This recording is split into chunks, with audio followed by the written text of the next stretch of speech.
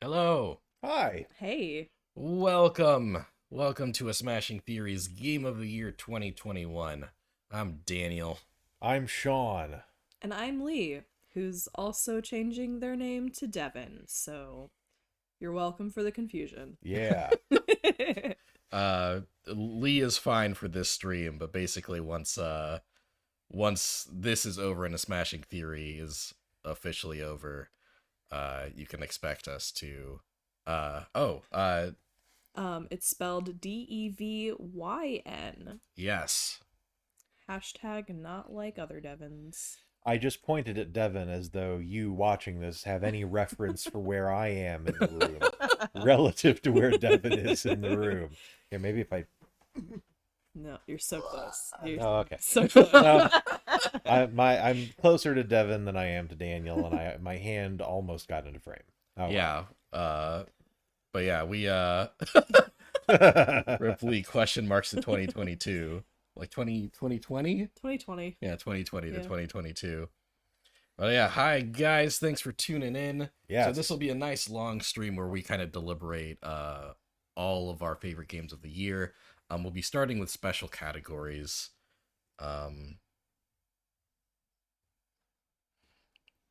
And we'll get that ball rolling shortly. While we're talking the games, while we're kind of describing what games we've been enjoying and what games we're picking for our special categories and our runner-ups, and our eventually our top five, we won't really be interacting with chat much. We'll just kind of be giving you all our takes, but like in between games, like like after I've said my game, uh after Dev has said their game, we'll look at chat and we'll interact with you guys a bit, and we'll thank anybody that's done any subs or anything. uh so yeah, that'll be the basic format. We'll be going through uh categories first. We'll be starting with best non 2021 game, which is our favorite game that we played in 2021 that was released before 2021, like for our favorite old game of the year. Yeah. Um, yeah, I guess uh, we'll get started. Is everybody ready? I'm ready. Yeah. Okay. Um, let's check.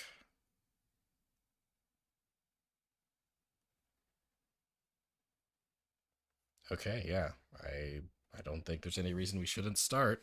Okay. So, Sean, Yes. what is your favorite? What is your favorite? This is gonna be hard on interacting with chat actually, because Will's very funny, saying world premiere in all caps. What's your favorite game that did not come out in 2021 that you played last year? My favorite game that did not come out in 2021 that I nevertheless played in 2021 was Vagrant Story. Oh, Nice. Type in here, or are you doing that? yeah. Well, when I'm talking, you can type. When you're talking, I'll type. Okay, so yeah, it's Vagrant Story. I played this on my YouTube channel, and I didn't finish my playthrough of it because it is a very obtuse and old game. And I eventually just got frustrated with like the guides that I had to consult and, the troubles that I was running into. But nevertheless, I had a really good time with it up to that point.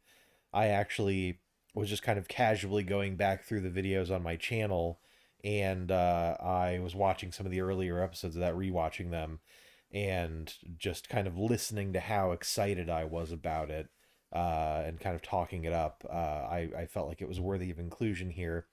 Um, if you've never played Vagrant Story before, it's a game directed by one of my favorite game designers of all time, Yasumi Matsuno, who also did Final Fantasy Tactics and Tactics Ogre and games like that.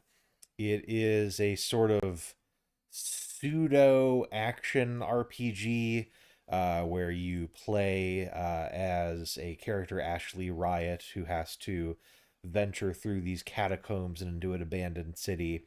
And it just kind of oozes style. They do this really cool thing with the textures to kind of simulate deep shadows, and they have these very cinematic cutscenes. It's translated very well. And even though the combat was partly why I eventually stopped, it also is just very cool. It's you sort of run around in real time, but you can pause at any time and then choose somebody to attack and make an attack against them. You can target different parts of the body, you can cast spells, you can craft particular weapons that are very well suited for particular kinds of enemies. It's definitely not a game without its faults, and there are definitely aspects in which it has not aged particularly well. But it was really cool to revisit this sort of hidden gem, this classic of the genre. And so for that reason, Vagrant Story was my best non-2021 game of 2021. Nice. I didn't know the protagonist's name until now, and I think that's great. Yeah, Actually, actually, right, Riot. yeah. Yeah, I love it's that. a very Yatsumi Matsuno. Oh, name. yeah. Yeah. Sounds like a punk band from the 80s. Sounds like a Guitar Hero character's name. Oh, that's true. You That's a know. good point. Yeah.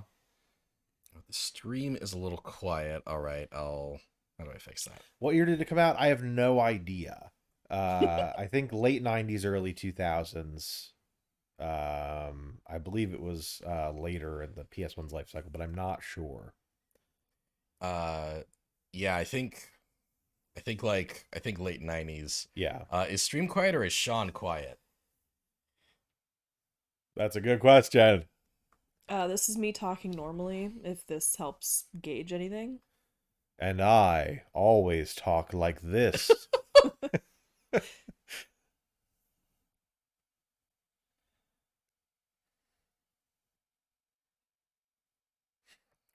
But yeah, that's me. That's me done. Good pick. Thank you. Yeah, you streamed like, I don't know, like a third of that game. Not streamed, but you put on your YouTube channel. Yes. And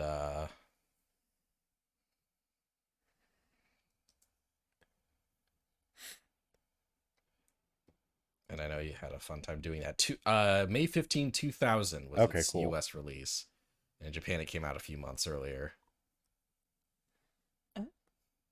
Sean is fine. It's your side that's quiet. Uh-oh. Sean is always fine. Oh, thank you. Oh, I know. Oh. Sorry, we can't all be 6'8" with a loud voice.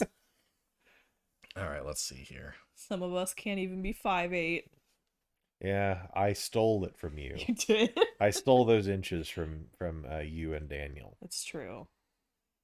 I will forever be stuck at like 5'7" or whatever I am. That's true. If anything, you'll continue to shrink. Oh, stop. with Okay. time. I don't want to so shrink. I. I don't want to shrink. All right, let us know if that's any better. Yeah, is this better? Please be better.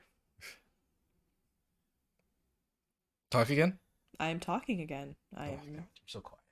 I'm sorry.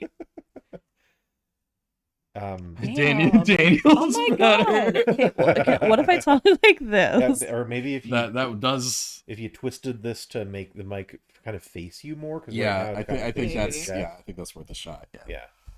Yeah. If you just grip this part here and then turn it like you're revving up a motorcycle. What or this? maybe I can do This? it. Which part? Oh, thank you.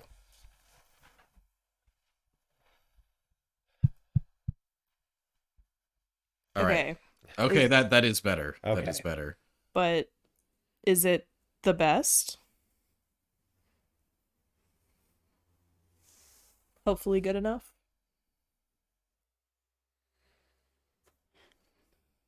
All right, we're about to do Lee's favorite non-2021 game of 2021. So For a second, So my it- brain was so it like, would help if we're gonna do Devin's favorite 20 games. Yeah. Wait a minute. All right, We- number we- 20 we I didn't got. plan for this. Surprise. We're just streaming until 1 in the morning. I would talk that long about my 20 favorite games, so is that better? hopefully. It's so good that I've rendered chat chat speechless. chat has been rendered speechless. All right. Well, the wavelengths I'm looking at imply that you're louder at least. So we'll start your deliberation on your favorite 2021 game of 20 favorite non no You gotta come up this with a better year. name for this category. It's a great category name. I worked very hard on it. Your favorite non-2021 game of 2021. My favorite non-2021 game of 2021 is unfortunately Genshin Impact. I started playing it in February and I have not stopped since. It's kind of taken over my life. I really love all the different characters, all the really cool lore. They do a lot of like really cool, interesting story beats. You play as one of two twins, male or female, obviously. You're sent into this world and you kind of have to go on a quest to save your sibling and find them. And at first I was like, okay, this is like kind of interesting, but the more I played, the more I got really involved. The character building isn't too difficult for me or complicated. It's a lot of fun. The world is huge as of right now. The character designs are just A+. The the world building is also really cool. The quests I have to do for stories is really rich. And it's just a lot of fun. I've had fun with the gacha system, even though it's very frustrating. But I think overall it's kind of worth it. You can play with friends.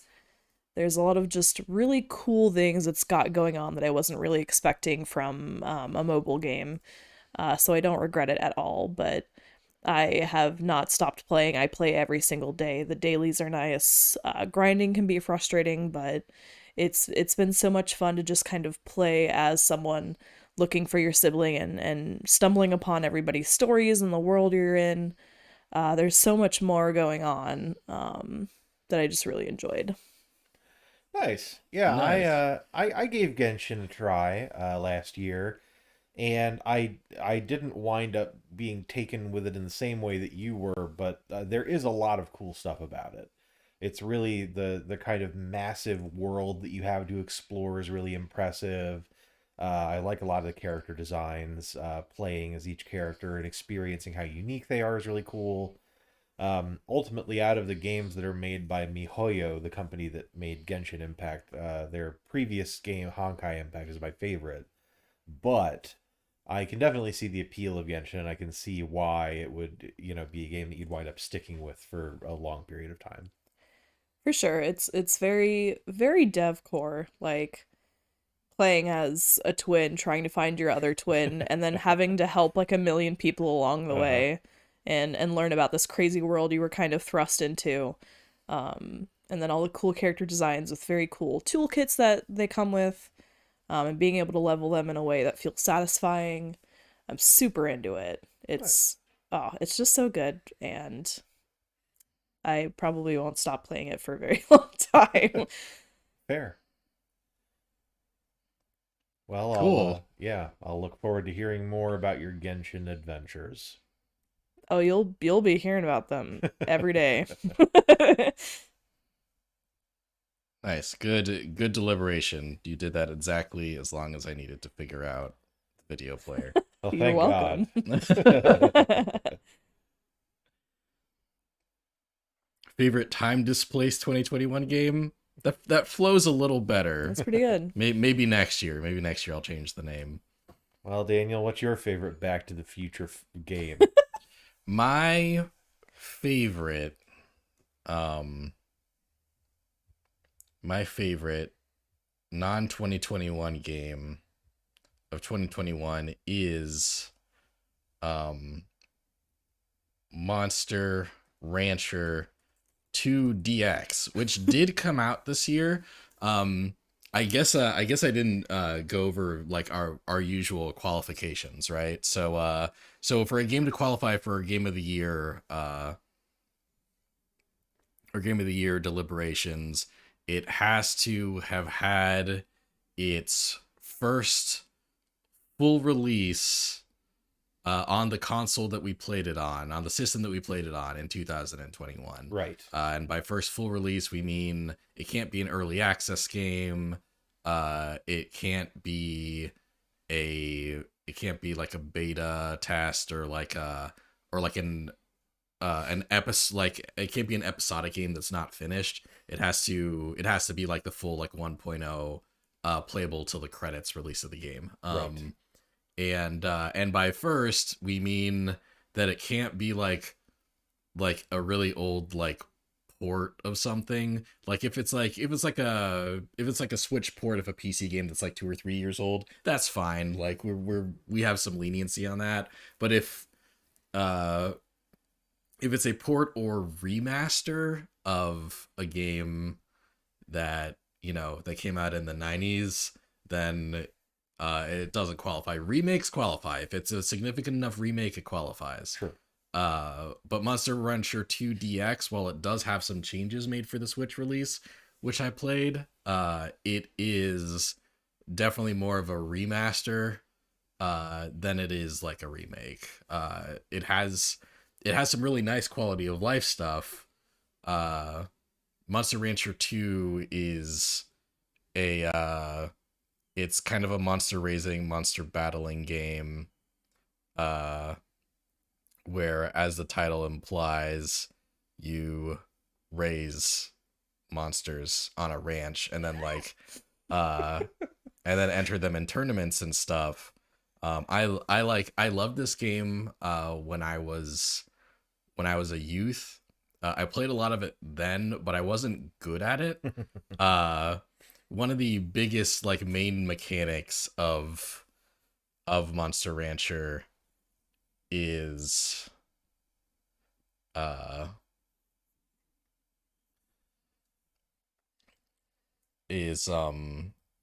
you can put back in the day, this game came out for the PS1. Right. You could when you wanted to make a new monster, you took the Monster Rancher disc out of the system, put like a CD or other PS1 game into the system, and then the game would generate a monster based on what CD or PS1 game it was. And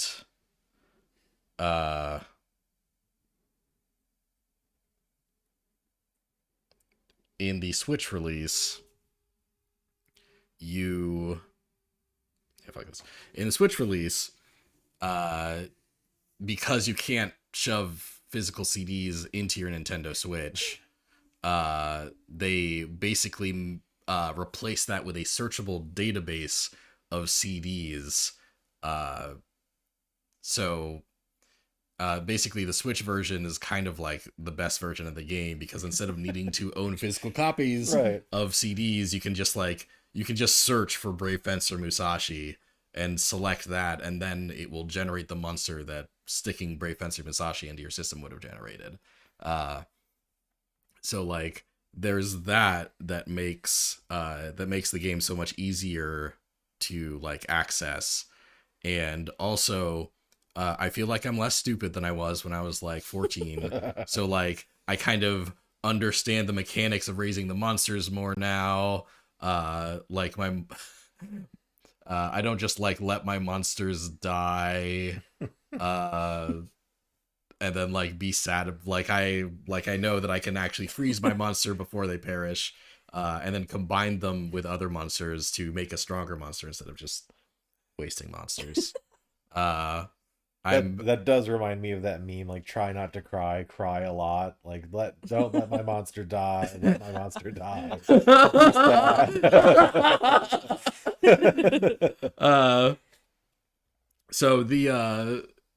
The game is easier to access than it has ever been. I am a bit better at the game now. Here in the year 2022 and 2021 at the time, there's just a lot of great resources online, because Monster Rancher is a very obtuse game. Monster Rancher 2, there's so many like unlockable monster types and stuff that just like have the most like random unlock requirements. Like, you know, it's literally stuff like upgrade your ranch and then go on an expedition and sleep in a cave for 3 days. Like, it's shit like that, and then you'll get the worm monster. And having to figure that out in the 90s was, you know, frustrating at best. Sure. But now there's just like really great like Monster Rancher websites that just like outline exactly how to unlock monsters, like have great like monster raising strategies and stuff. I think Monster Rancher might be one of the few games that I have a better time playing with just like a strategy guide open. Usually I like, you know, figuring stuff out on my own, but Monster Rancher is such an obtuse game that just having resources like that really helps. So yeah, it came out in December last year, and I've had a fucking blast playing it. I played that more than I should have been playing other games that actually qualify for this list. So yeah, Monster Rancher 2 DX, that's my favorite non-2021 game of 2021. Nice. Yeah.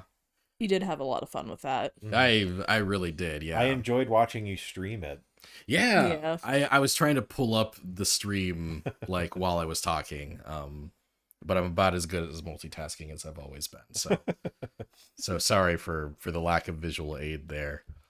Well, you know, I mean, look, maybe we'll get thousands of people watching this, and then we'll be able to hire somebody to manage our streams. And that starts with you guys. Tell your friends about the Smashing Theory Game of the Year stream / podcast. Cool Game says the CD thing was always my favorite part. Mine too. Yeah, like that was a great idea. Yeah, It's cool. Yeah, that was literally like when I was like 13 or 14. I just like grabbed like all my dad's like CD collection, like a big fucking stack of CDs, you know, and just loaded my PS1 with Led Zeppelin and Metallica and just like yeah, it was less me actually doing the monster racing part and more just me shoving CDs and into the PlayStation to see what monsters I would get. And about like 80% of that CDs would be like, sorry, you haven't unlocked the monster that's on the CD yet. I mean, like, fucking. And of course, now if you want, you can just run a search in Monster Rancher 2 DX for Spice World or whatever. Yeah. And you know, if there's a monster, you can get it there. It's true. That's a cool feature. Yeah. So those are best non-2021 games of 2021. Yeah. Will says my pick would be Fire Emblem's Awakening, which I got from Goodwill Auctions. Nice. That's a good get, man. Yeah, good Awakening's deal. a great game. Yeah. Awakening's excellent. Yeah. I never finished it, but I loved what I played. Yeah, that was probably the Fire Emblem that, well, I think Fire Emblem GBA like made me appreciate Fire Emblem, and then Awakening was like, this is fucking lit. I think Sacred Stones for the GBA will always be my favorite overall, but Awakening is probably like objectively the best 3DS Fire Emblem. Just a great entry into the franchise. So yeah, good choice, Will. Good choice. All right. Next category is best unfinished game of 2021. So I mentioned that our qualifiers for 2021 games had to be like the first full release, which means that like demos don't count, unfinished episodic games don't count, beta tests of games don't count. So best unfinished game is demos, unfinished episodic games, and betas, like and early access games also qualify for best unfinished game. Because obviously a lot of really great stuff released in 2021 that is not the complete package. So so this is where we get to acknowledge those things. Dev, what is your favorite unfinished game of 2021? My favorite unfinished game of 2021 is Deltarune. Chapter 2 came out, and I was worried that Chapter 2 wouldn't be quite as funny or good as chapter 1. I don't know why, but I was just like, oh, chapter 1 was so interesting that like how can we do chapter 2 right? Chapter 2 was fucking great Hmm. actually. It was so funny and so cute, like very good small moments that continues the story in a way that I think Toby really does a good job at making it separate from Undertale and also kind of making it its own story to show that it's different and it's its own thing. Chapter 2 is like a lot more adventure, I think, and just really cute. uh Toby continues to do like a really good job with it being adorable and funny and charming and disturbing and just kind of like leaving you guessing where things are gonna go and formalizing like theories on what's happening and stuff like that. The music is incredible with chapter 2, like still continues to do a really good job with his music composition. Me and Daniel kind of marathoned chapter 2 like in one night. uh it's still like so full of heart and unsettling, and it's just so fun. Like I want to just play this entire game right now, but I can't, and it makes me a little sad. But it's, yeah, it was so good. We just played it for like what, like 8 hours straight, Yeah, right? we binged the hell out of that game. Yeah. We absolutely did. Like, Toby Fox, I love you. Keep doing what you're doing. I know you're watching this. But yeah, no, chapter 2 is amazing. I don't think anything will ever come near that for best unfinished game of 2021 for me. Nice. Who was your favorite Deltarune Chapter 2 character? It could be somebody who was also in Chapter 1 and you just liked what happened with them in Chapter 2, or someone who's new in Chapter 2. uh Or whatever. I made up those rules arbitrarily. no, I'm thinking like Queen definitely Yeah. stole the Oh show for yeah. me. Yeah, absolutely. Queen was so funny that I became very attached to her. Hmm. And you know, Ralsei's my favorite, but Noelle getting some spotlight was also very nice. Oh yeah. Yeah, Noelle was probably my favorite character She's of so Hmm. cute. of that chapter especially. Just like what a good little lesbian. Like what a great like fantastic character, you know. Yeah, I don't know why I wasn't expecting her and Birdley to get the amount of development that they did in Chapter 2. Like I kind of assumed that they would be relegated to side characters more than Hmm. anything. So it was pleasantly surprised to see how involved, them and other characters were in the story of Chapter 2. I really enjoyed my time with Chapter 2 as well. Yeah. For sure. It was just like a really high quality experience, Yeah. I Hmm. think. Like I think on balance I probably like chapter 1 a little more, but I think chapter 2 still had like some really amazing moments. And Hmm. it has me incredibly excited for what like the next chunk of the game's going to be Oh, like. yeah. Yeah. Yeah. It's funny. I think I might actually like chapter 2 a little bit more than chapter 1. Okay. The enemy designs in particular are just like so cool for chapter 2. And there's not really a character I don't like in Deltarune. So getting to see like the smaller characters and the new characters kind of get their own thing was super cool. Hmm. Obviously I love Spamton. I love Birdley, even though he's awful. Like Birdley is he's hilarious. so I Burley think was great. Burley was most awful, but like Burley was great. outside of maybe Queen, most of my laugh out loud moments during my playthrough might have actually come from Birdley. he's, yeah, like just I don't know. It's so good. I can't really explain it, and there, I like the weird stuff going on with the protagonist. Very cool. I love Mhm. it. yeah, there's I think one testament to Deltarune is that there's so many like memorable like lines that I can just like think of like still like really fresh. Like Yeah. while we were talking, like while you guys mentioned Birdley, uh, I just like very clearly just remembered him like he feels betrayed by a character partway through the game, and Burley's like, but I thought you were a gamer. And the person who betrays him replies, I only play mobile games. Like, no.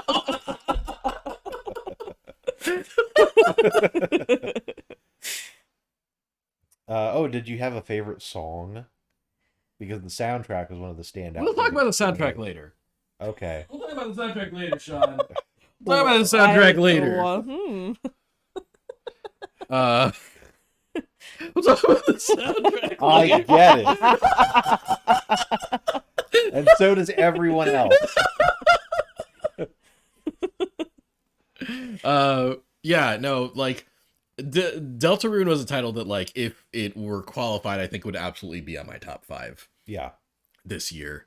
And I'm just very, very pumped for future Deltarune stuff. So good pick. Good pick. Thank you. Good thank you. pick.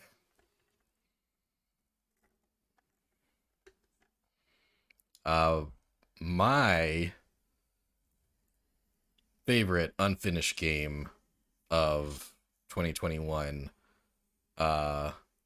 would probably also be Deltarune Chapter 2, but escaping that, one thing I did also on stream was I played the rollback beta for DNF Duel. DNF Duel is a fighting game by Arc System Works and Aiding, based on Dungeon Fighter Online.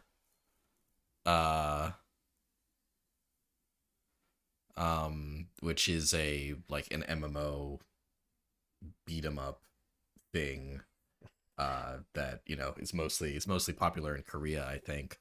And I remember Dungeon Fighter Online. I think like when I was like 17, I tried to download it and just did not have any luck like getting it to run. And that's like my whole experience with that game. Sure. So I don't have any connection to Dungeon Fighter Online.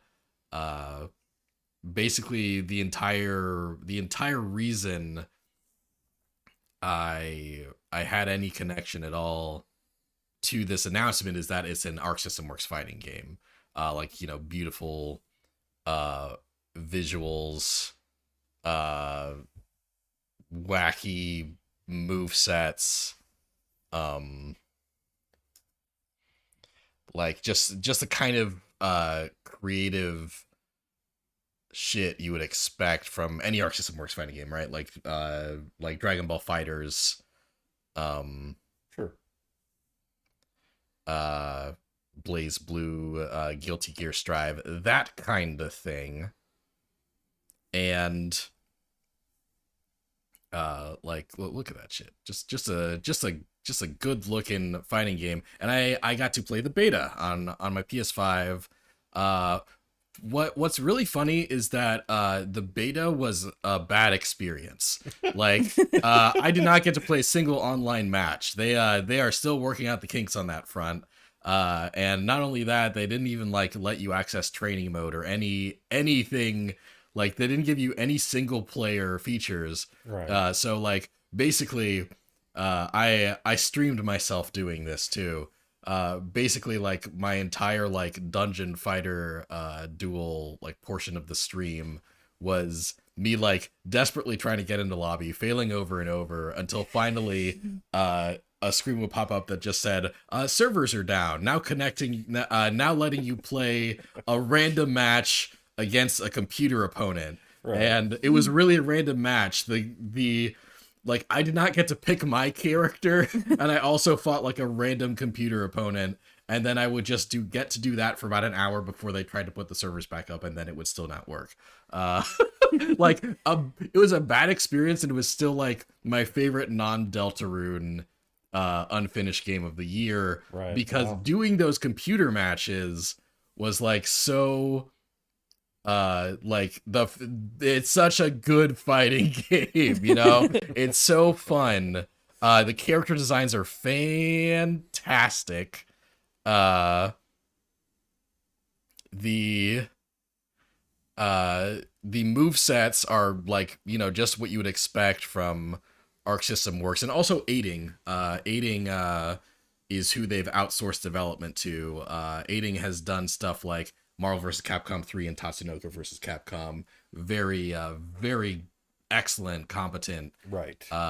FGC like fighting game developer. So their combined efforts on this, super cool game. The striker, like the girl in like kind of the orange that does the kicks and stuff, she was really satisfying to play. The Kunoichi has some awesome moves actually, like when you hold down a button, her shit just gets stronger, and actually I had a lot of fun with her. The grappler that's on the screen now, he was neat.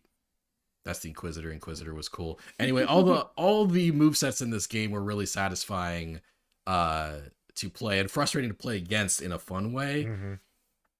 Yeah, like the beta really sold me on playing the game when it's finished and it comes out this summer. Like, I'm absolutely picking this game up.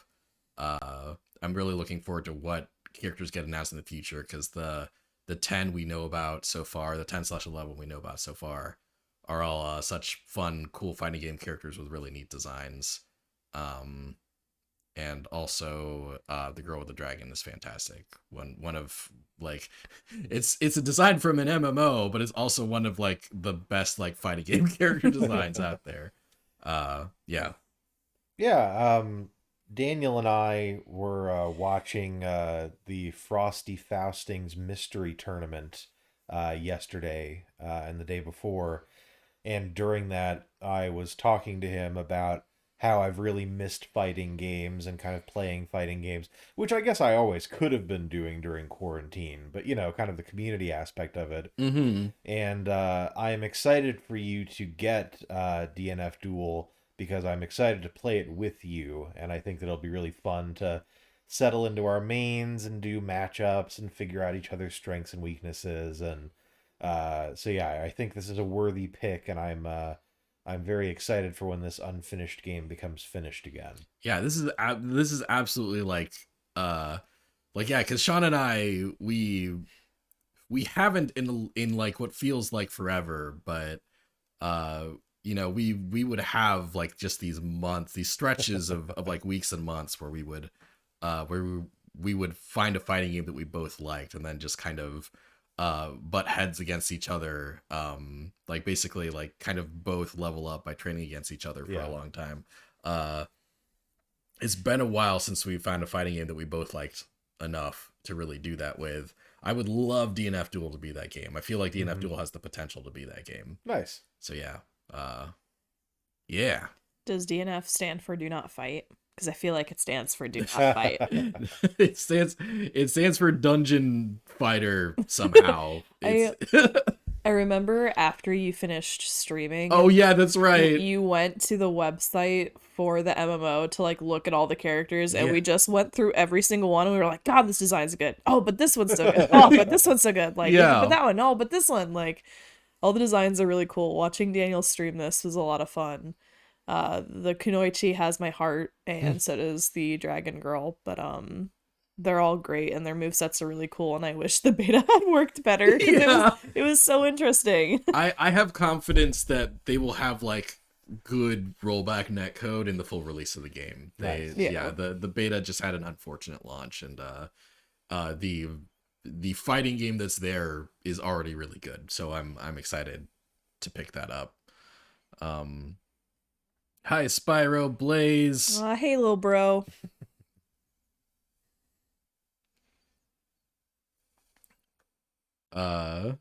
Yeah, the nasty and challenging is a good way to describe the experience of fighting these characters. I agree.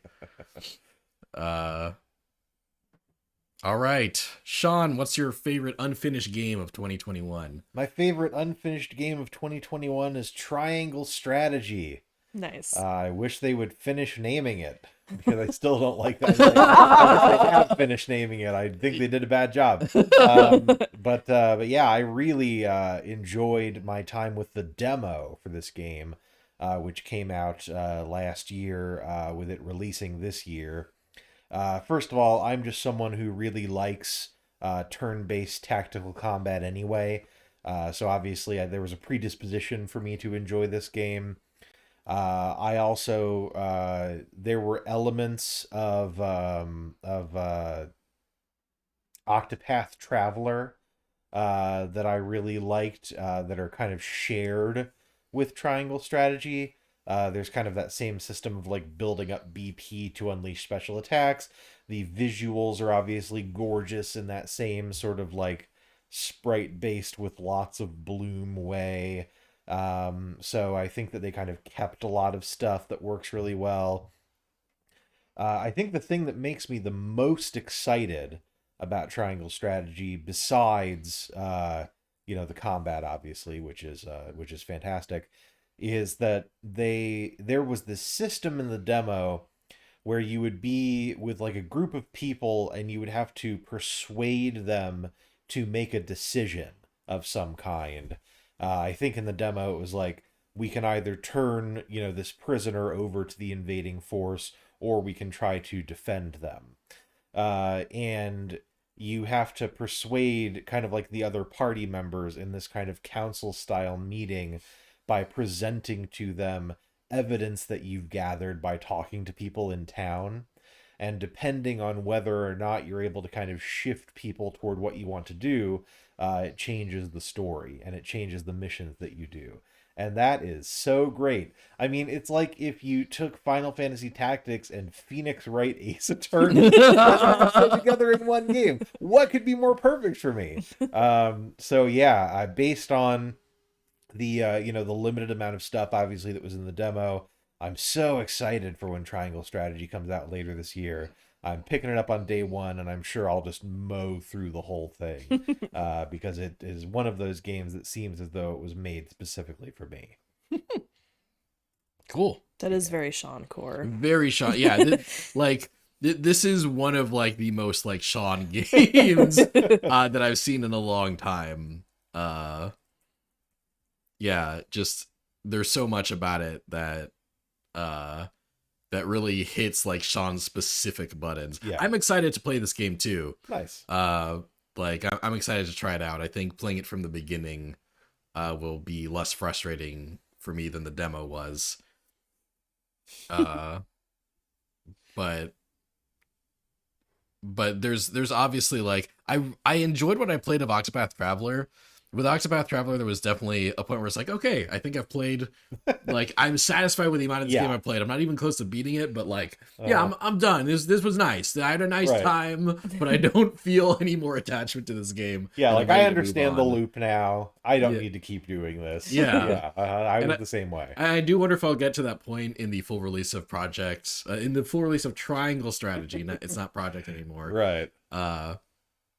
I wonder if I'll also feel that way at some point in Triangle Strategy. But I think even if I do get to that point, like it's such like a this team executes that old school RPG feel with like and still adds like cool contemporary things. They nail that so well that even if I get burned out, I'm sure I'll still like really appreciate the time that I did spend with it. Nice. Yeah. That's fair. It looks really cool. I was slightly interested in Octopath, but it didn't really grab my attention enough. But this one, I'm like, I want to play this. I want to experience this. Like the trying to convince people thing, I really enjoy as like a mechanic. Mm-hmm. So I want to check this out. The character designs are also really cool. Yes. Yeah, I do really like the character designs. The title, I cannot stand the title. I'm gonna be honest. Yeah, no, it's like I really don't know why they didn't just say Tripath Strategy. Just call it like Octopath Traveler, Tripath Strategy. Mm-hmm. Like you connect the games in that way. Like you kind of hammer home the idea that one is a spiritual successor to the other, and that they were made by the same teams and all that. And it sounds less stupid. Yeah. like I don't get like maybe not a lot less stupid, but No, I would say a lot. yeah. It sounds substantially less stupid than Triangle Strategy. Yeah, I think because that like it makes it sound like more of a strategy, more of a fantasy game, right? Yes. Like tripath isn't a real word. Right. So like you can kind of like be more fine with it sounding a little silly, but like triangle strategy. I mean, that sounds like a document that's been written for someone in an orchestra who has to play the triangle more than it does the name of a video game. But outside of that, I'm excited. Like, yeah, Triangle Strategy is a fantastic name for a manga/anime about someone that has to play the triangle in an orchestra. That's true. Yeah, like and they have to figure out how to stand out like in the crowd. Like right. Well, like, although, of course, now with the Yeah. naming conventions of manga, it would actually be called like, I have to play the triangle or my mom will be mad at me. The title is just like a guy like, frantically playing the triangle while his mom was disapproving from the audience. my childhood friend noticed me playing the triangle. Is this okay? There you go. That's it.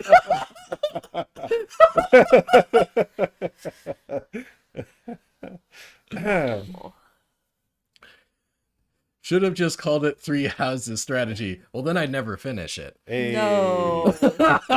Oh, Shit. self burn.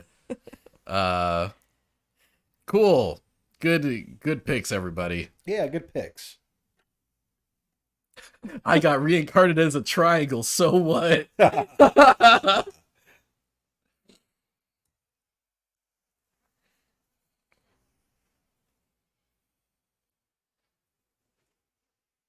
All right, next category is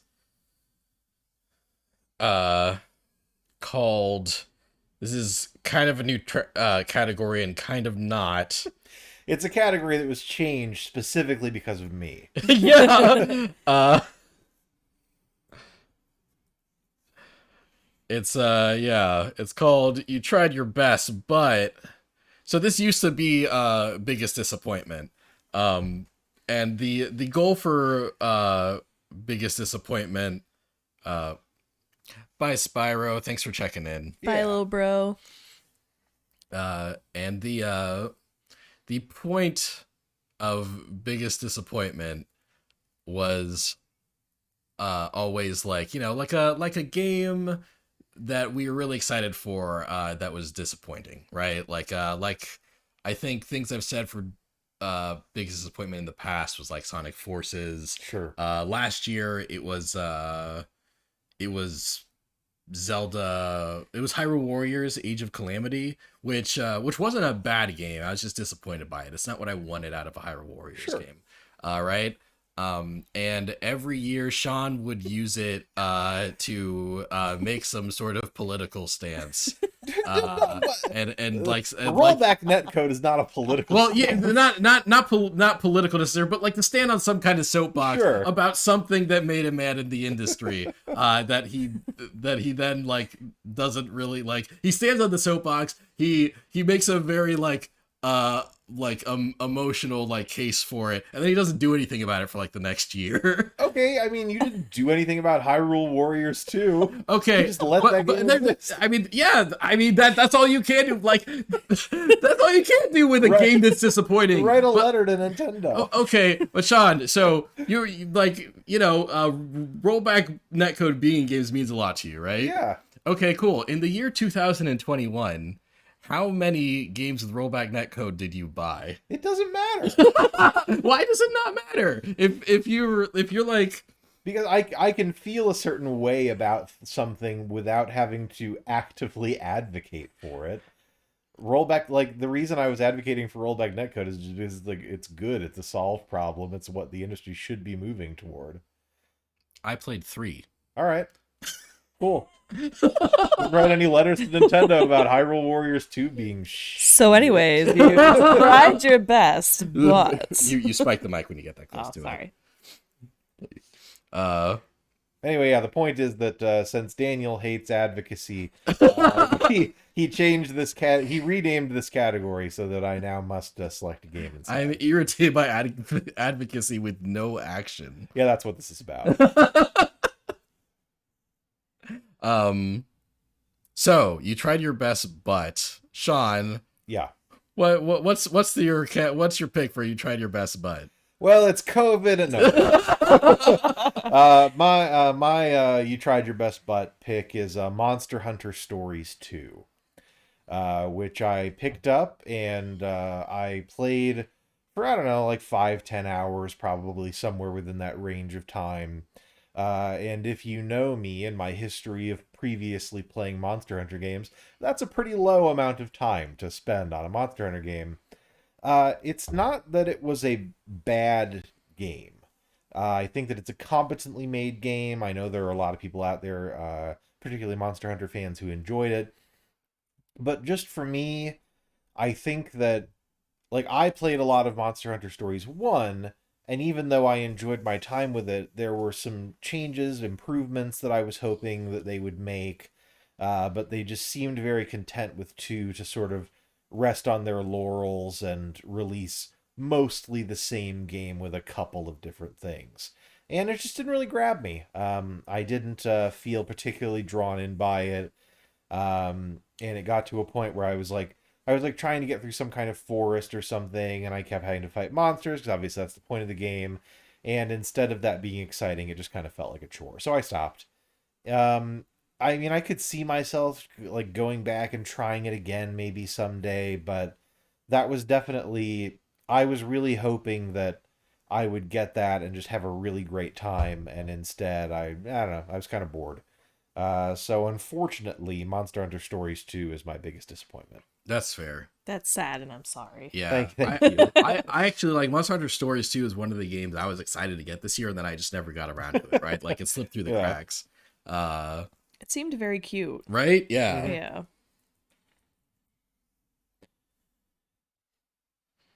Yeah, I don't know.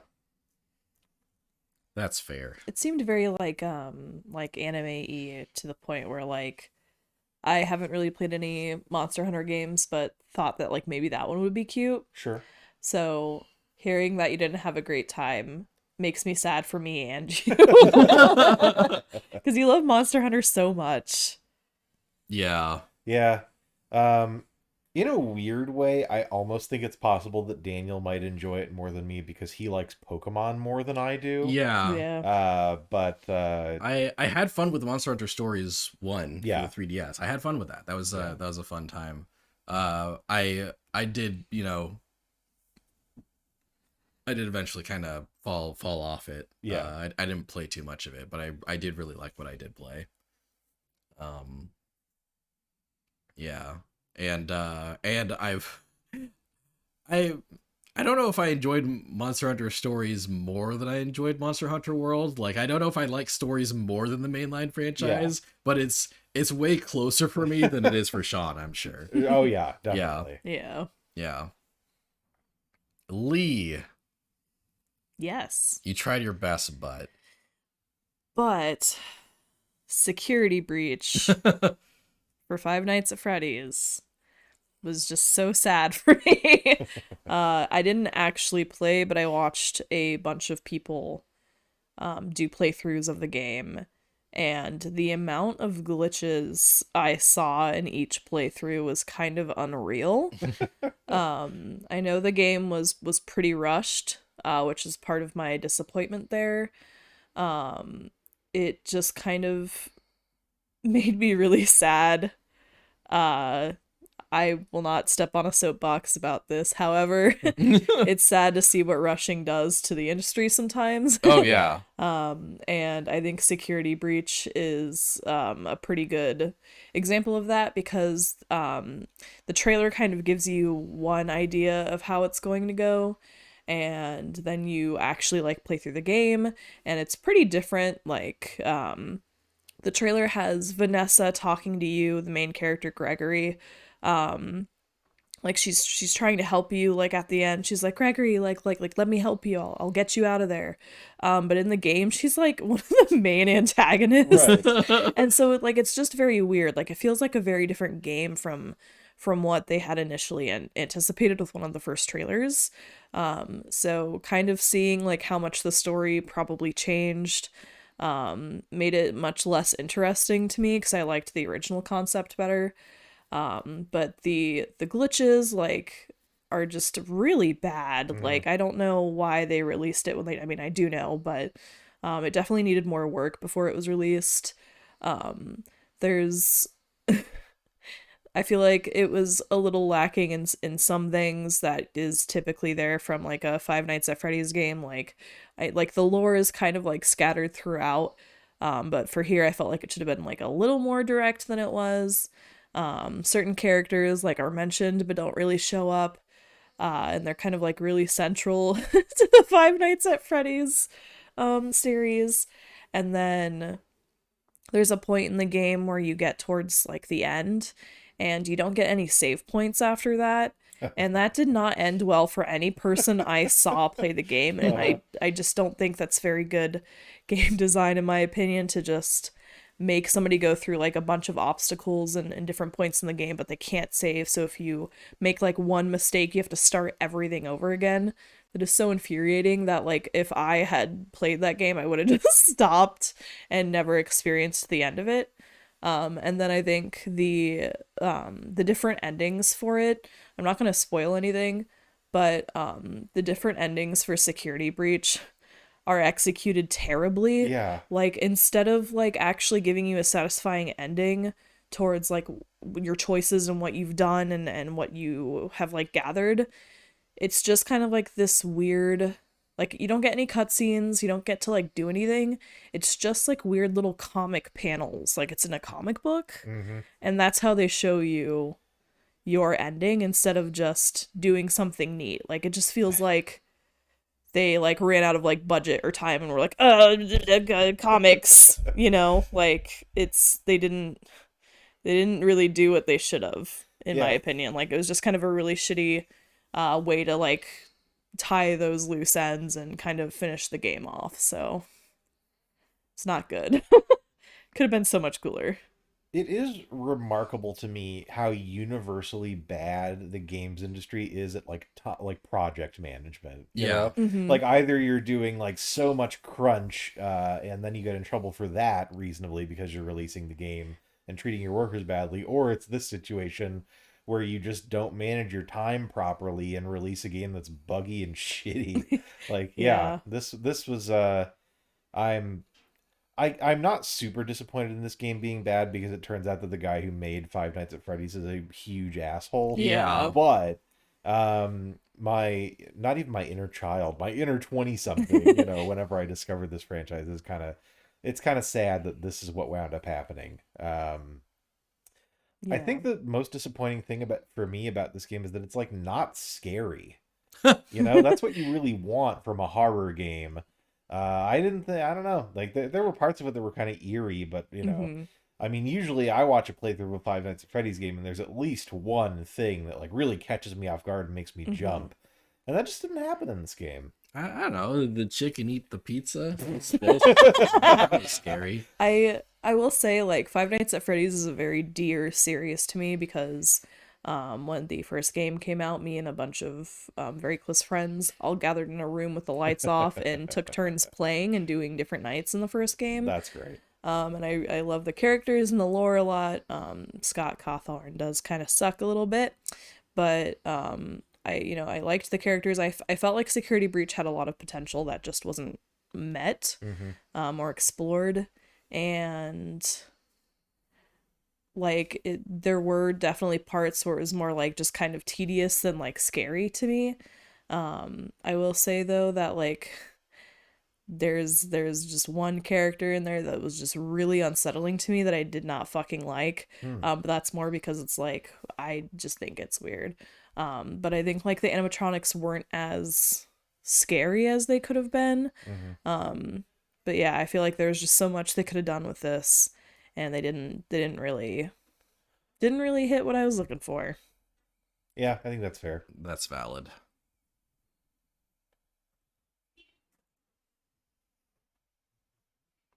All right. Uh, so my pick for you try your best, but would probably be WarioWare Get It Together for the Switch. Damn. Yeah, um so Lee and I played through this together, and like when we played it, I had a really great time. Like it was a lot of fun. Mm-hmm. Um like I feel like some of our playthrough experience was just like absolutely hilarious. Like it was just a really like uh just a really funny ass game.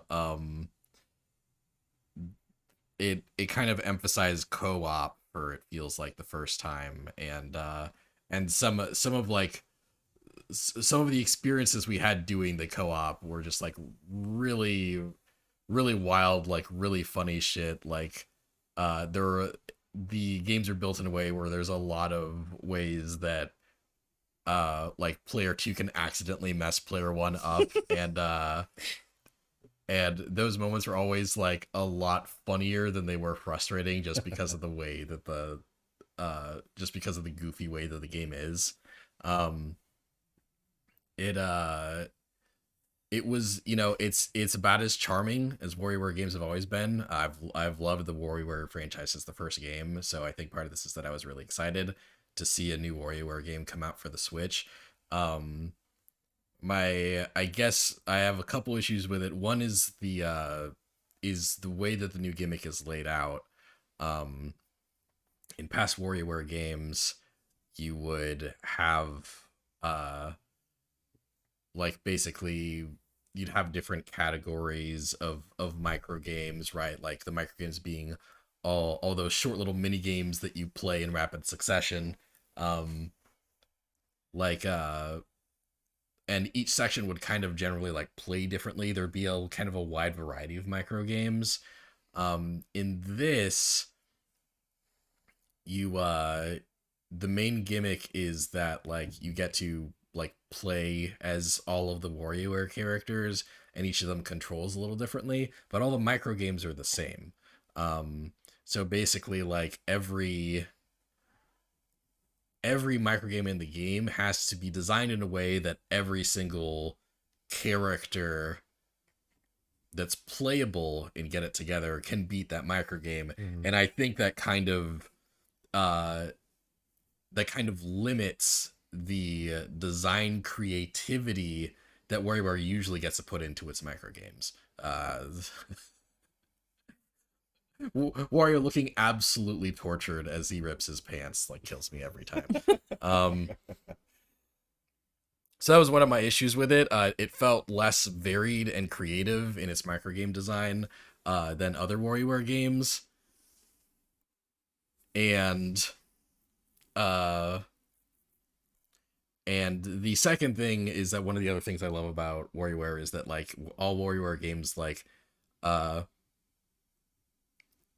I guess it's weird to say that it has a huge post game because it's not like you get a bunch of extra quests or whatever, but basically like as you play through the game, you unlock like full versions of a bunch of micro games, uh and you like get all these bonus things that you can kind of uh that you can kind of earn as rewards for like grinding through the game, stuff like capsule collections, and like like special like art and that kind of thing. Like there's a lot of unlockables, there's a lot of things, so even once you finish playing through the game, you can unlock a whole bunch of different stuff and experience a whole bunch of different things. WarioWare Twisted is great about this. WarioWare Gold basically just took all the bonuses from Twisted and added a bunch of stuff. um so that like my favorite WarioWare games have that. The post, once you beat the main story in WarioWare Get It Together, uh you can participate in online leaderboards. There's like 9 party games you can play. And that's kind of it. And that broke my heart a little bit. Like uh the game definitely feels like it was made on a pretty low budget, pretty low budge. And I think this team did the best with that budget that they possibly could. I think there's a lot of charm in this game. I think it's really cute and it's really fun, and I had a really good time playing it with my fiance. But yeah, it earns this this position because I think it comes short of what I love about the WarioWare franchise. It's fair. Yeah, that's understandable. I didn't play, I don't think, any of this game, but I did watch you and Devin play it, and Yeah. I Sorry, the pants. no problem. I can definitely see where it would fall short relative to sort of classics of the series. Like, I'm glad WarioWare still exists. Yes, And yeah. the games are still being made. I think that's probably like the biggest takeaway for me actually, is that like I'm glad that the franchise isn't dead. Like, more Right. than anything, I'm grateful that there's another WarioWare. Sure. But go on. But yeah, I mean, compared particularly, I think my favorite was probably Twisted out of the ones that I played. Yeah. Certainly compared to classics like, Twisted and Touched and stuff like that. Yeah. I can see where it falls short. Twisted is the best one. Twisted is the best one, and it's the hardest to like get a copy of these Well, days. sure, because it has that gyro special- sensor yeah. in it. Yeah, that like that deteriorates the more you play Twisted. So like if you wanted to play it now, you'd have to find like a new copy of the game basically. Which one was the one for the Wii U? Smooth Moves. Okay. So in high school, and like my college years, me and my two high school friends would go to one of their houses and then just play the Wii U one. And that was like some of the like highlights of my like early 20s / late teens, because it was just so fun every time we played. We were always like dying of laughter, like passing the Wii U to each other and like taking funny pictures of each other and like, doing all those. So I was excited to play this with Daniel, and like it was still a lot of fun, and we definitely like laughed a lot while doing this. Oh yeah, absolutely. Especially when the other would fuck up the game so that we would lose, and then we would just laugh and then like have to try again. But it did feel like with the characters having their own move sets and like certain skills, some games did feel like they didn't really make it with that character's moveset in mind, or it was just incredibly difficult because like Yeah. sometimes you'd be locked into a character, and then that map I'd be like, okay, Daniel, like you got to do this one because I can't Yeah. fucking do it. Like there's no way. Some of the characters were like very situational. Like, Yeah. Like there's 18 Volt who can shoot anywhere on the map, but he can't move Yeah. without like clinging onto like a ring. Right. So whenever there's a bunch of games that when 18 Volt is on the stage, they just add a ring so that he can move. Yeah. I don't know. It's I don't know. It wasn't poorly designed, but it wasn't awesomely designed either. It was just kind Yeah. of frustrating Yeah. whenever like we would have to play as one of those characters instead of being able to pick as we're like unlocking everything. And I think you No, we're good. go back. What? Go to the I was gonna say, Cool Gabe mentions that they're looking forward to weird things using the Joy-Con to do, and then you just use the stick and the button. Yeah. And I'm on the same page with that. Like, I was excited to potentially use like the Joy-Con to do like certain motions or things, and then it's just that because like the Wii U's version like incorporates cool different things that you use the handheld part of it for. Yeah. So I was hoping that the Switch would do that. It does not. So Yeah. that's that's- also kind of like sad. That is another thing. Like a lot of WarioWare games kind of utilize all the features of the system that it comes Yeah. out for, right? Or They invent or new they invent features. Yeah. or they invent features like with Yeah. WarioWare Twisted, yeah. And this is just a D-pad and buttons game, without using any of the Joy-Cons various features. So yeah. Understandable. Yeah, I was gonna say chat stuff after you were done talking. Oh, that's fair. I just like I figured I'd mention it Yeah. because I have the same thought. That's fair, yeah. Will says that his You Tried Your Best butt game was Boyfriend Dungeon, which was a game that we planned on playing and didn't get to. But what I've heard of Boyfriend Dungeon, that sounds fair. Yeah, it adds up. Yeah, that adds up. That's too bad. It is. Will also says the demo for WarioWare got me excited, but I'd probably wait for a sale to get it. That's also fair. Yeah, I think it's a good sale game. Yeah. Because like $50 is a little like, if this is a $40 game, I'd be like, get it. It's a good good time. But yeah, I'd say wait for it to be $40 or less. I think this would be a great $30 game. Yeah. Yeah. $50 is definitely like a you want WarioWare to live. Give us your money. They're doing the same thing with Advance Wars next year. Yeah. Yeah. And I will buy This year. Advance Wars This year 1 now. + 2 Reboot Camp. I will buy that game. All right. Three categories down. Next category. Nest. Nest category. Bessie.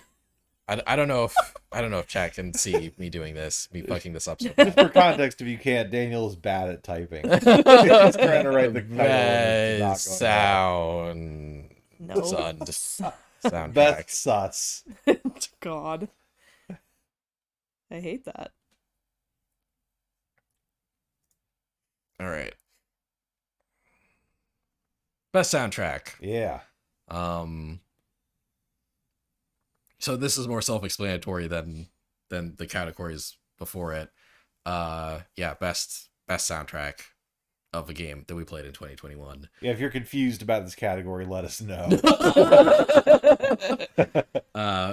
Yeah, for me, best soundtrack, my favorite soundtrack of 2021 was Deltarune Chapter 2 soundtrack. Woo! Yeah. Crazy. Oh my god, who saw this coming?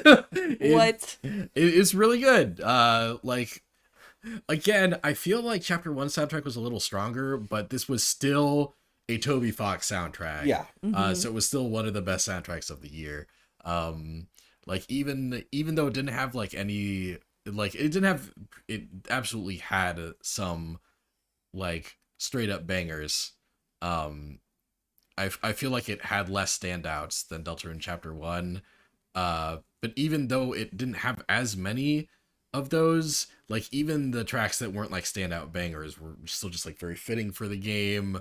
Just like, you know, just like let you really feel the area you were in, and still just had like that great like Toby Fox touch to them. Like in Deltarune Chapter 1, I think one of the best tracks is just the one that plays like when you're in the city, the I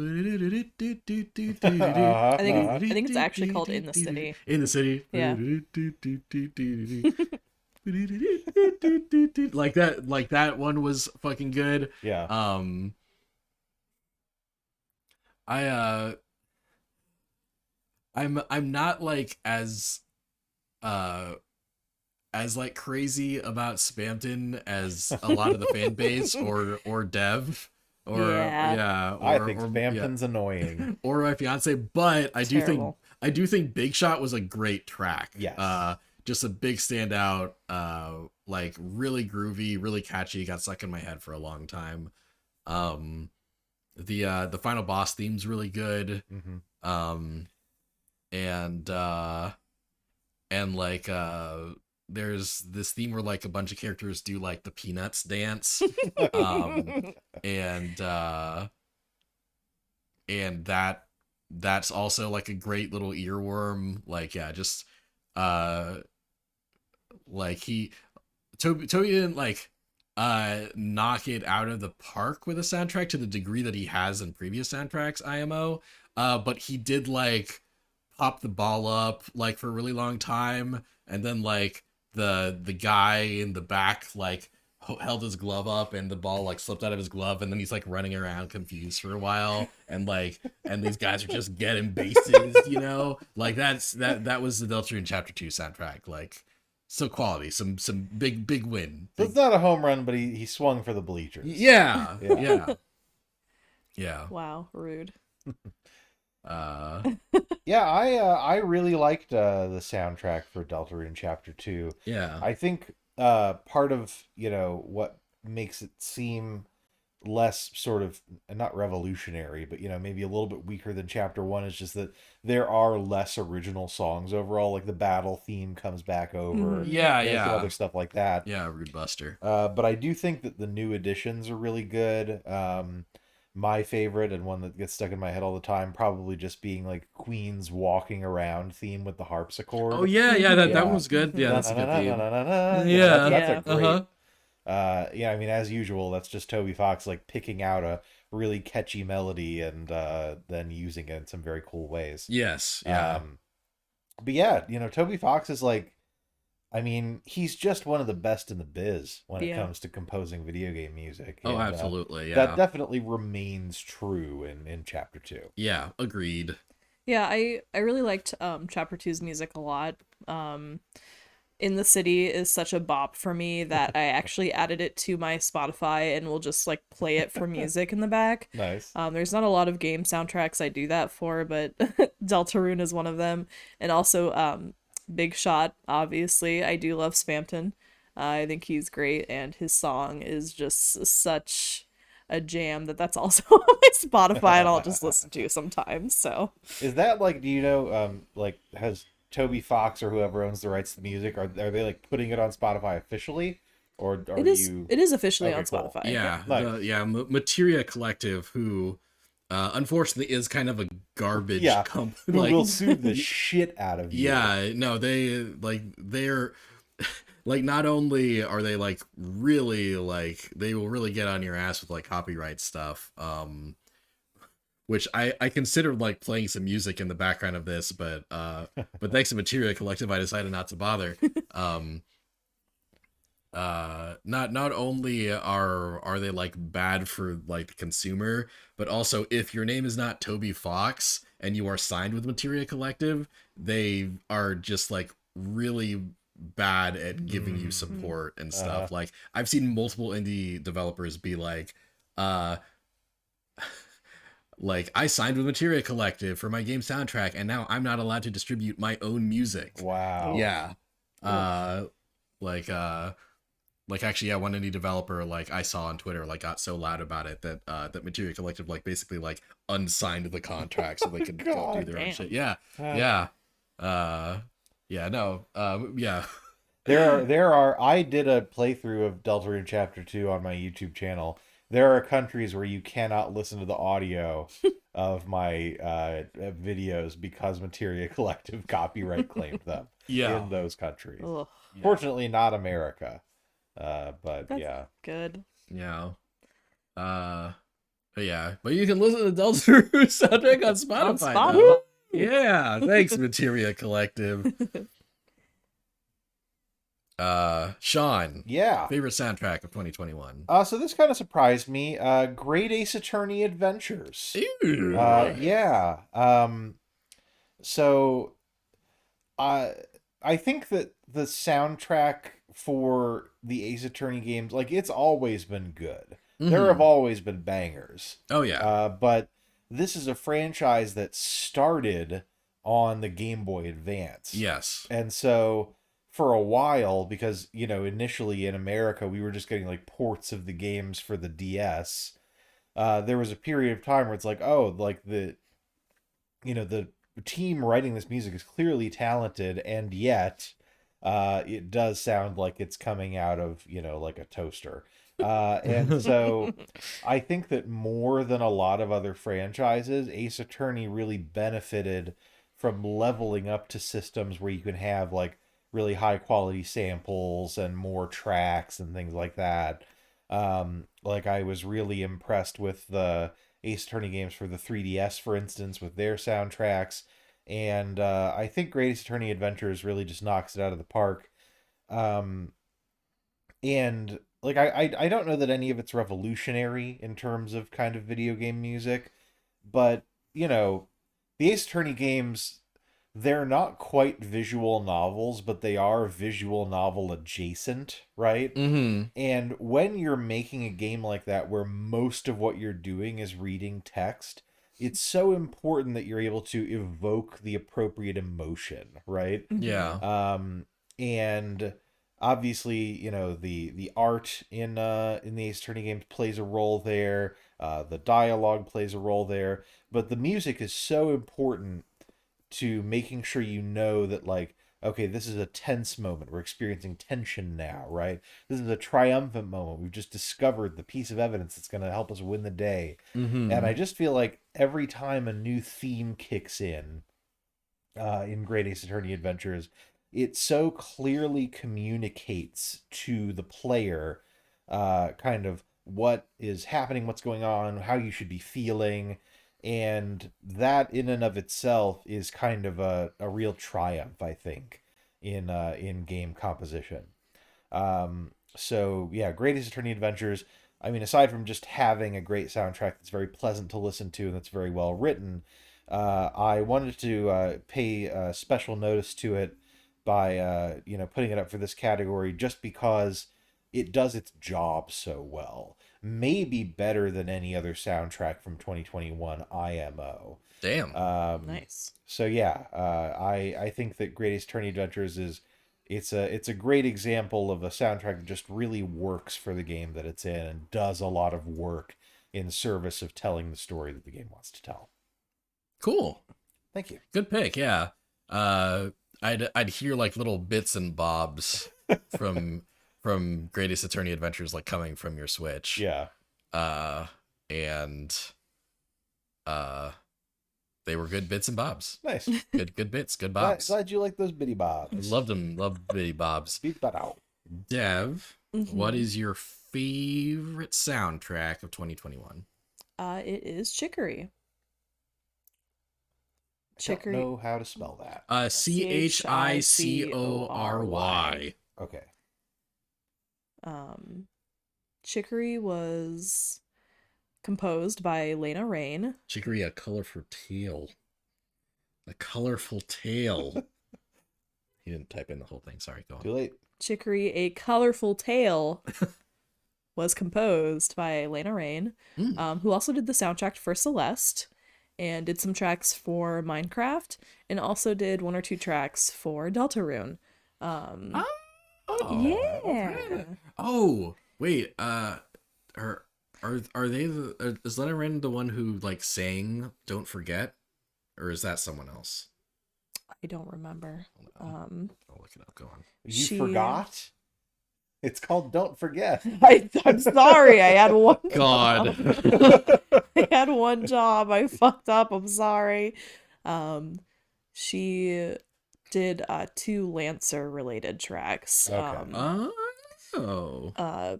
One of them, like her little EP is called Lullaby for Lancer. But I obviously think she did a really great job with Celeste.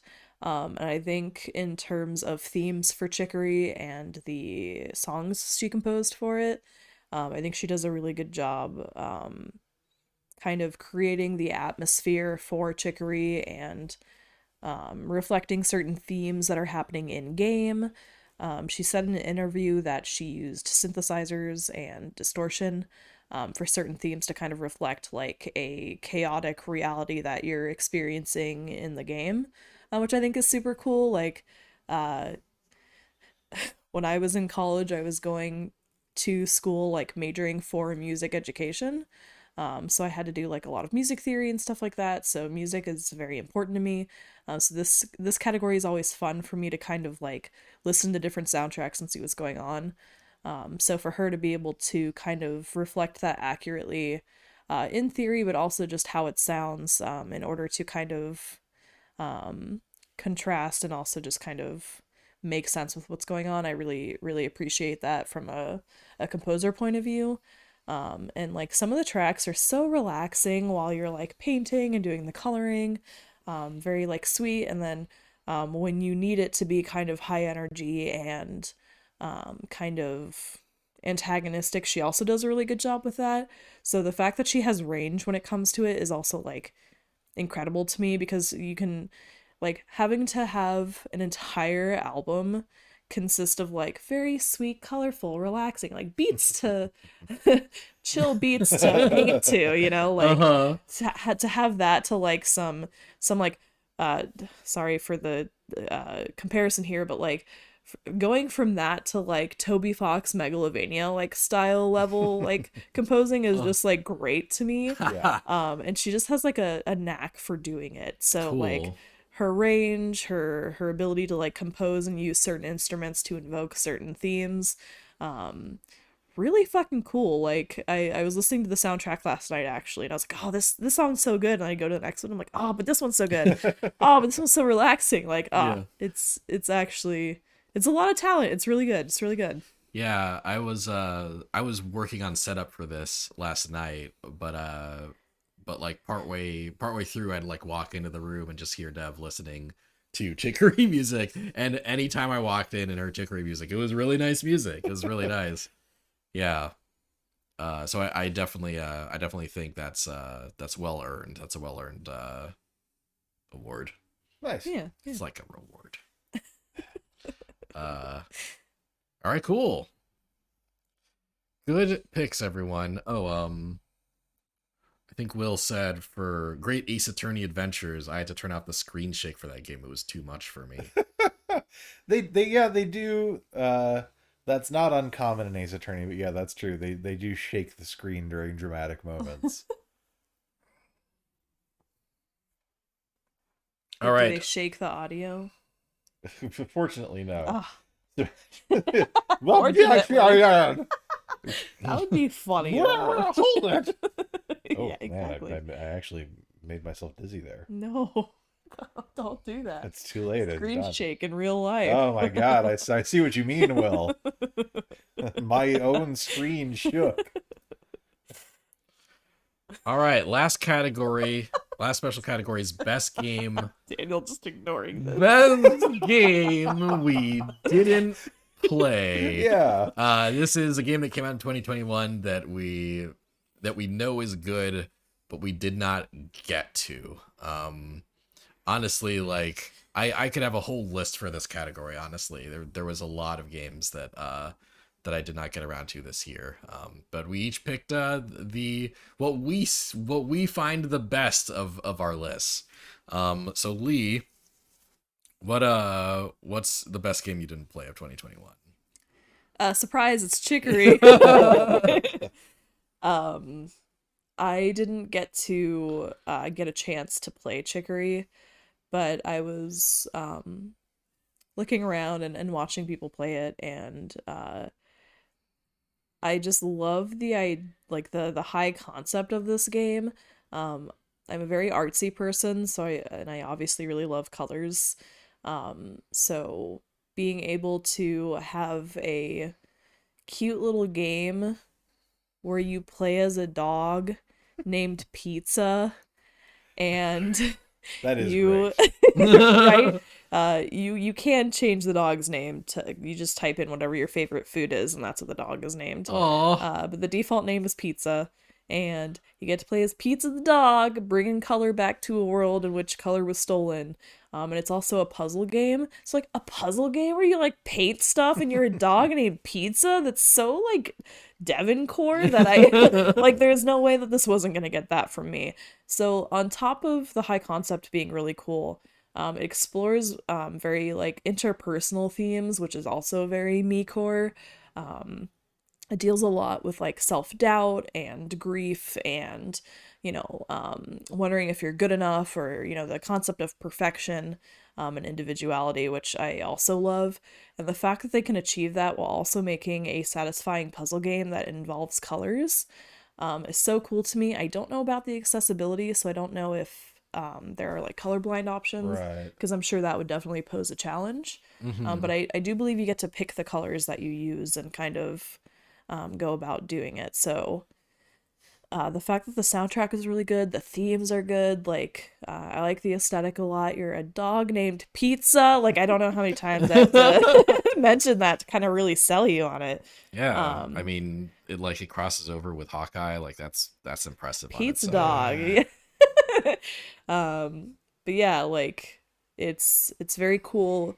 There are some really cool puzzles that you have to do in here, and really endearing characters and deep themes. So I had to give it to Chicory because, like, look, it's so cute. You get to paint, you get to listen to this cool music, you get to explore dark themes and lost and stuff like that. Like, just so cool, so cool. This is also by the developer that made Wander Song.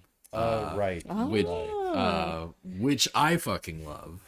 Like Wander Song is so good, so charming and funny and like sweet. So like Chicory has these similar like very charming, wholesome vibes. So that the Chicory is also a game on my radar that I wanted to play last year and didn't get to. So good pick. I Good feel pick. So cute. I feel like maybe that's something we can both play together, Please. like sometime this year. Watching this trailer on loop is like the most footage of this game that I've seen. And it looks phenomenal. Right? There's just Yeah. so much about it that's like really kind of striking or adorable or scary. Yeah, I can definitely see why you're into this, and I'm excited to hear your thoughts once you do get to it. Is it Yeah. scarier than Security Breach? I mean, that was scarier than anything in Security Breach. Yeah, a Security little Breach bit. is not a scary game. It really bums me out. Yeah. Cool Game says this game looks so cute. It does. Yeah. It looks so does. fucking cute. You're a dog named Pizza. You color. All right. So, my favorite game of 2021 that I did not play, it's there were a lot of games in contended for this actually. Great Ace Attorney Chronicles was one of them. Metroid Dread was one of them. I didn't get to play Metroid Dread this year. Grade. Metroid Dread. And there's a whole slew, but I settled on Psychonauts 2. Wow. Yeah. What? Yeah, so fun fact, we've done multiple podcasts over our history as the Beat Boop group. Until just recently we were still doing multiple podcasts. Yeah, this is kind of like the epilogue to our last podcast, The Smashing Theory. But Sean and I, and also our good friend Max, did a podcast called Play This, where we would recommend games to each other and take recommendations from our viewers and that kind of thing, and then devote episodes to those recommendations. Psychonauts, I think, was a recommendation from a fan. I believe it was Dugan. Oh yeah, from a fan named Dugan. And we played through that and had a really complicated time with Psychonauts 1, right? Psychonauts 1 is a game that conceptually and like story-wise and like it has so much going for it narratively that's really great. But was a technical mess, was just not a fun video game to play. Just like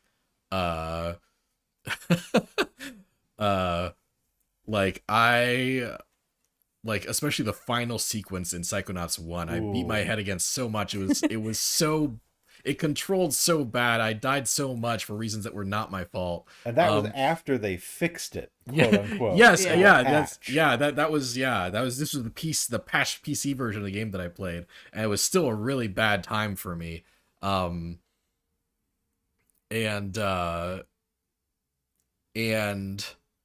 like, so Psychonauts 1 is a game that like I appreciate, but it's a very complicated experience that I had with Psychonauts. I like the story, but I did not like the video game that I played. Mm-hmm. And Psychonauts 2 is made by Double Fine after like 20 years of game development experience. 20 years of game development experience and an acquisition by Microsoft who makes some of the most polished games out there. Right. This game was a nominee for Game of the Year at the Game Awards. I've seen Psychonauts like had some good reviews, like the first one, but it was also kind of a mixed affair. I think it was one of kind of those cult classics where like people, you hear a lot more people saying, "Oh, it was so good," like years after it came out. Sure. Psychonauts 2 got really excellent reviews out the gate, and I think I am convinced that this is Tim Schafer's like redemption, right? From Psychonauts 1. I think the Psychonauts 2, like everything I see about Psychonauts 2 tells me that it was made with the polish that he wanted to make Psychonauts 1 with, but it was his first game as a new studio, you know?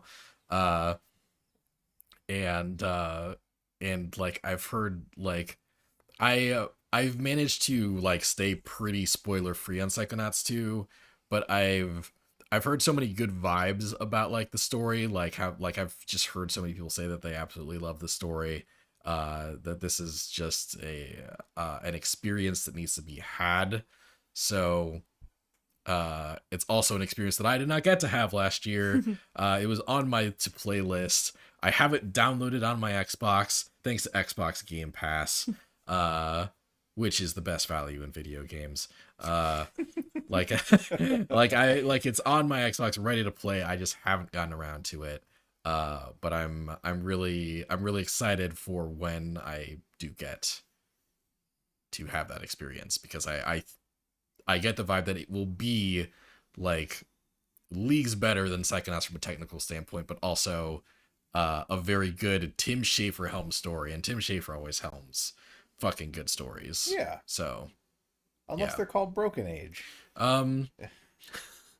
Bro, I only played the first half of Broken Age, really, and I Yeah. like the story in that. That's true. Yeah.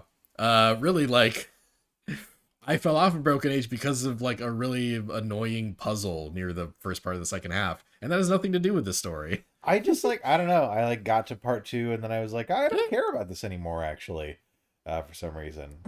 No. But yeah, speaking of like, I watched you play most of Psychonauts 1. Yeah. That watching you play it was such a bad experience for me Yeah. that I think it like poisoned the well, and now I just won't be able to enjoy Psychonauts 2 no matter how good it is. But I believe in my heart that it is a good game. Thanks, And I Sean. hope that you are able to really enjoy it when you play it. Thanks. I know we really liked the high concept of Psychonauts when you were first playing it, Yeah. and then like watching you play through some of the stages, I was like, oh, oof, oof, you know. But like watching this trailer, this actually looks really cool in like a game that you would have fun with, you know. Oh Like, yeah. Yeah. like you know, like even I would play this, and that I feel like that says a lot. But yeah, no, it looks super cool. I actually love the color and the design of everything. Yeah. So good pick, good pick. Yeah, Thank good, you. Good pick. All right, that leaves Sean Yes. finishing out our special categories. What's the best game you didn't play? So I'm not going to harp on about this one too much because I think there's a chance it might show up later. But my best game I didn't play is Returnal. And the reason that's my best game I didn't play is that I love roguelikes, I love bullet hell, I love good stories, and I love aliens. So it's basically great for me. I definitely feel as though I will enjoy this when I inevitably play it. The only reason I haven't played it is that we have a PS5 in this house, but I don't have a PS5 of my own, and I don't want to completely monopolize the PS5 by playing this endlessly, which I know I will do when I get it. Yeah. So I'm excited to play Returnal one day when PS5s are when you can like buy them. And I think that it looks really good, and yeah, that's for sure the best game I didn't play last year. Nice. Yeah. Good pick. Thanks. Very we'll- good pick. Yeah, we might talk about Returnal more in the near future. Uh-huh. Yeah. Yeah, good pick. Thank you. So that is all of our special categories for the year. Our best non-2021 games of 21 are Vagrant Story, Genshin Impact, and Monster Rancher 2DX. The best unfinished games of 2021 for us are Triangle Strategy, Deltarune Chapter 2, and DNF Duel.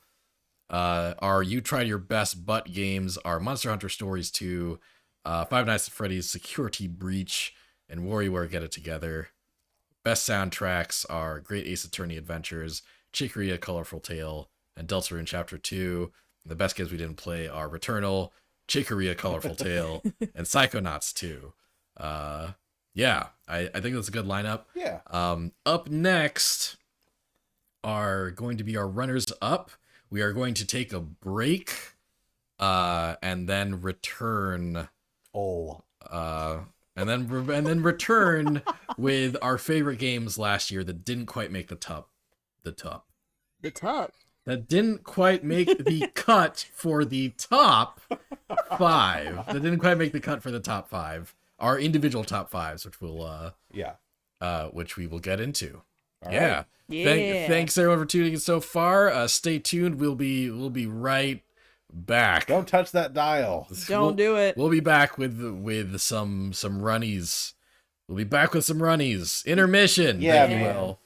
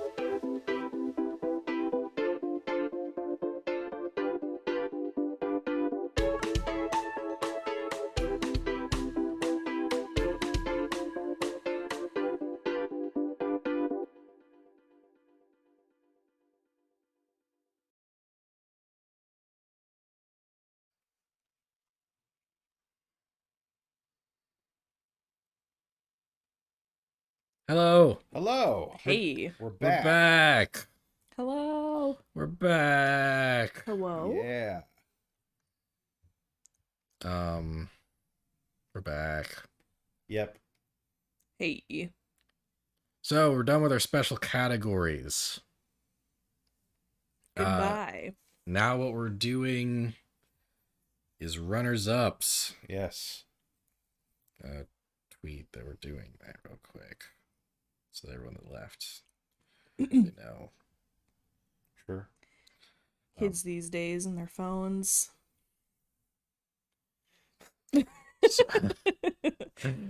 Uh.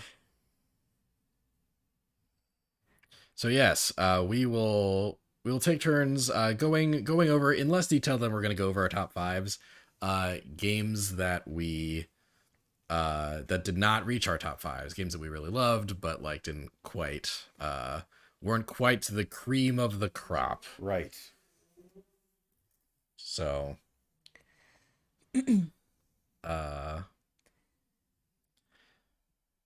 so we each have up to 5 of these. I've got the full 5. I've got the full 5. Let me do math. Okay. Hopefully not complex math. Oh, no. I have 1, 2, 3, 4. Sorry. Okay, so yeah, so I'll go, then Sean will go, and then you can do your number 4, and we'll go in an order based on that. Okay. All right, and the runner-ups don't necessarily have to be in any particular order. Yeah. I'll basically be telling you guys my top 10. Like, Okay. So when you fill in, you can start me from the bottom and go up. Sure. Like, yeah, I'll basically start with my least favorite runner-up, and then yeah, each runner-up that I will say in succession will be better to me than the runner-up before it. Oh, or I guess start from the top and go down because they're numbered that way up here. Oh, okay, sure. Yeah. Yeah. But yeah, okay. Okay, yeah, start from the top and go down. That's fine. So, my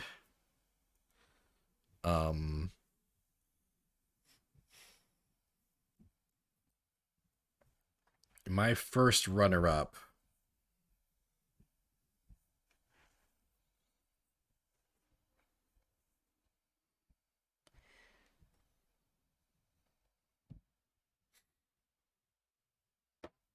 Your first runner-up. My first runner-up is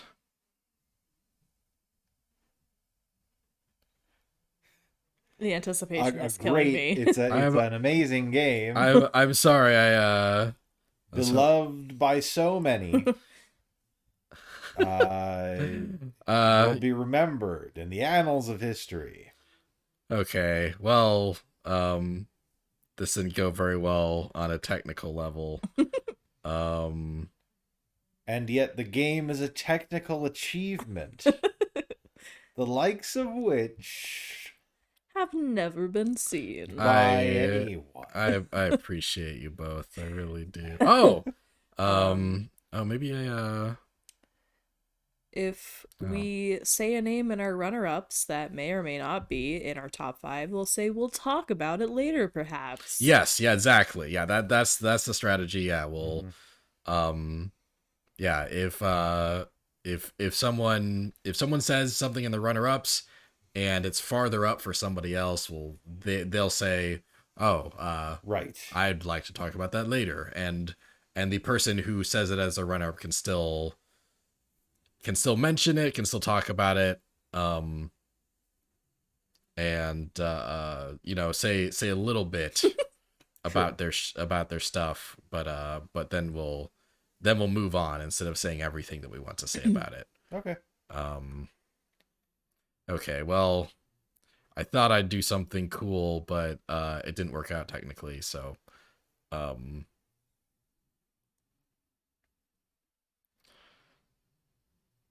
my runner-up is Voice of Cards. Ooh. My first runner-up is Voice of Cards. The Isle Dragon Roars from from Yoko Taro, the near guy. Uh, what I was trying to do was play footage from the stream that I did of Voice of Cards. But I haven't figured how to do that on OBS. I tried some things and they didn't work. Okay. But here's just footage from the trailer.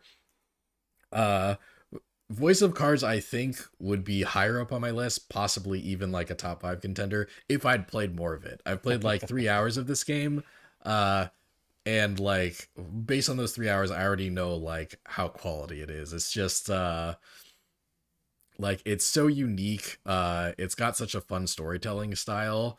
I love the way before the game came out, a demo for it launched, and the demo like sets up your expectations for the games in certain ways, and then you start the full game and it kind of already subverts expectations that you'd built from the demo. I think Yoko Taro is great at that, just kind of setting your expectations for something and then subverting it in a really funny or cool way. And I thought this shit was cool. Like the navigation system of like everything is made of cards and you kind of like you kind of move your pieces around like it's kind of a board game. I thought that was cool. The battle system where you like kind of roll dice and have different like kind of D&D-ish special abilities. Very cool and fun. I really like the characters. I really like the art is so good. The art's like gorgeous, and the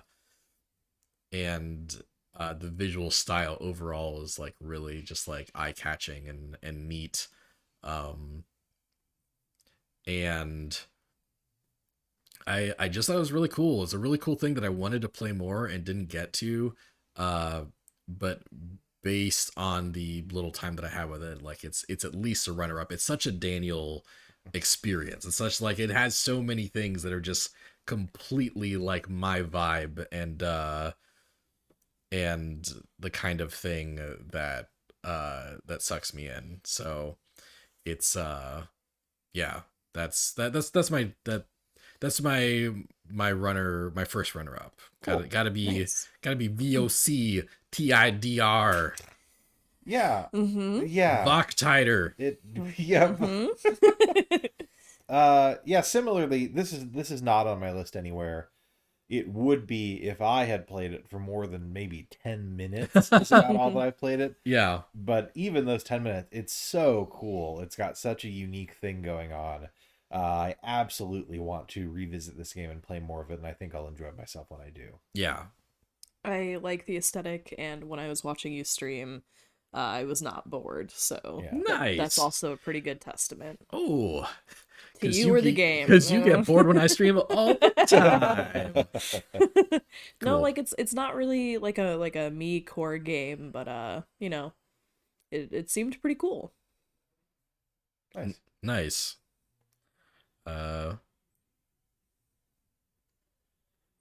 Yeah, well, it says, ooh, nice. Haven't gotten much time to finish it. Yeah, same problem, man. Same problem. But good game. All right. Sean, your first runner up. Yes, my first runner-up is Pokemon Unite. Oh, I thought maybe that would pop up somewhere. Yeah. I kind of fell off from this game pretty hard and very suddenly, as did everyone I know who was playing it. But nevertheless, in spite of that being the case, in spite of the fact that it kind of feels less polished and has worse netcode than most other MMOs that are presently available, I just really enjoyed my time with this game. I liked playing as Wigglytuff and smacking people. I liked the kind of shorter game format that allows you to just finish up matches really quickly. I thought that was a really unique spin on the sort of typical MOBA structure and objectives. And it's just always really fun for me to experience Pokemon in a way that doesn't involve me playing a mainline Pokemon. Because I like the world, I like the brand, I like Pokemon designs, and I do still, even though I don't really play the main games anymore, I do still have an attachment to the world of Pokemon. And so this was a cool way to experience that and for it to be kind of married with my other interests. This is also a great game to play with friends. I like Yeah. playing it with you guys, Yeah. and with our friends of the pod, Max and Colin. So yeah, it definitely wasn't of a level of quality where I felt it deserved to be in my top 5. But I spent a lot of time on this game last year, and I enjoyed myself. Nice. Yeah. Surprise. That's my runner-up. Oh, that's your number 4? Yeah. Oh, nice. Okay, great. Um, All right, yeah, keep talking. I echo a lot of Sean's views and thoughts there. I played League for a while, and I liked it, but I felt like it was a little too high skill for me, and my laptop wasn't great at the time. So being able to play like Pokemon Unite was a nice like substitution for me missing that. I found a lot of characters that like I actually felt pretty decent with. Me, Sean, and Daniel played it a lot, like Yeah. daily when it first came out. Yeah. That was just really fun to kind of all sit in the living room, like on our Switch, like, Yeah. oh, come to the bottom, like come to the top, like, oh, Zapdos, like, I think that works in person a lot. Even like playing alone can be fun when you feel like you've really like kind of mastered a character. Yeah. No, it was a lot of fun, like kind of getting to like customize your character too. That's a big thing for me. Yes, I loved unlocking the clothes. I forgot to mention Yeah, that. That was so yeah, much yeah. fun.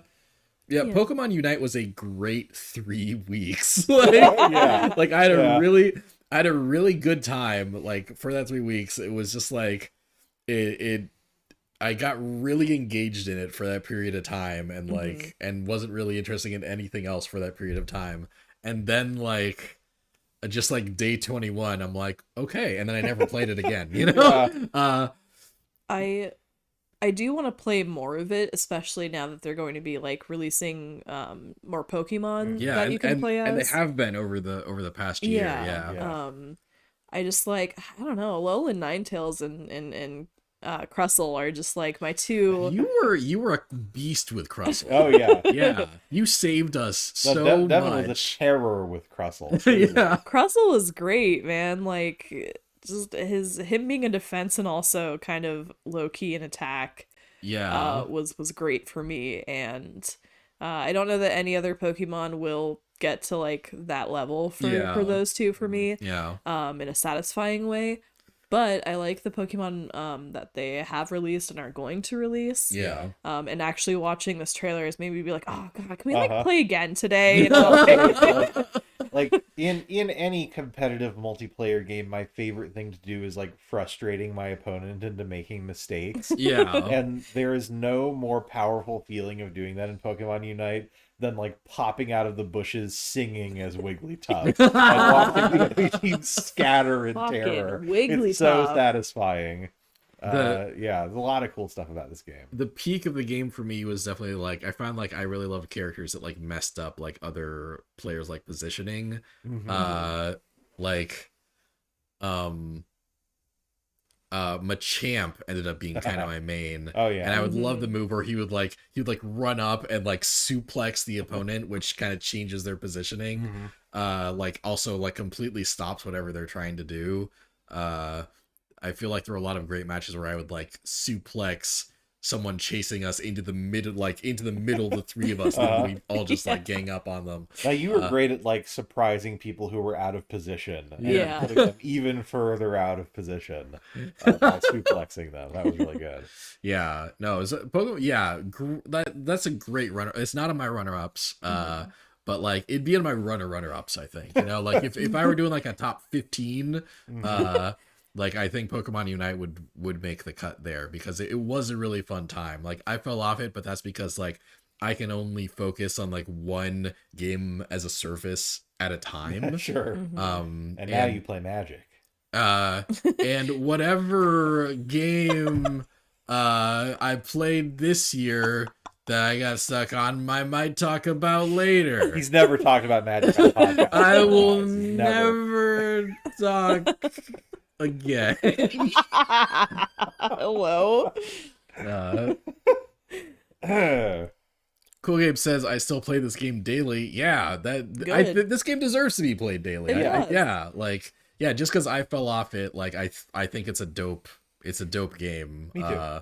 And I'm glad. Like it's also the best MOBA that I've played. And I've played like 4. You know, like it's not a big list. Top 4 MOBAs you've played.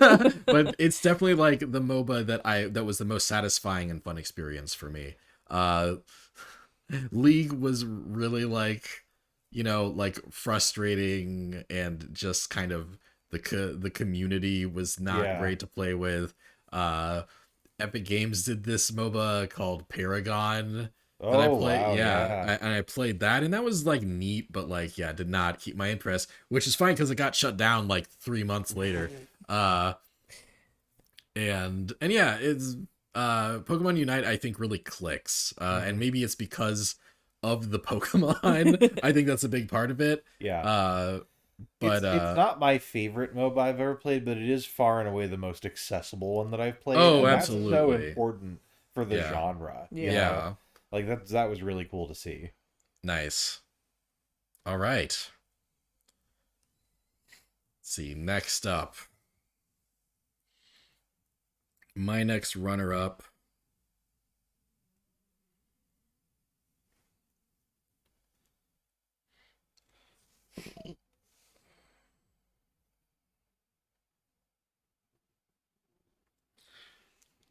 My next runner-up, and I feel already that this might come a bit later, but my next runner-up is It Takes Two. We should talk about that later. Yeah. It Takes Two. Honestly, I think Dev and I will talk together about what we liked and didn't like about It Takes Two in the near future. But I guess on my personal thing, like it is a very cool game and a very cool experience, and I think there's a lot about it that's like that's excellent and unique, and the fucking what's the Joseph Fares? Joseph Fares is like all you can see his grubby mitts all over this game, and it's wonderful. That's wonderful. I found that the overall experience ended up like there's just like it just, as an overall thing, it didn't quite beat like the other 8 games I'm going to talk about, but there's some really high highs for this game, and I'm excited to talk about them soon. Cool. Yeah. All right, Sean. Yes. What's your next runner-up? My next runner-up is Persona 5 Strikers. Ooh. Yeah. This would absolutely be higher on my list if I'd had the opportunity to play it more. Sure. The problem is that we are all adults with full-time jobs. Yeah. And I'm also an officer in my Final Fantasy 14 guild, so I have no time to do anything. But this game is so cool just based on the couple of hours that I've played it. Yes, at its core, it is a Persona Musu game, so obviously, like, if you like that kind of thing, you might like it more than if you don't. But there are just so many elements of it that are, like, so polished and so well done that just make it absolutely feel, at its core, like a Persona game. Like, you're still kind of going through dungeons and having not random encounters with enemies, but like kind of encounters with particular kinds of enemies. The kind of elemental strengths and weaknesses are important. You're still recruiting and leveling up personas. The voice cast returns. There's a new story that feels still kind of like consequential and like it's a part of the sort of Persona 3, 4, 5 verse. There's just so much about this game that makes it feel like more than your, Zelda Musu or like whatever, or like the Fire Emblem Musu game. Like Right. this feels like a much more complete package to me, Hmm. and it feels like a much more authentic representation of its source material.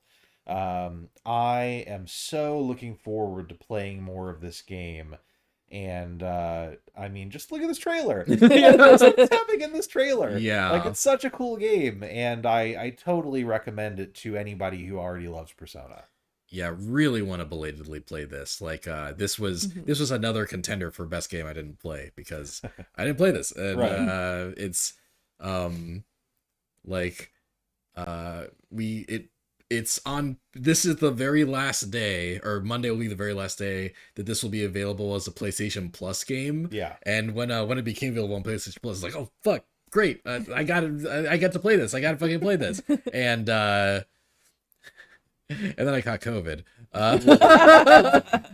So like, chronologically, I got it a little before this game came out. Right. This game hit PS Plus, but yeah, it does seem to really hit like what's great about Muso games and also what's great about Persona games. Yes. So I'm glad that one of us got to play this and at least put it in the runner-ups. Yeah, and I should say, credit to PS Plus where it's due. I would not have played this game if it wasn't available for free. I Yeah. don't think. And I was very pleasantly surprised by it. Yeah, PS Plus actually like giving a shit about Right. that platform. It feels like this last year of PS Plus have actually had like some good entries here and there. As opposed to like, here's an old sports game, an indie game you've never heard of, and this game that's 25,000 years old. It's funny. I think that might be the lineup for next month. Like their headliner is like a WWE wrestling game or something. Well, they're just making up for December. yeah. Yeah. Well, January, Or like January, yeah. Yeah. This trailer just makes me more excited to watch you play it. Because it, like, I'm not super big on the Warriors types of games. Like, I played Yeah. Fire Emblem Warriors. That was the worst one to start with, honestly. That was a bad.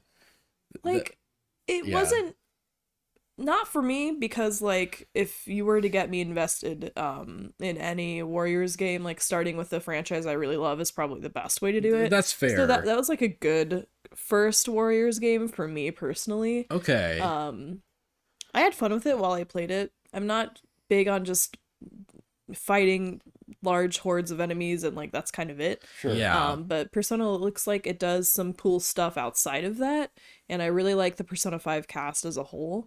Yeah. So I'm very excited to watch you play this because this does look super fucking neat. Yeah. Yeah, agreed. Will says, love Strikers, first time playing a Persona game and might prefer this to the turn-based RPG format. I can't blame you. Really weird how this game came out first, but feels way more complete than Hyrule Warriors. I'm guessing Hyrule Warriors 2. Oh, yeah. I like playing all the characters here compared to just one of them in Hyrule Warriors, Age of Calamity. Yeah, but like I said last year, Age of Warriors was actually kind of Age of Calamity was actually kind of a disappointment for me. Hyrule Warriors 1 I loved, and this seems to be a great combination of Muso and the source material. So I am excited to try it out. Cool. Yeah. Lee, what's your next? My next one is World's End Club. Oh, I forgot that game existed. Oh my god. Hello? Like I was going over my whole list and I forgot about World's End. I don't think it would have hit my list either way, but yeah, go on, World's End Club. So me and Daniel played World's End Club together. We didn't finish it, but it is by Tokyo Games, which, I love that whole studio. The high concept was pretty interesting to me from the get-go. You just play as a bunch of kids in a kind of apocalyptic death game setting.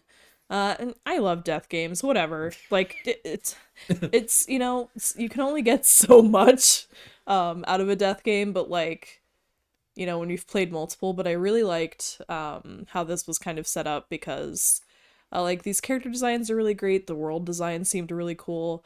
Like this enemy design Fucking that was creepy. playing was pretty cool. And there's like a cool variety of designs here. I did I did enjoy World's End Club way more than Daniel, clearly. Yeah. Like I was having a better time watching him play as opposed to him playing it. Mhm. I think there's some cool I think there's some cool story things that they do, and story things that they were leading into that we didn't quite get to. Um, but the concept was just really cool to me. Like you start off playing as one of the kids, and there are bracelets you're wearing, It's like I keep and going. the bracelets you wear have like certain actions, like forbidden actions or actions that you need to do, but you have somebody else's action. So you have to like, Ah. you know, find your action through somebody else's watch, and it's very complicated, but I liked it, you know? Like I didn't hate it. I had a good time while we were playing. I was interested in finishing it. Um I might just do that on my own. I'd be okay with you know with playing through the rest of it with you. Yeah. It like yeah, I don't know. It's not my favorite Kadaka game. Sure. Like um I think like I think the side scrolling gameplay does not really work for it.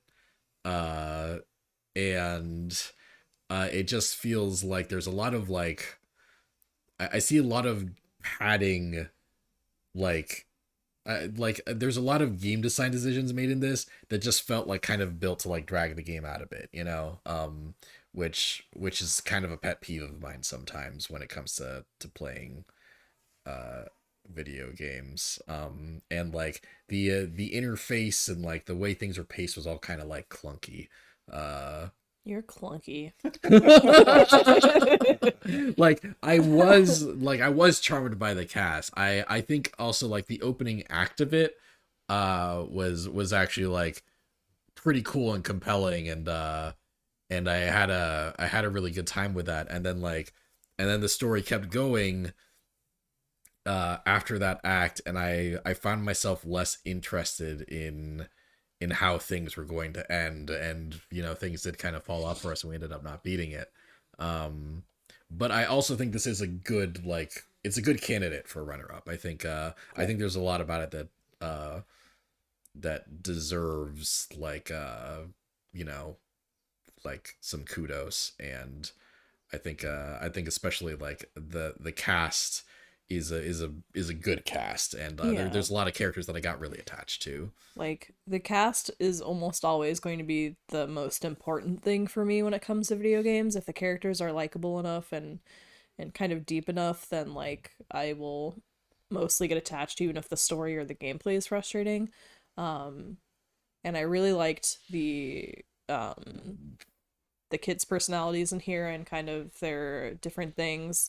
I do think that the side scrolling with this story is weird. Yeah. I'm still into it, and I also like how each character has their own Their special own like abilities. power. Yeah, it was kind of cool Um, to find out like each new ability for X character and Y character. Yeah. yeah, so you know, I like this a lot, and I think the environment and atmosphere you're in is very cool because there's a wide range of that. So yeah, I was into it. A Cool. lot of cool stuff going on in this trailer. Yeah, a lot of it that we did not get to experience actually. All right, cool. Um, what's my next runner up? I don't know. We have the dog between us, so if you see Yeah. me shift or anything, it's because Ziggy's here. It's because Yeah. Ziggy has run up between them. Yeah. Yeah, so sorry for no Ziggy visual today. Fun fact though, you'll see that I bought another camera to prep for this stream specifically. So after Sean leaves, like after when we're doing my regular streams, I can have a Ziggy cam now. Yeah, for now I'm the Ziggy Cam. Woof. Oh no. Arf. I'm saying no to Sean. Oh, I see.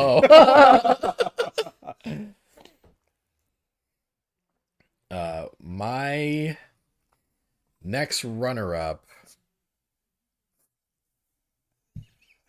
Stop schnorfing, buddy. Schnorfy boy. It's okay. I've got the Ziggy cam on my phone. We're good.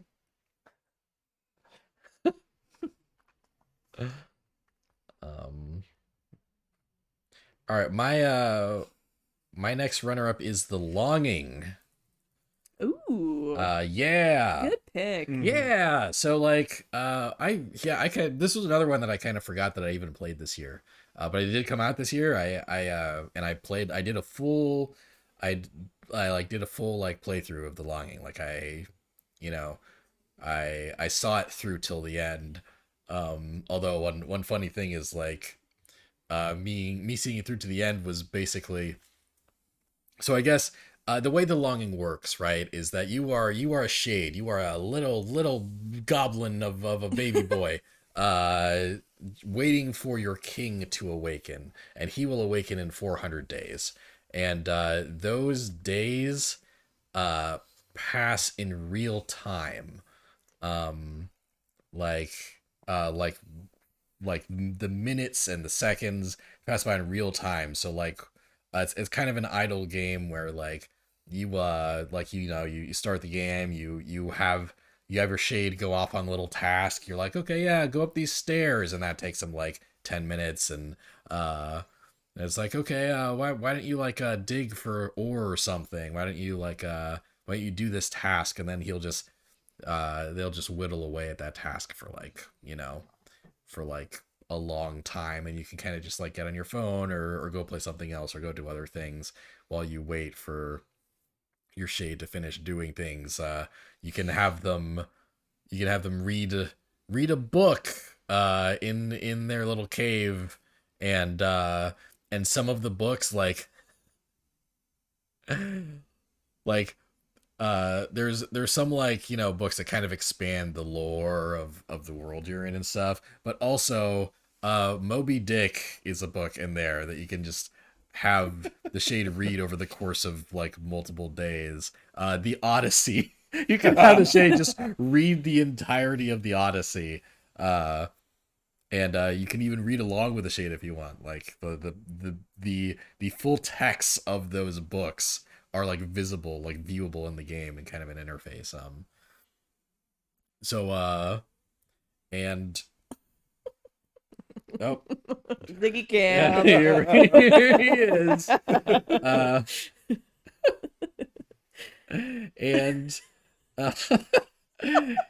And oh no, don't play the Bear and Breakfast trailer. This is irrelevant. You can turn off autoplay. I could turn off autoplay. You actually just push that button right there. Which button? Bottom right. Autoplay is. Yeah. Yeah. There you go. Thanks, man. No problem. I've never felt like an old man more than I do in this one. Imagine having autoplay on. Thanks, Chat. So I played I played The Longing, and there are ways to make time go by kind of faster while you're idling. So that's why I was able to beat this game in less than a year. But the way I beat it was kind of like I did a lot of things to like kind of make the time pass by, and like did a lot of different tasks. And then I like forgot to play it for like 2 weeks, and then I booted the game up and the king woke up and I got my ending, right? That said, like I still like it. I had just a really cool and unique experience with The Longing. Like it's such a unique game. It's such a neat, weird little experience. I really loved. Like you've seen a couple times in this trailer how you start out with like a very barren room, and you can kind of fill it with things that you find in the cave, right? Yeah, you can draw. You can find like crayons basically, and then make drawings with the crayons in the cave and put them up. And put them and put them up on your wall, and you can get things to start a fire in your fireplace, and you can kind of dig around in your cave and open it up more, and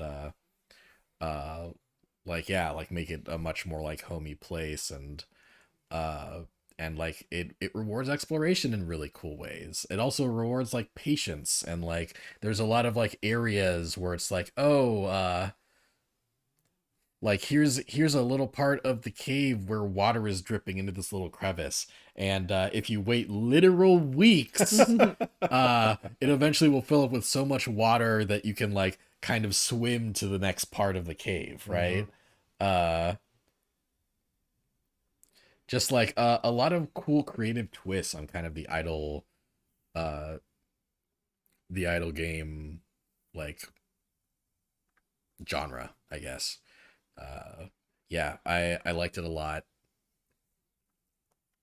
Longing's really cool. Like really Nice. really cool game. This is one of those like, this is one of those like things that you can kind of point at uh and like kind of gesture to for the games as art argument, like Hmm. it's very uh it's art, and it does that in a way that isn't like overly pretentious, I don't think.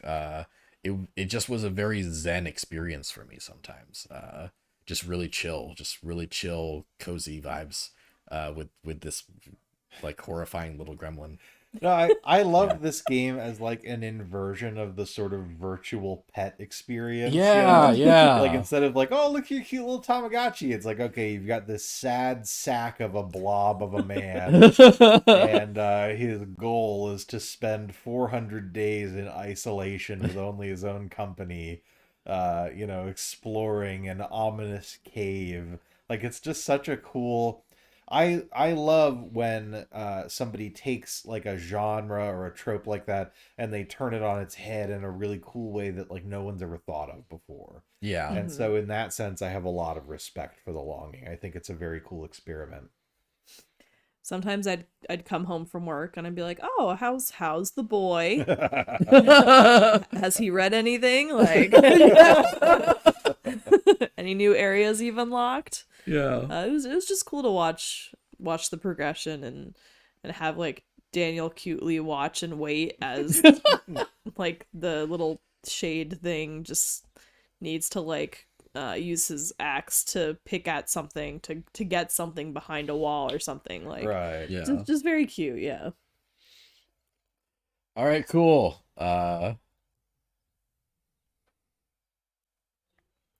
Cool Gabe says I was so close to getting the good ending for this game. Huh. I got a bad ending. I got a bad ending for this game, and I still thought it was really cool. Uh, yeah, there's definitely like things you can do to kind of have a better ending for the shade. One thing I think is pretty cool is like there's like I kind of looked into some of the endings, and I think there's a lot of arguments you can make as to like which endings are like good for the shade and which are bad for the shade. There's no like clear cut good or bad endings, but there's definitely some endings that would have made me happier than the ending I got. Sure. And I did not get those. Yeah. Uh, yeah, The Longing. Sean, what's your next runner up? My next runner up is 100 Days. 100 Ooh. Days. Yes, so I have this for my iPad. I think it's also available for computer. It's a winemaking simulator. Right. And Oh. this game is so great because it actually reminds me of a Game of the Year nominee that I've had before, Sakuna of Rice and Ruin, Ah, but without yeah. the action RPG parts. Nice. Basically, it kind of starts you off very simply with this sort of blocky interface where you're like slotting in the various actions that you want to perform, like picking grapes or, kind of like barreling your wine or whatever. Mm-hmm. Um, but then there's a level of depth that's so complex that you can use real winemaking knowledge to improve the wine that you're producing.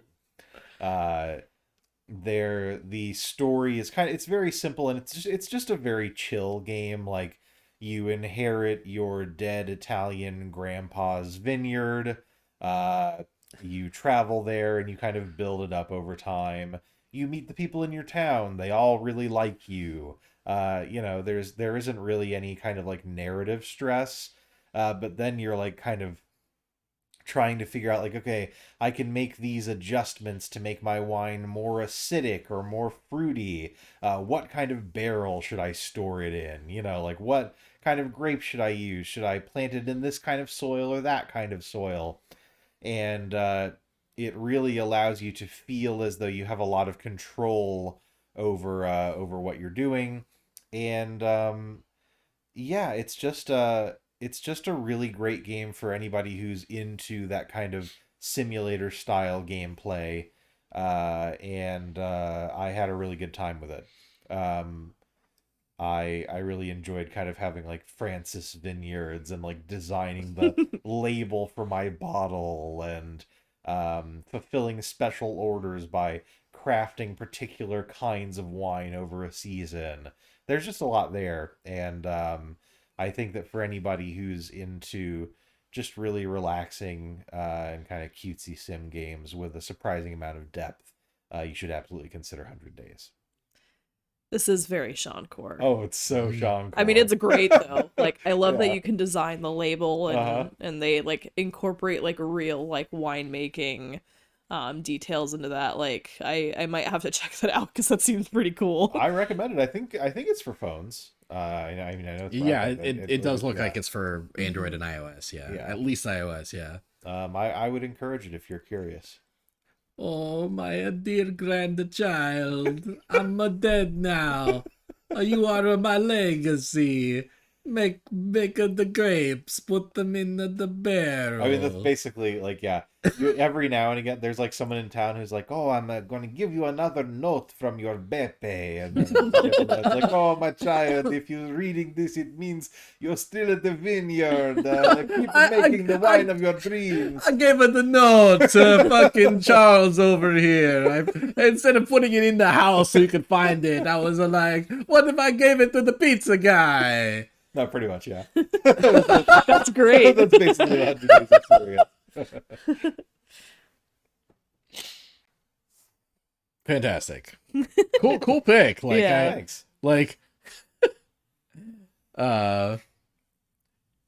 Yeah, when you told me about that game like off mic, like I was like, that doesn't that sounds like Sean's thing. It does not sound like my thing. But the visuals for it are really cool. Like Yeah. Mhm. and that trailer that we played like shows it being made by the devs, and that also like kind of adds like a charm to it. Mhm. Yeah. Yeah. No, cool. Yeah, cool pick. Thanks. Lee, what's your next runner up? WarioWare. Oh, nice. Um, Sorry I dunked on it so much. no, it's fine. Like, I think it deserved to get dunked on, and that's why I didn't make it into my top 5. Like, it, as I mentioned earlier when Daniel was talking about it, it is kind of clunky / difficult sometimes, and not a large amount of substance, which, like, it's Wario, you don't need a large amount of substance, but like, I don't know, it definitely could have used more. But the fun we had with it while we were playing, I think, was totally worth it. Nice. I think you should, if you haven't gotten the game already, I think you should probably wait until it's on sale. But us playing it together was so much fun that like sometimes I was just laughing too hard to like actually be able to complete the level accurately or win that level. I like the character move sets that I liked, and I really hated the character move sets that I didn't like. Yeah. And like, I liked playing as Mona and Ashley a lot. Was it 8 volt, 18 volt? Sorry, the dog. Was it 8 or 18 volt? 18 volt. 18 volt I could not stand, because you had to it required just a little extra thinking, and you don't get a lot of time to think in these games. So it's like, oh, I have to grab onto this ring, I have to go over here, I have to grab onto this ring. Like, that was too much for my little tiny brain during these games. But it was so much fun playing through it with Daniel that I think the highs were worth it. It was just a lot of fun, and WarioWare, as I mentioned before, kind of has like a special place in my heart because I used to do it with my friends in high school. So it's to me, like playing a co-op game in the same room with your friends is like one of the highest forms of fun for me. Yeah. And WarioWare is just a perfect way to do that. So being able to play it with Daniel and have as much fun as we did, I think was worth it for me. Yeah, we had as much fun as those people. In the trailer. Yeah. I know that's Kid and Krista from Nintendo Minute. Okay. Trying to like find like official like Sure. sources instead of just like, you know, like random like Let's Players and stuff. Yeah. They actually did their last episode of Nintendo Minute last year, which was kind Wow. of sad. Yeah. End of an era. End of an era. But yeah, no, I liked WarioWare a lot. Like it was, as a Wario fan, it was a disappointment, but as like a nice little co-op game that I got to play with my fiance, like great experience. Nice. Like yeah, super cute and fun. Mini games were hilarious as usual. And it was really great to see like WarioWare like turn into this co-op experience, which it generally really isn't. Like I think they did manage to pull that off in a really fun way. Just at the sacrifice of some design things that oh god, we were really bad at this one. So were Yeah. Yeah, like yeah, it came short for me as a WarioWare game in some ways, but it was still fun. It was still a good time. Good, like that's a good pick for a runner up. Yeah, us playing and then watching Sean be disgusted at some of the games was also a lot of fun. There's a game where like you shave like a dude's armpit. Oh yeah, that was gross. Yeah, even the memory of that made my stomach turn. What's that? I'm so sorry, but That's was okay. it added to the fun. All right. Goodbye, Kid and Krista. So good. Yeah, good pick. Good pick. What's my next one? Beats me. The Secret. Yes. All right. That was visceral. Sorry, no one has visual on that. It just said that was visceral about a WarioWare game.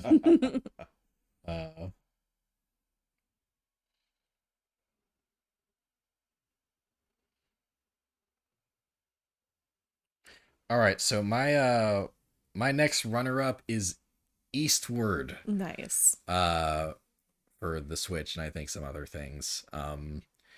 God, Eastward's really cool. Eastward's so fucking cool. So it's this game that I've been really excited about for years. Ever since it got kind of I think revealed at like a Nintendo Indie World or something, or just a direct. It's just got this style. It's got just an incredible like pixel art visual style, and it's like the pixel art and the things they do with the pixel art are kind of the reason that it's like it got this high in my runner-ups, because I think the things it does visually are just like really wonderful and charming. Characters have these really elaborate sprite animations that just like make them feel like really lifelike, and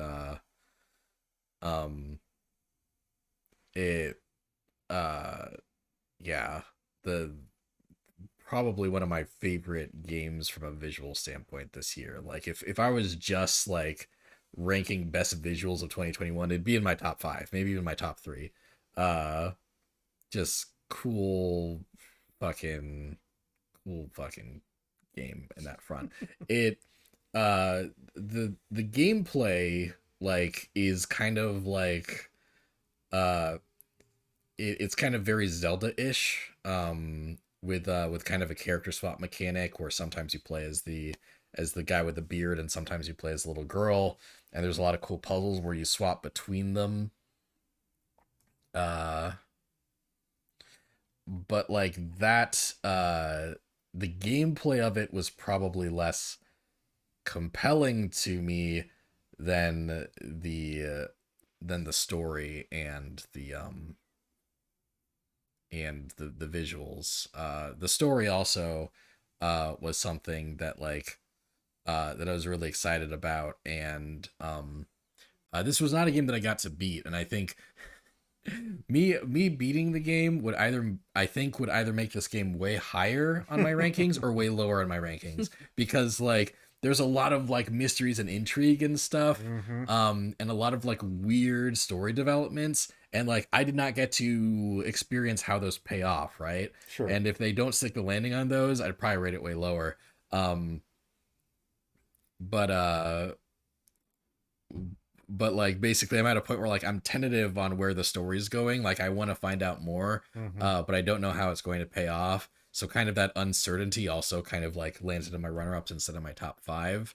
But there's some really great character stories in this, some really great character interactions. Some of the mysteries are very cool, and I do want to find out more. There's also so much love put into this game. The interface and everything is very well put together. And there's a little NES RPG that the little girl is into called Earthborn. And you can fully play Earthborn within Eastward. It is a fully playable game within a game that actually is more fun to me than Eastward is. So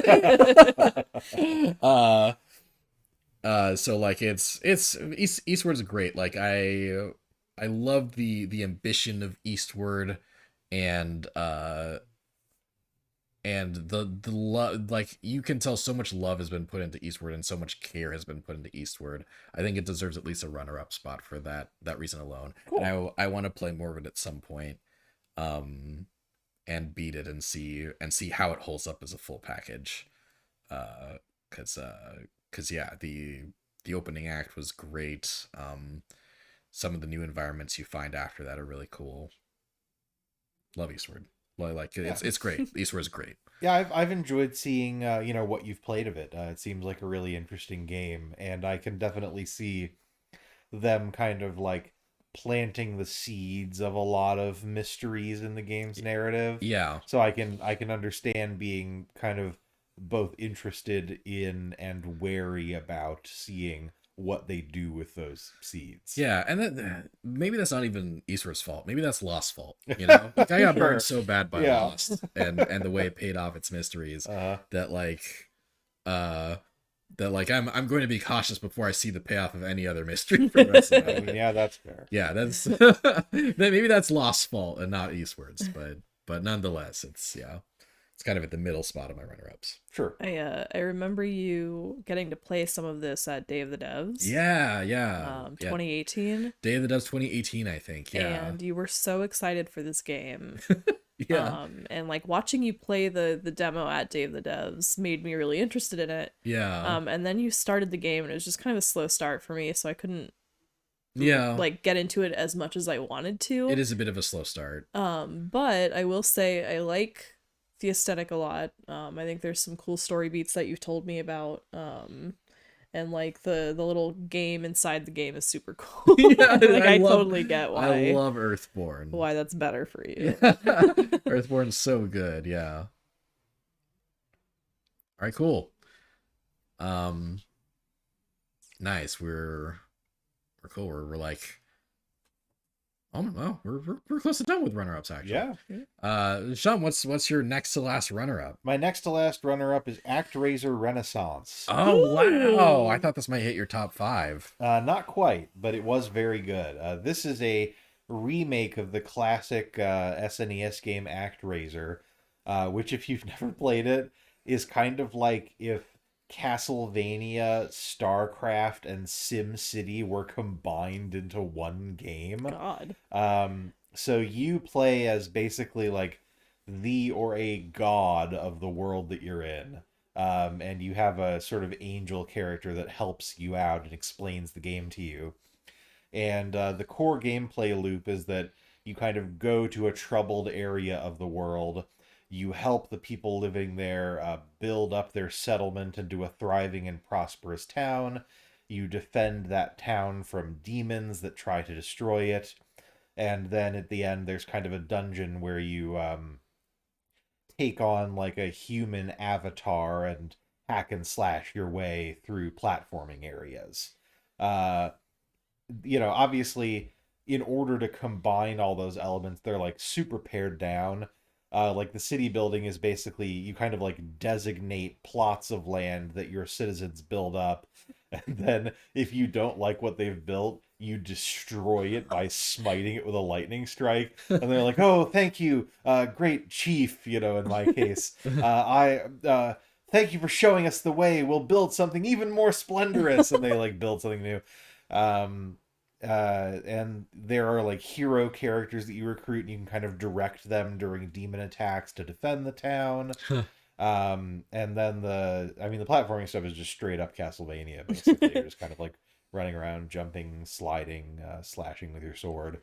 But it all comes together in this really charming and compelling package.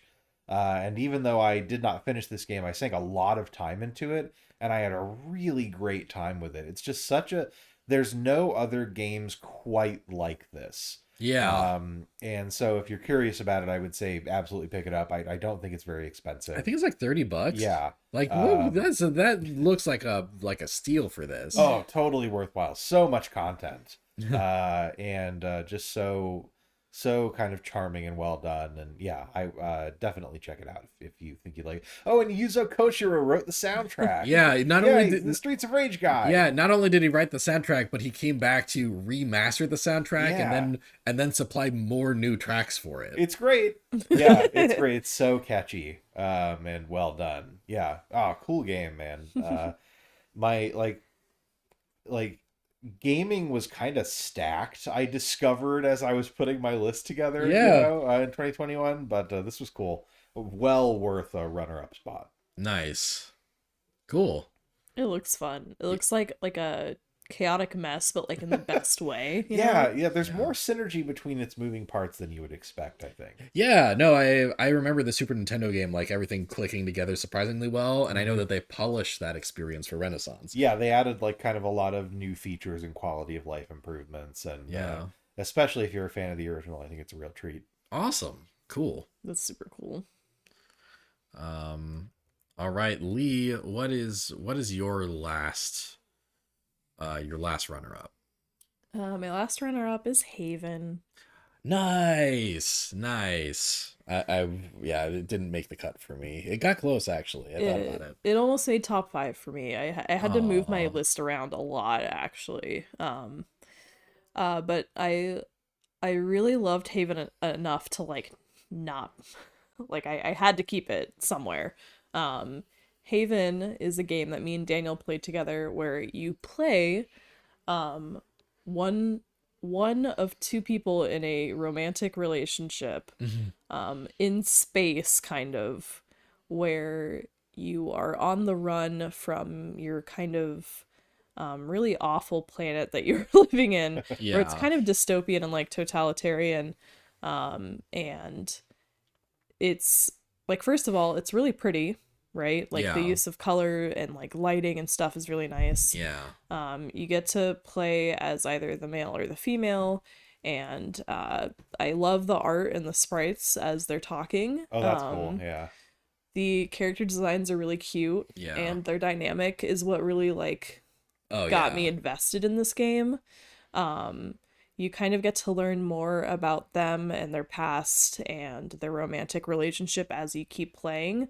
But basically the main mechanic is you have to find parts for your ship to help it so that you can escape better, and kind of like collect materials and stuff like that in order to keep surviving. So you get to control one of them while somebody else controls the second one. So naturally, I controlled the female character and Daniel controlled the male character, and we would go to different planets, and you fly and collect things, and you have to like clear certain areas and clean it up. You get to interact with some of the animals. There's like little battles where you fight the animals because they're corrupt, with like a certain kind of like disease ravaging them, which is also coincidentally what you're cleaning up on the planet. Your spaceship has like a bunch of different mechanics you can do where you eat together. You can like, take a shower. Uh, Yeah. you can like combine certain materials to make like medicine to heal you, or like other items you can use during battles and stuff. The battle system is interesting because you kind of have to time it right. Yeah. It was just really charming and endearing to me that you get to play as like a couple, Yeah. like And the ways like that you could kind of the ways they integrated like all the co-op stuff I think was really cool. Like yeah. like we both had to depend on each other in this quasi turn-based battle system in cool ways. I think the battle system probably could use more polish, but it was still neat like what they were trying for. And one of the things I love the most is that like there are dialogue options in this game, Yes. right? Like the characters will have conversations, and then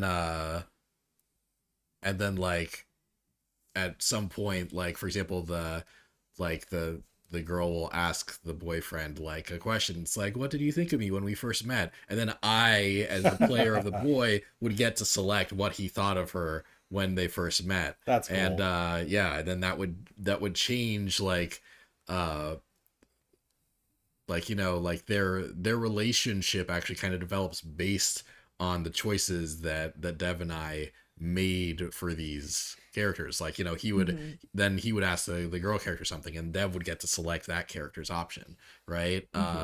And like and sometimes like for example maybe the guy would be like, oh, I thought you were kind of stuck up, and he's like, you thought I was stuck up, and then they'd reference that in a different conversation Yeah. later, right? Like That's cool.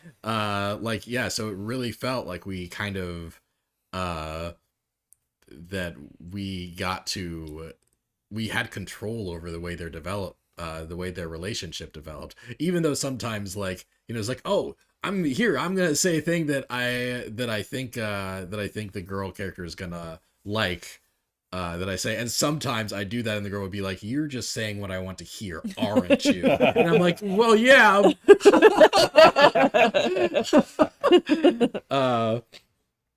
The interpersonal parts of this game are like top notch, like that. Yeah. Like if the game was just that, it'd be like a top 5 for me. I think like the overworld gameplay and stuff and the battle system, like they're good, they're well implemented, and I think the game does end up being like a really fun package overall. But I think like the dialogue and the ways the characters get to interact are the best parts of this game. Yes. And I feel like you do more exploring and battling than you get to do That's fair. those interactions. You do get to pet the creatures in here, and that's very important. Yeah, to me. top notch feature, A plus. Yeah. But yeah, no, it's just really sweet to kind of have these two characters be in love and on the run. Yeah. And kind of like seeking refuge and shelter to kind of get away from that, because like arranged marriages are a thing on their planet. And they rebelled against that to be with each other, and then Yes. stole a spaceship, and very like Romeo and Juliet in space. That's cool. yeah, but like Yeah. better than Romeo. Oh and yeah, Juliet. no, yeah, better, yeah. It's just very charming and endearing to see their relationship build, and also get details about their past, like in conversations they Yes. have, where they're like, oh yeah, I remember when we went to go see the stars and you baked me cookies because I felt sick, and I'm like, oh, that's so cute, like I love learning about this Yeah. stuff. Like it's Yeah. it was very, very good, very good. I loved it a lot. Yeah, Cool. the way the lore kind of develops is very good. I'm a little sad that I didn't like give it a runner-up spot now. Like it I know. I know. Wow. Like this came out in December, and I forgot to mention it came out December 2020, and I forgot to mention that our span for these deliberations are December 2020 to the end of December 2021, because our last time we did this, our window was December 2019 to November 2020. So this was our kind of our only opportunity to talk December 2020 games that we liked.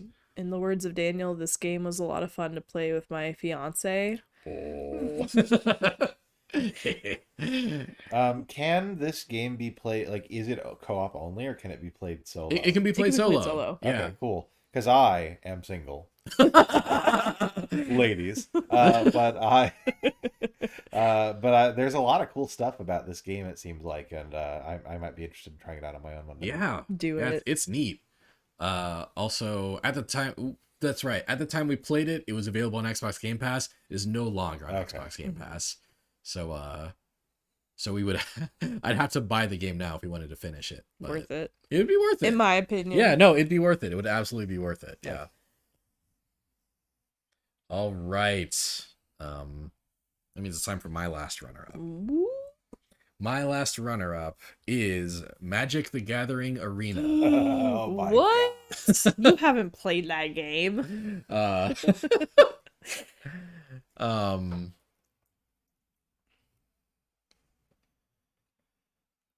yeah, I wish I could just pull up like my I lost that stream anyway. I lost it, so that's fine. Yeah. Oh, Lost the time. sucks. Yeah, it does suck.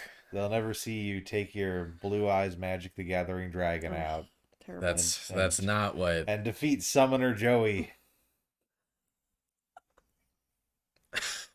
I quit. Hey, you got a planeswalker. Walker. I'm walking all over these airplanes. Joey, that's not what a planeswalker is. I hate this. I hate this bit. Look, I have to fill time. Yeah. So this is how you So choose this to Yeah, is how do I it? thanks. feel. Yeah, I'm trying to find some official like arena footage. I'm not having You much luck. would make a black card deck Kaiba, Seto Kaiba, Master of Darkness, and Dragons, or whatever you do. Yugi, I forget what my voice sounds like. I'm Kaiba. I gotta go. All right, here's some footage from a user called Covert Go Blue. All right. Yeah. Thanks, man. Thanks for the footage, Oh, no, guy. you're talking. That's okay. Hold on. Yeah, oh, shit. Will says, you leave Joey out of this. Just play Master Duel. I actually did play a little Master Duel. I like Duel Links more. Yeah, so anyway, I hope the guy playing Magic Arena on the screen right now doesn't suck. Anyway, I know nothing about this person. So yeah, Magic Arena launched for phones this past year. It was available like it was in beta on PC for a while, and then it officially launched on PC in like 2020. And in 2021 the iOS version of the game came out, and that's the first way that I got to play it. And it's still my favorite way to play it. Like I played on PC for a stream at one point, and I prefer playing it on phone just so much more. It's just it's just so much easier to play, and so much more convenient also, that if I were to give commendations to any version of the game, it would be the iOS version of the game, even though it did launch with with a lot of bugs, and it was barely playable when it first launched. But those have been polished out for the most part. It's a pretty smooth experience. Like every now and then, like a patch will add new bugs, but then they'll get those out in a hot fix, and the game is very well supported. I was not really a Magic player before MTG Arena. I never really played the actual card game before this, so this was kind of Max was really big on it, and he tried to get me into it when we were teens, and he did not have much success. Sorry, Max. So this was like my first big toe dipping into Magic as a game, and I think Arena does a great job. It launches all the new sets actually slightly before the sets come out physically, and and it does just a great job like laying out like all the card abilities and rules and stuff. Um, like I really feel like I understand Magic now. I'm not great at it. I've been stuck in like either gold or platinum rank. I'm stuck in platinum rank right now. For a little while. The highest I ever got was like diamond rank, which is like right below like the top rank Okay. in rank duels. Nice. Respectable. Yeah. Yeah. But like yeah, I just have a lot of fun with it. All the new sets have been really cool. There's like a vampire and werewolf set that's currently active. It's been a lot of that's my fun is actually diminished with that set over time. But the set that's about to launch this year is like a cyberpunk like anime setting called Kamigawa Neon Dynasty, and That's wild. yeah, I'm so pumped for Kamigawa. But last year, since we're talking about last year, there's also Strixhaven, which is like their magical school setting. Like some really cool sets came out for Arena. And yeah, I don't know, like it's just you're playing Magic on your phone. So and because of that, and because it's also technically an older game that got the platform I played it on, it released this year. I couldn't bring myself to put it in my top 5, even though it's the game I played the most this year. It is the game I put the most playtime into this year.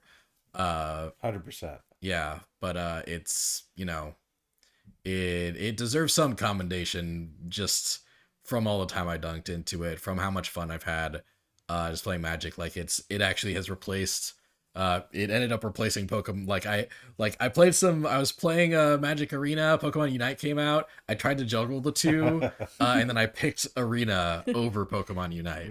And Daniel's Mr. Pokemon, so you know. Yeah, Magic that's how Arena. good it is. Magic Arena replaced Duel Links as the card game that I actively, as the digital card game that I actively play. And it'll be really interesting to see which one I decide between when Pokemon Trading Card Game Live comes out. I feel like that has the potential to dethrone Arena, honestly. But yeah, I've played the hell out of this. It's a great game. Good fun time. If you're interested in playing Magic and like learning about Magic, I think Arena is a great like starting point. And when I initially played, I thought that the game wasn't really generous enough in terms of like resources that you used to like get card packs and get new cards and that kind of thing. And it is kind of a slow upward climb for a beginner, but I've gotten to a point that I have a lot of resources saved up for the next set, and I feel like I can consistently get to that point in between sets. Nice. So yeah, I like Magic Arena a lot. It's good. It's been my comfort game a lot of the time this past year. So yeah, it's also like the only game I can play on my lunch break when I'm miserable at work. So like it gets points for that too. Yeah, I tried this out for a bit and obviously didn't get into it anywhere near the extent that you did, but I do appreciate, like, I think that it's a very well crafted and well done adaptation of, I mean, the card game that started it all, right? Like the first competitive trading card game. And I can definitely see why it has wide appeal and staying power. And the fact that it managed to, dethrone Duel Links to become your card game of choice is just a testament to its quality. So a good choice, good runner up. Yeah, You had to stick it somewhere with the amount that you played it this year. What colors do you prefer for your decks? Ooh, I've been playing a black and blue deck Nice. lately. I've been running a black and blue deck that Did they call that a bruise deck? No. that's Not. cute. That's cute, but no, I don't think they do. The gimmick of my deck involves getting a bunch of zombies onto the screen, and basically like the zombies are the black cards, and then I use the blue cards to kind of generate more zombies in cool Nice. ways. Nice. Yeah, and just kind of swarm the opponent with that.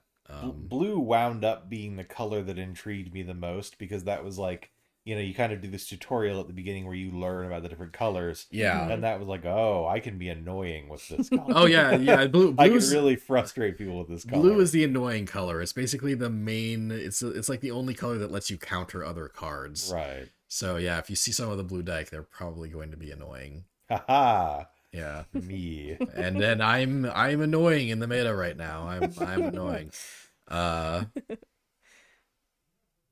But maybe not annoying enough. I'm not ranking that high. Thanks again to Covert Go Blue for the footage that I used thanks. without your permission. Dude. Yeah. I don't like doing that, so I'm sorry, but I It's need too to put late, something we've on the done screen. I mean, at least you credited him. That's more Yeah. than most people do.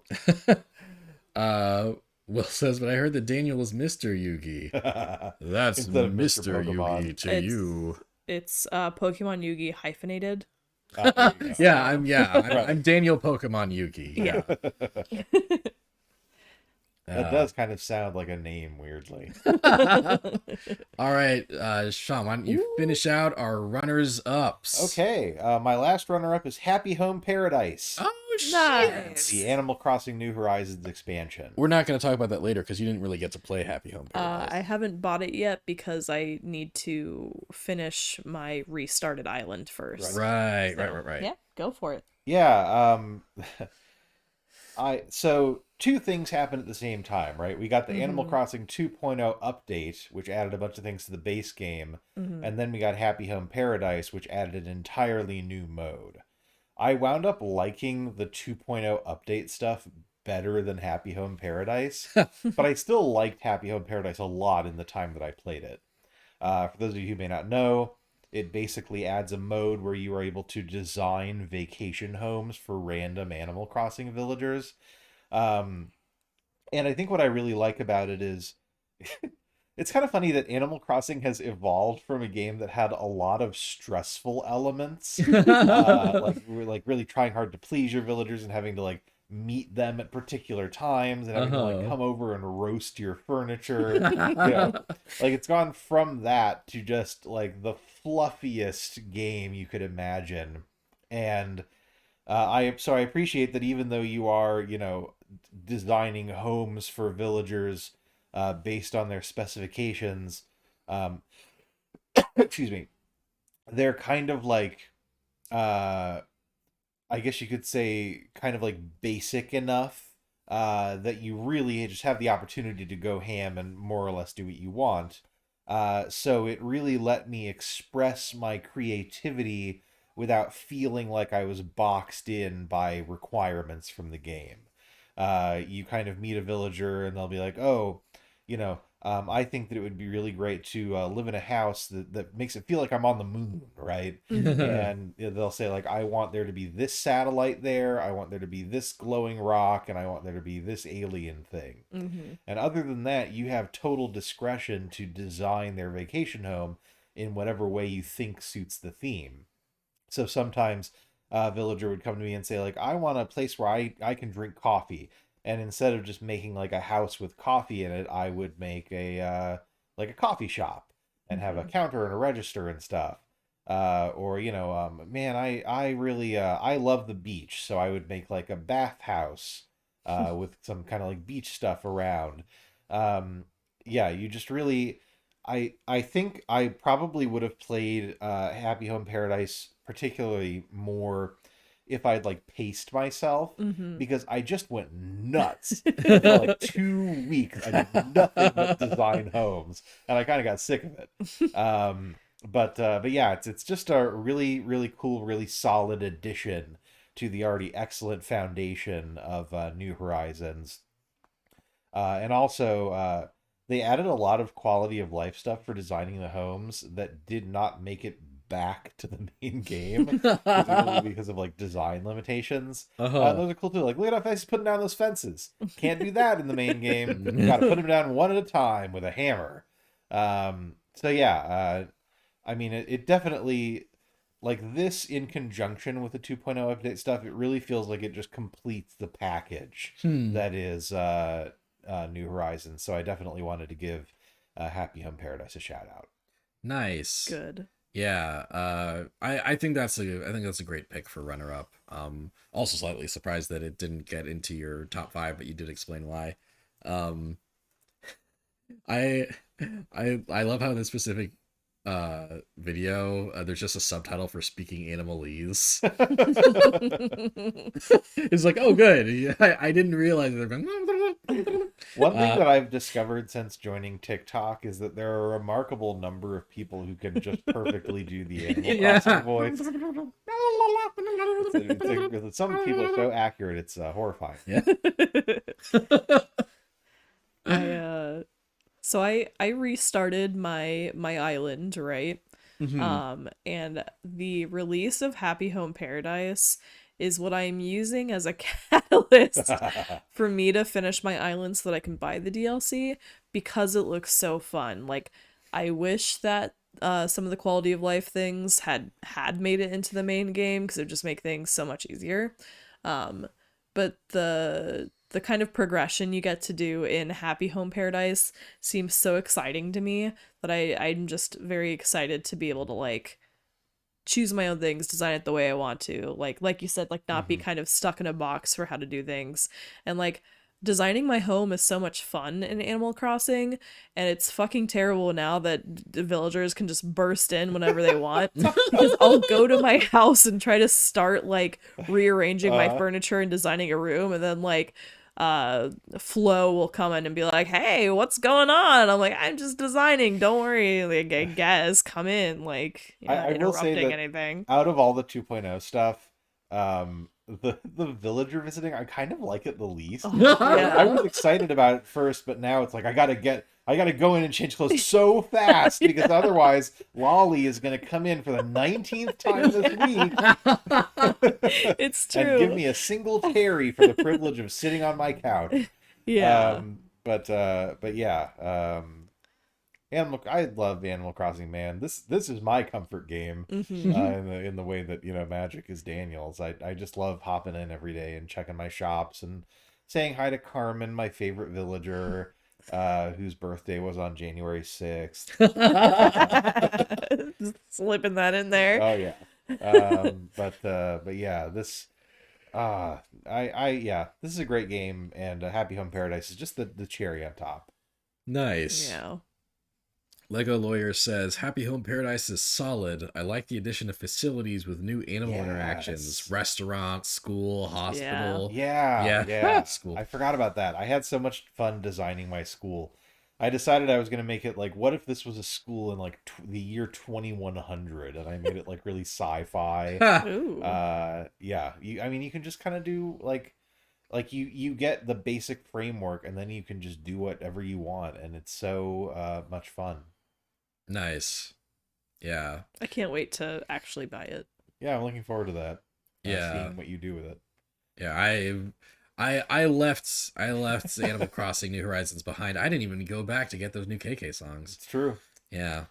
It's my You're greatest pathetic. shame of the year. Shameful. All right, that's all of our runner-ups. So this is probably a good time for us to take another break. We will be back with our top 5 deliberations. Each of us have a top 5 that are top 5 favorite games of all time. Of all time. For the year 2021. And yeah, we'll hash those out when we get back and kind of combine our rankings to see what the best game of the year is. Bill says Sean designing a school sounds like PTSD. Well, after my career in education, actually, I'm kind of amazed that I wasn't thinking that's about why that. you had to make it a sci-fi school. Right. If it was realistic, Yeah, it you had to be just- escapist. Yeah. All right, cool. But yeah, we will be. Will also left Animal Crossing New Horizons 3 months after it came out. Never looked back. I feel that. Although I played it for like a good half a year. You put yeah. a solid chunk of time into it. I did, yeah. But all right, now we're actually gonna go on break, and Yeah. then we'll come back and finish the stream Yeah, top with our top five. five. We might take a break partway through the top five because It's gonna be a we- long We boy. talk a lot. we generally get into our top five even more than we just went into our runner-ups. So yeah, we might take a break halfway through that, but we're taking a break right now, and then we'll come back and do a solid chunk of our top five for sure. Yeah. See you guys in a Whoop, bit. whoop. Thanks for watching so far. Be right back.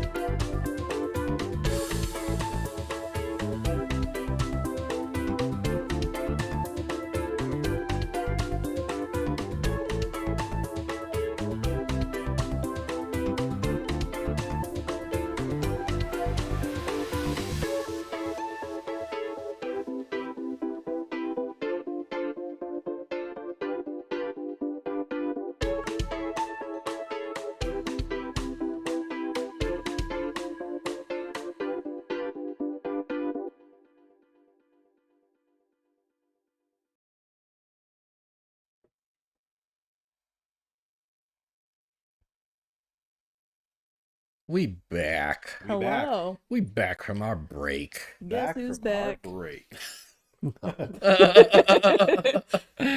No. All right. So yeah, we've done our runners ups, we've done our runners, run. We ran up and we did it. So now it's time for our top 5 picks. Woo. We each have a top 5, so we're kind of gonna, like, you'll hear each of our 5s, and then we'll hear each of our 4s, etc., etc. So these are the cream of the crop for us. These are our favorite games of 2021, and then when we're done, we'll look at our rankings and find out what the Smashing Theory game of the year is. Yeah. You guys excited? I'm so ready. I'm excited. All right. I'm excited to see what y'all pick. Yeah. I'm really intrigued. There's some stuff on Sean's honorable mentions that I thought would pop up on his 5. So like, well. so it'll be interesting. Yeah, it'll be interesting to see what the final list ends up like. I'm not even positive what's gonna show up on Devin's list. Hee hee. Yeah. I'm even less positive.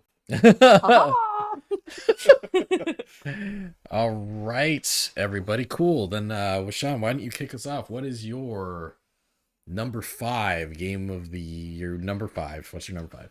My 5th most game of the year, as it were, is Great Ace Attorney Adventures. Oh Whoa. shit. Yeah. Wowie. I'm an Ace Attorney fan. But I wouldn't say that, outside of maybe like the Investigations Miles Edgeworth games, they've ever really done anything that's kind of shaken the series up to where it's like impressed me. Like, I always enjoy an Ace Attorney game when I play it, but it does feel like the same game over and over again to a certain extent, right? Mm-hmm. Except when they tried some shit with the 4th game and it didn't work. But Great Ace Attorney Adventures, like, not only is the setting very different because it takes place in the past of the Ace Attorney timeline. You've been calling it Great Ace Attorney Adventures. It's Great Ace Attorney Chronicles. Oh, thank you, Chronicles. Yeah, pretend we've been saying Chronicles this whole time for the past. We have. What are you talking about? 4 hours. Yeah, sorry, I'm go going on. back in time, and changing it to Great Ace Attorney Chronicles. Yes. So you play as an ancestor of the protagonist of Ace Attorney, Phoenix Wright, so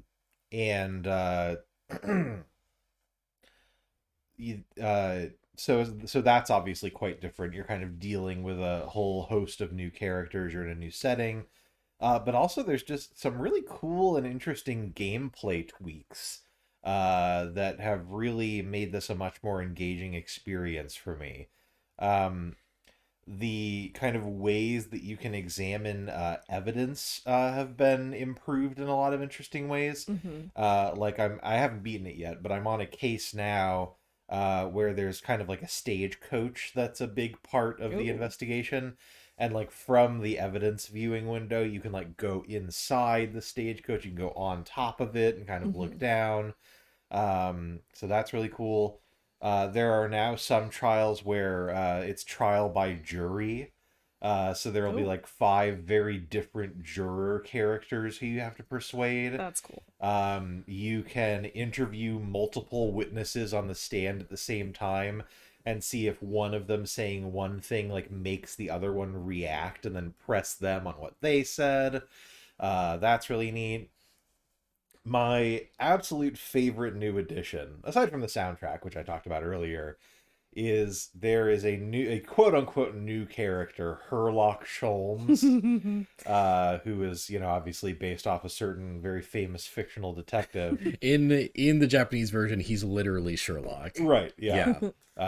There's some copyright stuff with Sherlock Holmes where, like, some of it is in the public domain and some of it isn't, which is really interesting. So I guess they just wanted to avoid that can of worms. Yeah, in Japan, they don't have to worry about those copyright laws. Yeah. So in the Japanese version, it's canonically the actual Sherlock Holmes that is participating. Anyway. But in this universe, instead of being a kind of like brilliant detective whose logic is flawless 100% of the time, he's kind of very eccentric and bumbling, and there'll be these points where he kind of makes a series of deductions in the Sherlock Holmes style, but gets them all completely wrong. So then you have to go back and help him correct his deductions without like bruising his ego. And this, just the way that they kind of set it up is like very stylish, and the music is great, and it's just so much fun to do those segments of the game. But yeah, this, like, for being part of a series that I think partly because of the sort of restrictions of the genre hasn't made a lot of innovations over the course of its life cycle. Yeah. This really feels like a big leap forward in a way that surprised and impressed me. And I'm having a great time. I'm so looking forward to finishing the rest of this game, and kind of finding out more about the history of the surprisingly complex Ace Attorney universe. So this was a well-deserved number 5 on my list. Nice. Yeah, I wasn't expecting it to get that high for you. Neither was I, honestly. Yeah. I thought I like went into playing this, I was like, well, this will be an honourable mention for sure, and it Yeah. kind of blew me away. Wow. Yeah, I bought this day one, like the day or week it came out. I bought this immediately, but I haven't played a minute of it. Like I knew I had to communicate to Capcom that they should keep Sure. because this like backstory on this game actually, like, it's new to us. This is a new release. This is the first full English language release of this game. But it actually came out for the 3DS in like 2012, 2013 or something in Japan. And then its sequel, which is part of this package, came out a little later in Japan, and we never got these games. I think partially because maybe Capcom decided it'd be a headache to figure out how to translate Sherlock, and Right. and now he's Sherlock Sholmes. So like the Capcom took a break, an excruciating break from localizing Ace Attorney games. So like I had to buy it. Like it was mandatory me buying it to communicate that they should stop doing that. But I haven't actually found the time to play it. That's really encouraging that it is like of quality Ace Attorney title, and I'm looking forward to starting that. Yeah, highly recommended. Great addition to the franchise. I have been waiting for this game to get localized for a few years now, because when I learned about it, I was like, oh my god, this sounds amazing. Like, you get to play as like this descendant. Fucking Sherlock Holmes is in it. Like, come on. Like, I have been obsessed with Sherlock Holmes for a very long time. So like learning that he was in an Ace Attorney game was just kind of great. So when it was announced that it was being localized and released in the US, I was very excited about it. But similar to how I motivated myself with Animal Crossing and Happy Home Paradise, I have decided that I'm going to finish the rest of the Ace Attorney games that I haven't played yet. I am currently stuck on Apollo Justice and have been in Apollo Justice limbo for like years, 2 or 3 years now. For years. That's a rough game, man. Yeah, no, like it's I don't blame completely valid that you're stuck on Apollo Justice. Like, I am so close though. Yeah. Like, You are almost like past the point where it drags so much too. Like you're about to like get to like some really compelling stuff in Apollo Justice. Yeah, I just like I like the mechanic that they've introduced in Apollo Justice. Everything else about it though is kind of slogging for me, unfortunately. Like, I like the characters, but it's just not the same. Watch a playthrough. No, Just watch I have it on my phone. I'm gonna finish it. So, anyways, watching this trailer and hearing Sean talk about it made me realize that I really should finish Apollo Justice. Because because I think the mechanic of like having multiple people on the stand, like multiple witnesses, right? And seeing if they react to like something else someone says, I think is like really fucking cool. Yeah, it's genius. It's great. Like I think that's just really clever. So being able to not only deal with Sherlock Holmes in this universe, but also like have cool new mechanics that kind of shake up what Ace Attorney generally is.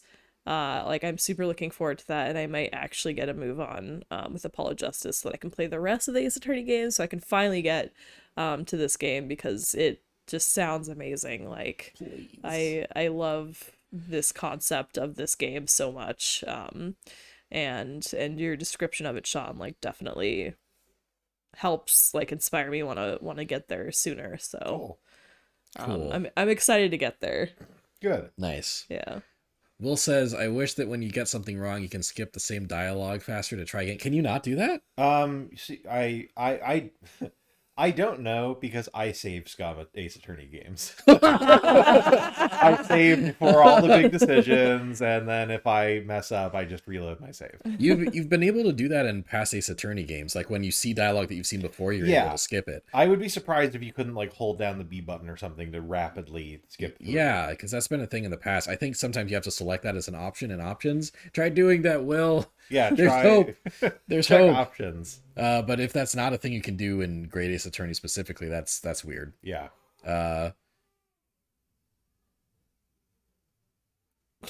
Sorry, a man screamed outside. I was seeing if the mic picked it up. But yeah, cool. I'm Good pick. Good pick. good pick. Good pick. Number 5. Good number 5. Thank you. Mambo number 5. Devin. Change my name to Mambo. Mambo. What's your number 5 pick? My number 5 is new Pokemon Snap. Oh, nice. Cool. I was waiting to see if anybody would say anything. No, I Wow. thought about making it my greatest disappointment. I thought about making it that you tried your best. First of all, Sorry, go on, babe. it's my number 5, mostly for the nostalgia factor. Oh yeah. And also who I am as a person. So Pokemon Snap was actually technically the first Pokemon game I ever played. And I really, really loved it. And Oh. Okay. For a second, I thought you were saying that new Pokemon. Oh, Snap no, was no, the no, first- And I was sitting here like, what are you talking about? What is wrong with you? No, old Pokemon Snap was like the first Pokemon Right. game I ever played. Not proper, but I had a lot of fun with it. And I grew up on Pokemon and loving Pokemon. So I've been wanting a Pokemon Snap game for years, since like the last time I played it, I was like 6, right? And I loved the concept. So when I saw that the new Pokemon Snap was coming out, I was like over the fucking moon, right?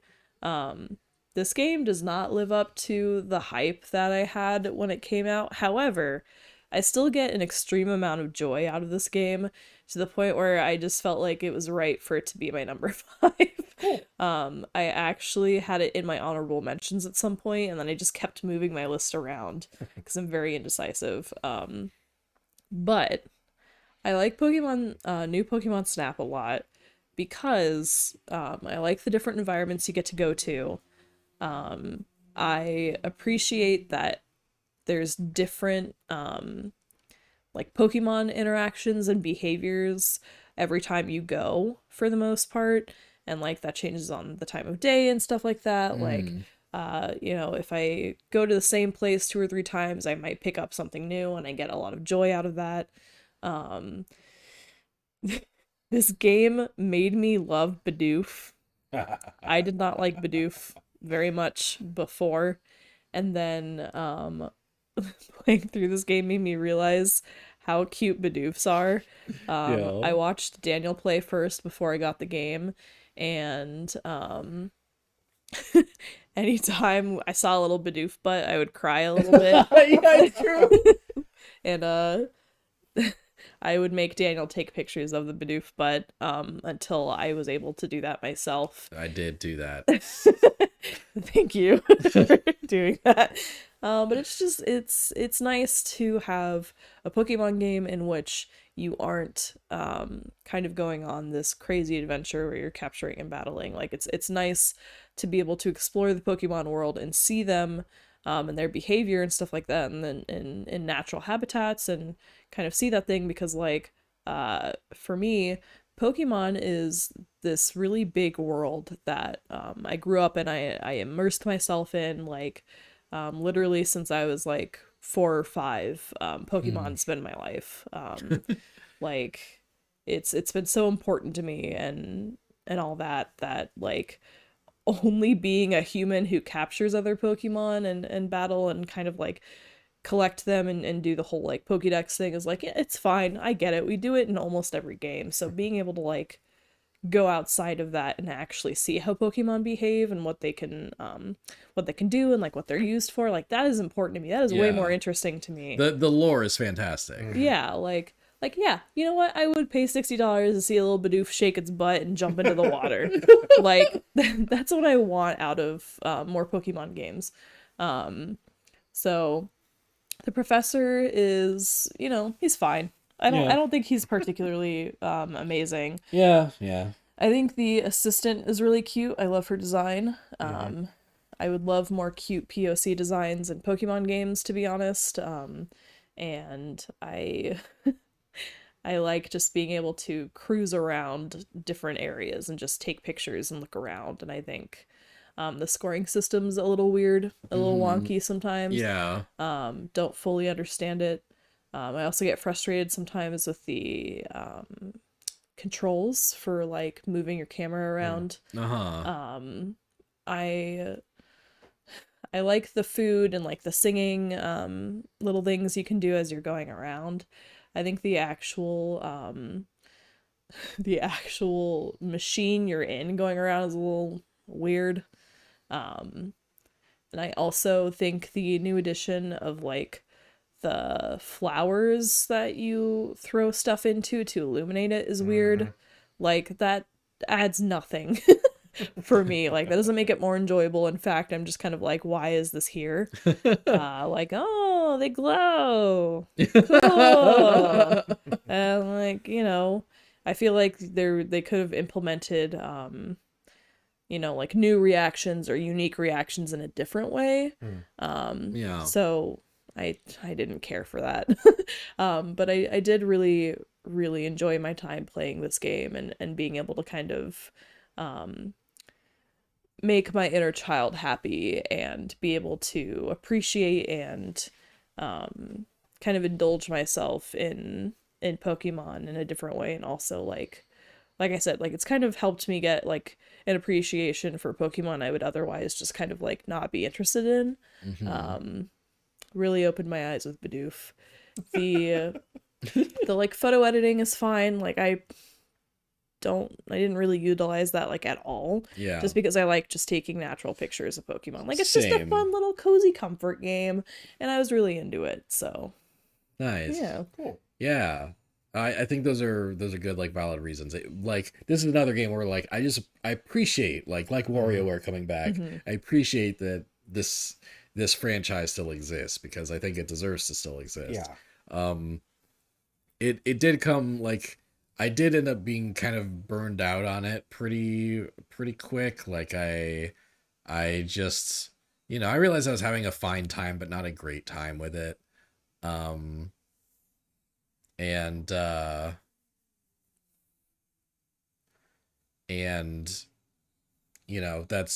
that's okay. Like I think it is a nice little cozy experience. One thing you mentioned is like you like how you can like go back to the same stages and things will be different. I really hated the way that they implemented that. like it's just like, oh yeah, you unlocked level 2 and now if you go there while it's level 2, the Pokemon will be doing different things for no discernible reason, like it's it just felt like a way to extend the game's lifespan artificially, That's fair. Which, as we learned on this stream, you hate. It's a pet peeve. Like it's not like I don't necessarily it's not a deal breaker for me. I understand why some games have to do it, especially in this era where like if a game is less than 10 hours long, then the critical reception for it is reduced. Um, but yeah, I think I think it also felt like it was kind of like missing missing something that made it feel like the evolution of Pokemon, right? Like Mhm. the evolution of Pokemon Snap, right? We waited 20 years for this game, and it's like if this came out for the GameCube, and obviously looked a little worse, right? Mhm. This game just looked nice. It's a pretty little game. Mhm. But like if the game with this exact gameplay came out for the GameCube, I think that would have been like more exciting. But like it came out for the Switch, and it feels like mechanically it feels like a GameCube game, I guess. Mhm. Yeah. I know. So yeah, it didn't quite hit for me, but the focus should be on how it did hit for you and how it deserves to be a top 5. I mean, I agree with what you say. Like it can be frustrating that it's like, oh well, there's only a certain amount of levels and you'll get this amount of interactions and that's it. Yeah. But I can look past that and be like, oh, look at the little Vaporeon eating an apple. You know, Yeah, like, that's fair. Like that gives you so much serotonin Mhm. that it's all worth it. I Yeah, totally for get sure. that. Yeah.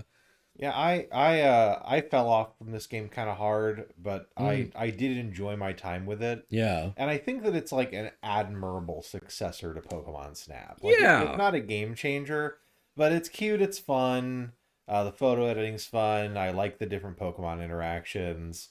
And yeah, it didn't wind up being my cup of tea, but I just like looking back at this footage is reminding me of the joy that it did bring me while I played it. Valid. Yeah. So I think I can definitely see why you're giving it spot 5 on your list.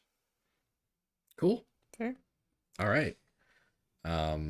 Cool Gabe says, I forgot Snap came out last year. Fair. I didn't really like the illumination gimmick. I feel that 100%. It's funny, Pokemon's thing the last 5 or so years has been big Pokemon. I mean, you're not wrong. You're not. You should say it. It's weird that that's the focus. Like, yeah. you can't come up with anything else. They just gotta be like giant. I don't know. Yeah, the late 2010s, big. Mhm. They were just like watching like the American news, and they just heard Trump say bigly so many times, like, this is it. That was terrible. This is what Americans want. Yeah, this is what, yeah, this is the Western To audience. appeal to the West, we must make them This large. is what they're craving. Will says, "What about Todd? Is Todd the little rascal that I love?" No, Todd's not the little rascal. Todd is the protagonist of the first game, Right. who shows up in this game Oh, as I an love adult. Todd. Yeah. No, I'm so happy about that. Like that was like Yeah, I liked the Uh, continuity there. when I was yeah. watching Daniel play and he showed up, I was like, yeah, the characters are fine. Yeah, characters are fine. The little butthole that's like, I'm Yeah. gonna take the best pictures. Yeah, I love he was characters good. like that. I love little feisty idiots. I'm sorry. All right, cool. What's your number 5, Daniel? Yeah. My number 5 is Returnal. Oh. Yeah. Yeah, it's Returnal. So I think I've said for several games at this point that like, a game on the list might have actually ranked way higher if I'd played it more. Mhm. Mhm. And yeah, like same exact thing for Returnal, right? Like I never got past the first biome for this game. And yet it's an incredibly compelling, cool, engaging, addictive experience, right? Like I didn't play more of this game because I didn't really have the time, but I kept wanting to play more of this game. And whenever I dove in, like I would be stuck playing it for hours because because God, it's fucking cool. You end up stranded on this planet, and you kind of go through and kind of an action bullet hell roguelite loop, right? Like you explore these biomes, you dodge all these big bullets, and you find upgrades for your suit and try to get to the end, but you'll usually die and then you'll wake up and things will be the same but different. Like you the way the story integrates into the roguelike game mechanic is really cool. Like the character is like Celine, right? Celine is is basically like stuck in a time loop while she's on this planet, is kind of the implication as far as I've gotten, which is early, so that's not like a big spoiler or anything. Sure. And while she's experiencing all these different loops as you the player keep dying over and over because you're not very good at bullet hell games, like you uncover like a little more about like the place you are, and also about Celine's past. Celine, just with excellent voice acting, really attaches you to the character. Enemy designs are cool, like kind of gross and spooky, but also like really neat, well designed. The roguelite gameplay loop is also really satisfying. They give you resources that that transfer between runs, but they do it very sparingly. So like you keep craving more stuff, so you keep doing more runs, and like it's yeah. If you're into roguelites at all, it's kind of a predictable loop. Did I just pick like the same trailer? Is this the same? Is this the same trailer from a different host? Anyway, it seems slightly different. I don't know. Anyway, I just like I couldn't not put Returnal in my top 5 after I played even a little of it, because I acknowledge what an incredibly well-made game it is. Like this is one of like it's easy. It was easy to tell that this is one of the best video games that I played last year, even though I didn't get to play as much of it as I liked. And if I played more of it, it might even have ended up ranking much higher. But as it is, it at least deserves the number 5 spot. Cool. Yeah. Fair. Yeah, this game looks great. Yeah. I'm really excited to start my own playthrough one day. Yeah. Yeah, I mean, just what a unique combination of elements. Yeah, you know, yeah. coming together into such just a wild package. And I love that kind of over, your series of loops, you're kind of learning more about your predicament and about the planet. And, I love when game elements are kind of fused together in a way that's not really been done before, but that makes total sense when you see it in action. And Returnal seems like a great example of that. Yeah.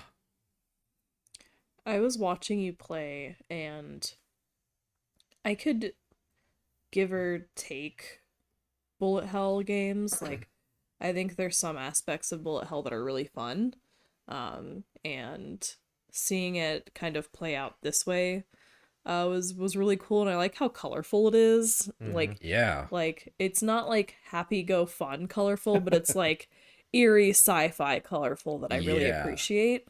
And I'm not a big fan of roguelites either. However, I was really big into Hades because like this story directly ties into it, and Returnal does the same thing in such a cool way, where you, like you guys were saying, you like learn more about the planet, your predicament, how you got there, like, what's been happening thus far. I think it's cool that you get like little glimpses into who Celine is and her past through doing it. I think that's like super fucking rad. The enemy designs they're so gross but so cool. Like I remember you were like walking in one area and there's like an eye staring down on you that like you have to shoot in order so that you can cross an area. You had to like fight something at one point that was kind of hard. Really cool. Like this wouldn't normally be a game I'd be into, but everything about it just seems really cool, actually. The atmosphere is like chef's kiss. They really nailed that. Will says, when will Celine get a Samus skin? Celine is just like Samus's like psychological horror cousin. Right, yeah. Yeah. For sure.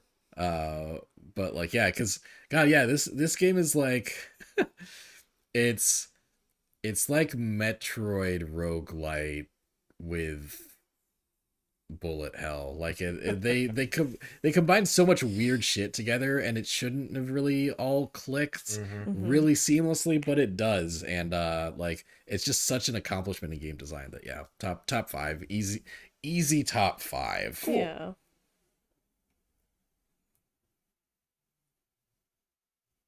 All right, Sean, Yes. give me your number 4. My number 4 is Monster Hunter Rise. Ooh. Whoa. Yeah. The top 5ness is not shocking. but where in the top 5 it ended up is like number 4. There are 3 games There are 3 games ahead of this game. that you liked more than Monster Hunter Rise this year. Yeah. Wow. You know, I think that for any Monster Hunter game, for me, it never really feels complete until we get like the expansion or the expanded edition that has like G rank or master rank. Oh sure. And So the new monsters and stuff. you're waiting for 2022 to nominate Sunbreak. Yeah, basically. well, yeah, like I think I'll enjoy Sunbreak. You know, we'll see what happens. Yeah, sure, yeah. But Monster Hunter Rise by itself is still such a solid package. Nice. That there was no way I wasn't putting it in my top 5 somewhere. It's really interesting because the history of Monster Hunter is that like we would get these little innovations from game to game to game that were great for Monster Hunter fans, but not really like mind blowing for the general public. Mm-hmm. And then we get Monster Hunter World, which kind of adds so much to the experience.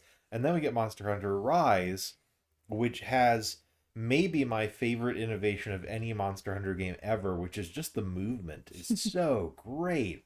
You have this new thing called the wire bug that you can use to kind of slingshot yourself, up inclines and through the air.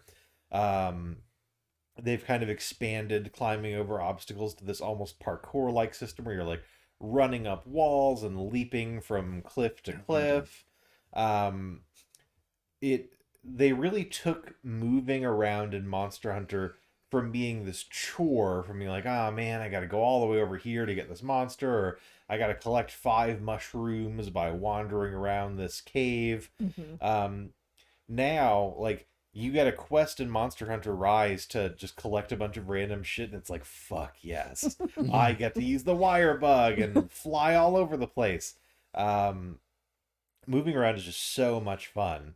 And then, kind of on top of that, or in addition to that, you just have the kind of more fluid and more natural Monster Hunter World style combat. And it's just a great package. I played the hell out of this game after it came out. I did pretty much everything that's possible to do. I made pages and pages of armor sets. And at this point, I am pretty much just waiting for Sunbreak to come out before I go back to it. But I had a great time with this game. One thing I'll just add is that obviously there are a number of new monsters. My favorite new monster is that one right there, actually, Gos Harag. Ooh. So it's, as you can see, kind of a Yeti style monster, Huh. and its gameplay conceit is that it has frost breath, and it can breathe on its hands to turn them into ice weapons. Oh, ice that's claws. Cool. Oh wow, the big And fucking spider dragon was cool too. that is very cool, and extremely annoying to fight. But yeah, there's a lot of really great new monster designs. No new weapons, but the ones that come back still feel great and have a lot of cool new options in the air. Cool. In particular, the gun lance, you can now sort of like angle it behind you and then blast off like a rocket and just like fly across great distances. Yeah, the word rise in the title, I mean, it's just everything about the game that's cool. You're kind of rising into the air and soaring, and it feels excellent. So yeah, Monster Hunter Rise, had a great time with it. It's my number 4.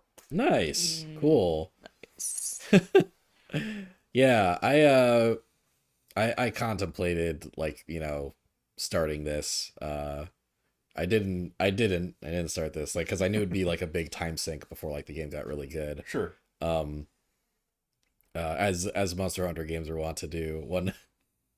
One funny review I saw for this, I watched Brian David Gilbert's Right. like his favorite picks for the year, and one of them was Monster Hunter Rise, and he was like he was like, yeah, like I haven't enjoyed Hunter games, like, I always play them for like an hour, uh and uh have like, and it's a really clunky, and I just have a really bad time. But this time I played Monster Hunter Rise, and I put tens of hours into it, and I really played a lot, and then I went, this still fucking sucks. But then I played 30 more hours of it, and I had a really good, like, that is kind of the Monster Hunter experience, which is funny. Like, I think for some people, obviously, I don't. No, I mean, as I Yeah. was watching that part of the video, I was thinking to myself, well, this is exactly how Daniel, would feel about this game. Yeah. Yeah, but like, I acknowledge how much other people like love Monster Hunter, and I think like I've seen some stuff from Rise, and thought it was pretty cool. Oh yeah, forgot to mention, there's dogs now. Oh You yeah, have dogs. Malamutes. Hubby. Yeah, you can ride on the Malamutes. Palamutes. Palamute, rather. You confused me. I did. I'm a you can fight confusing man. alongside them. They're excellent. You can pet them. Great. Oh, sold. shit. You can have them do a handshake and then give them a treat. How likely do you think that feature is entirely the fault of Can You Pet the Dog on Twitter? I would not be surprised Yeah. if that was a part of it. Yeah. Yeah. But I'm not complaining. I've pet many dogs in Monster Hunter Rise. I am not a Monster Hunter person. I did try and play a little bit of World, and then I stopped and then never played it again. Yeah. Oh yeah, you like created the character, and I did, and I played a little bit. yeah, a little bit, yeah. And then I didn't understand it, so I was like, goodbye. The game, God, at least in World, like, the game was not great at teaching you how to play. Yeah. I had Sean like on board to kind of walk me through the basics, because the game does not do a great job walking you through the basics itself. I feel like there's a world in which I would enjoy this. Like, I appreciate what it is, and I like watching it. I love the monster designs so much. They're cool. Um, God, that spider dragon's so cool. it's disgusting. As somebody with arachnophobia, I can't do it. Yeah, sorry. Like, I love all the different monster designs they have, and it's cool that you can like do new things like blast yourself off with if you like point it backwards and stuff like that. Like, I like that they do stuff like that. It is a little disappointing. Yeah, as somebody who doesn't experience it, that like there wasn't like new weapons in there or anything. Yeah. But like it's nice that they still add new stuff to the old. So Yeah, Yeah. cool. Cool. All right, Lee, what is your number 4 pick? my number 4 is Kena Bridge of Spirits. Oh, dang. Okay, cool. This was my most anticipated 2021 game, and I finally got around to playing it towards the end of last year, and I started off having a really great time. Like, the visuals were sweeping me off my feet. It was really beautiful. The story was great. I'm going to talk about what I like about it first, and then what I don't like about it. So basically, you're playing as Kena, who's basically helps spirits pass on who can't or who don't want to. You have little black creatures called Rot that are kind of like Pikmin, and the mechanics you can do with that are so fun. and it's very like cute and endearing. You can buy little hats for them. You can buy little hats for the little rot Pikmin, and it's very cute. And it's not hard to like get the currency you need to buy to get those either, and it feels really rewarding. I will say with the PS5, it is so nice and fun playing it for that, because it utilizes the PS5 controller. So like if you have to find a rot nearby, and there is one nearby, your controller will like kind of pulse a little bit once you're near one, so that kind of indicates that there is one nearby. It won't tell you where, it'll just pulse, so you kind of have to like do it on your own and figure out where they are. I think that's fun. Like it's fun to be able to like, you know, use the controller in ways that'll help you mechanically in the game and find certain things. So you basically are supposed to collect a lot of them so you can unlock things. There's like a mini version of a skill tree, which I appreciate, because I think big skill trees are very intimidating to me. So the fact that there's kind of a small one in order to utilize different moves for Kena, because her staff turns into a bow, and you can like update the bow if you want. You can like upgrade like melee attacks or ranged attacks. And I really, really like that, to be able to kind of customize it towards your own playstyle. It just really is beautiful. Like, as I was playing through it, I'm like, God, this is so pretty. Like, the graphics are so nice. The different environments you're in are like really creative and very kind of invoking what you're supposed to feel during these, because it is like kind of an emotional game, like very spiritual. Kena herself is pretty interesting. She's got some stuff going on that we like get little glimpses into as you play. It does kind of play in like an episodic style, where you kind of do like one storyline and then you finish that, and then you go and then start another storyline. Normally I don't really like that, but I actually really like how it's set up in Kena, and it's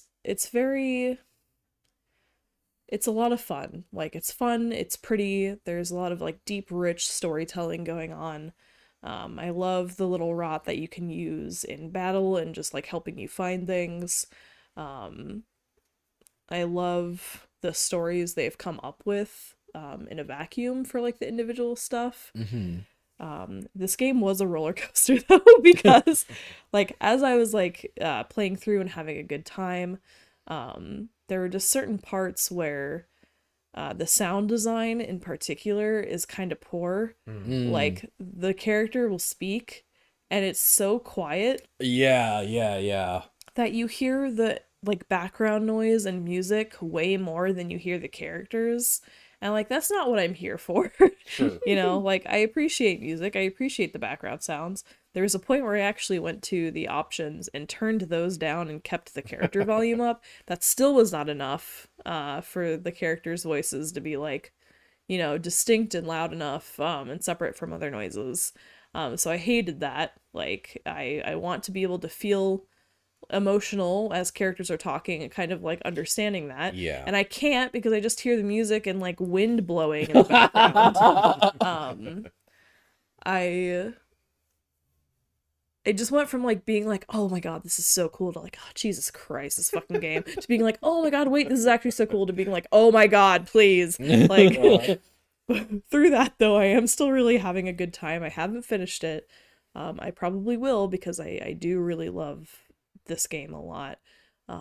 And just like, some of the battle mechanics are a little clunky as well. And like, there's just certain enemies where they will one-shot you. Yeah. And like, you as Kena are not super powerful or super strong. You don't really have a lot of hard-hitting moves. And the ones that are hard-hitting, there's a certain mechanic where you get a rot action, which is little Pikmin things. And they can help give you like powerful moves, but you only get one or two based off of like where your health is at and how much you have. And you have to like beat the shit out of the enemies in order to build those up, basically. So you have to like run and dodge constantly in this game and just kind of like be an expert at that, which, you know, I can be really good at. Yeah. But the whole time I'm like,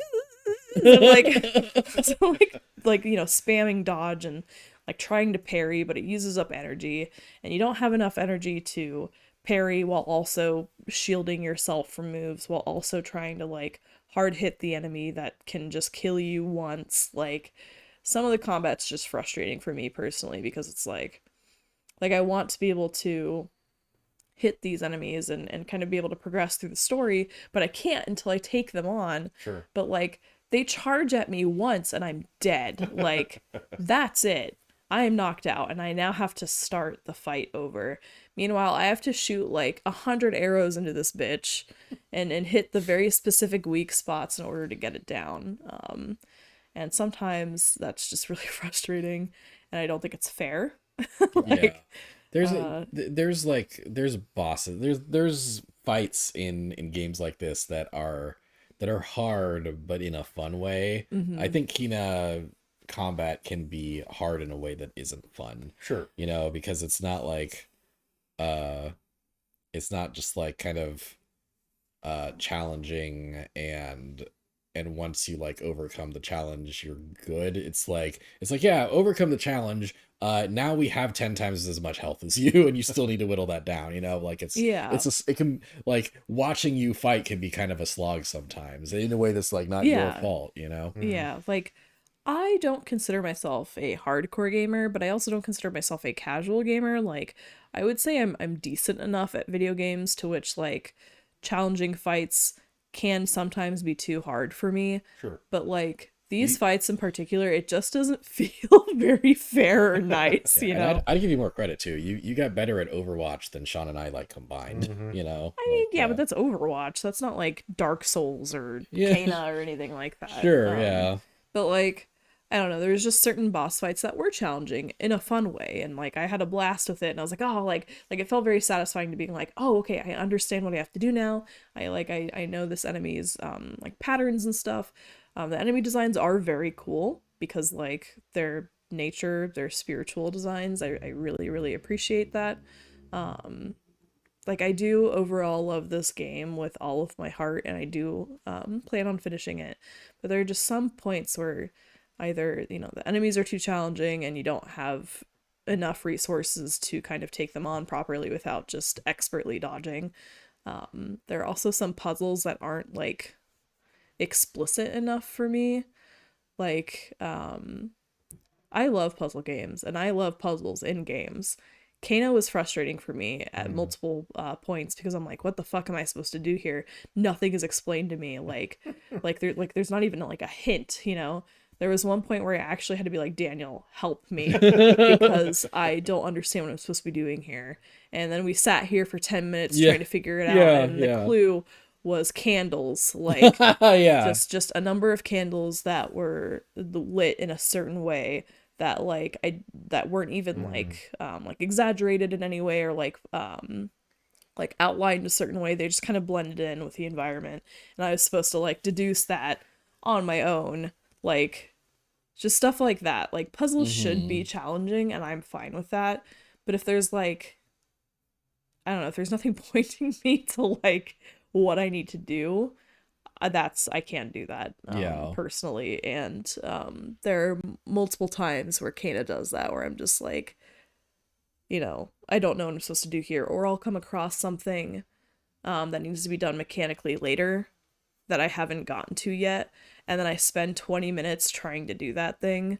Like, there's a point in the second story where there's a little rot underneath like a rock. Aww. And I'm like, oh, I need to save the rot, like my controller's pulsing, I need to get it.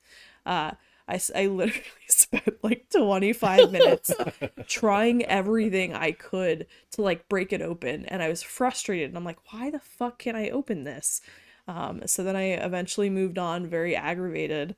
I continued on the story, and then I learned a new mechanic where I can blow stuff up with a bomb, and it turns out that's what I need to fucking do to get it. And I'm like, well, why would you show me as soon as I entered this world, like this thing I'm supposed to do? And you don't even like explain that new mechanic to me first. It's just stuff like that that's like a personal gripe for me that Right. drove me fucking crazy the entire time I played. But that all said, I do love this game very much. It is still a lot of fun for me. The storytelling is very rich and hits a lot of like my buttons in terms of like what I enjoy out of stories and storytelling. Like the first story is like two young brothers trying to help find their older brother and help him pass on.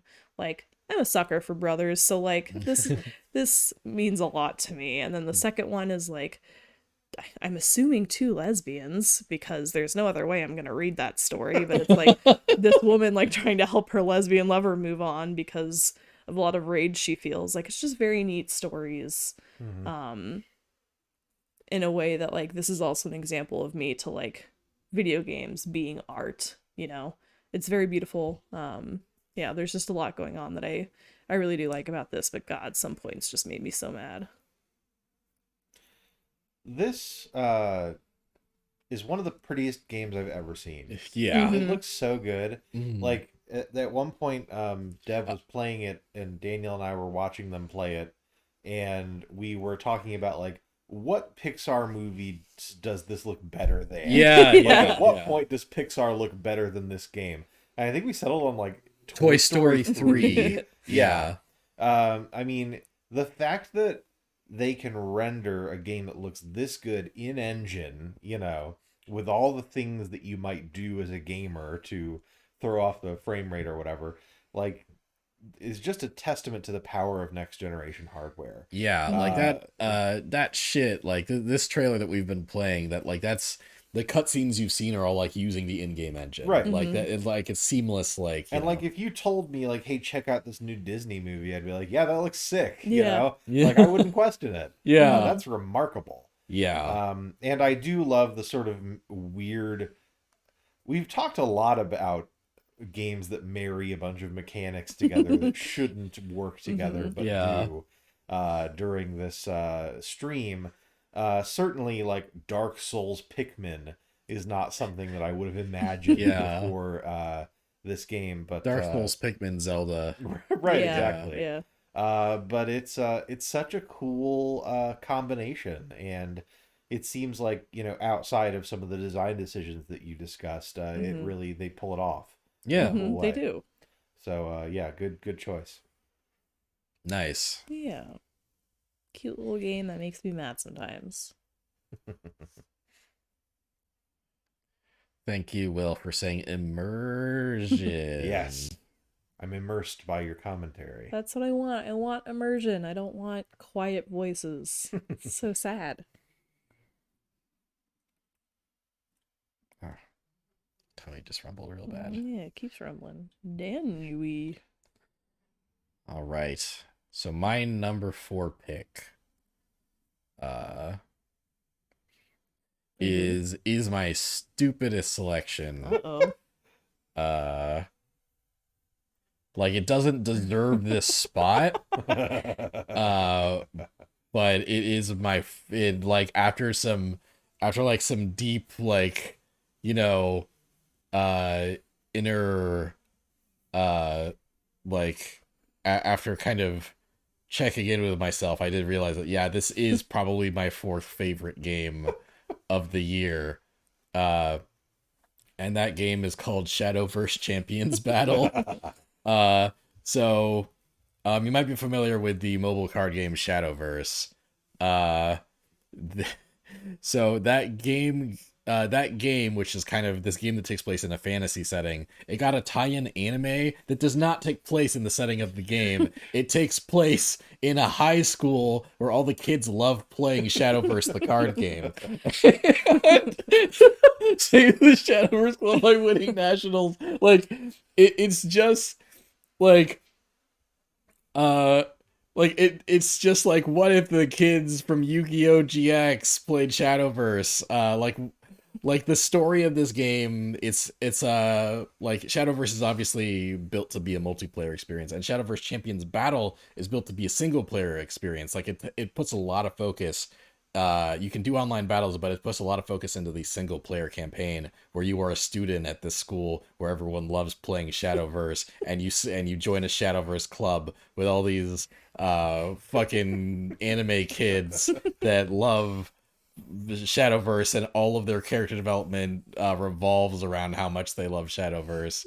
And it really, like, the story mode for this game really is just like Yu-Gi-Oh! GX, like fucking card game school anime, but like worse. Like it's just like the characters aren't as good or interesting. It's like so like it's so goofy and corny and sloppy, and like, oh, I loved it so much. Like, actually, okay, uh I um I like played like I captured a lot of footage on the Switch before I got like capture equipment, like while I was playing this game. And I've cobbled together a scene that I captured. There's gonna, like, this uses the in model, like, Switch capture, so I had to capture it in 30-second chunks, and there's gonna be like little skips here and there. But I got a clip of the game story to kind of give you guys an example of what I mean. Development and production of Shadowverse. Our household strives not to enjoy Shadowverse ourselves, but to provide enjoyment to others. But I eventually found myself drawn to the game. And so you played while wearing a mask to hide your identity. It's true that I love Shadowverse, but in my family that is simply not permissible. I assumed the truth would come out sooner or later, and I made up my mind what I'd do when the time came. I'm going to resign as student council president. To say, please take your leave. No way! I don't like the sound of that at all! You shouldn't have to quit for us! We want you to be our last member! Did you not hear what I just said? I love Shadowverse, and so do you! Right, Kagura? So just join our club already! Hero's right. If you wish to produce results as a player, I imagine being part of our club would be the best course of action. Love for Shadowverse. I think the answer's pretty obvious, you know? Yeah! Let's all go to Nationals together!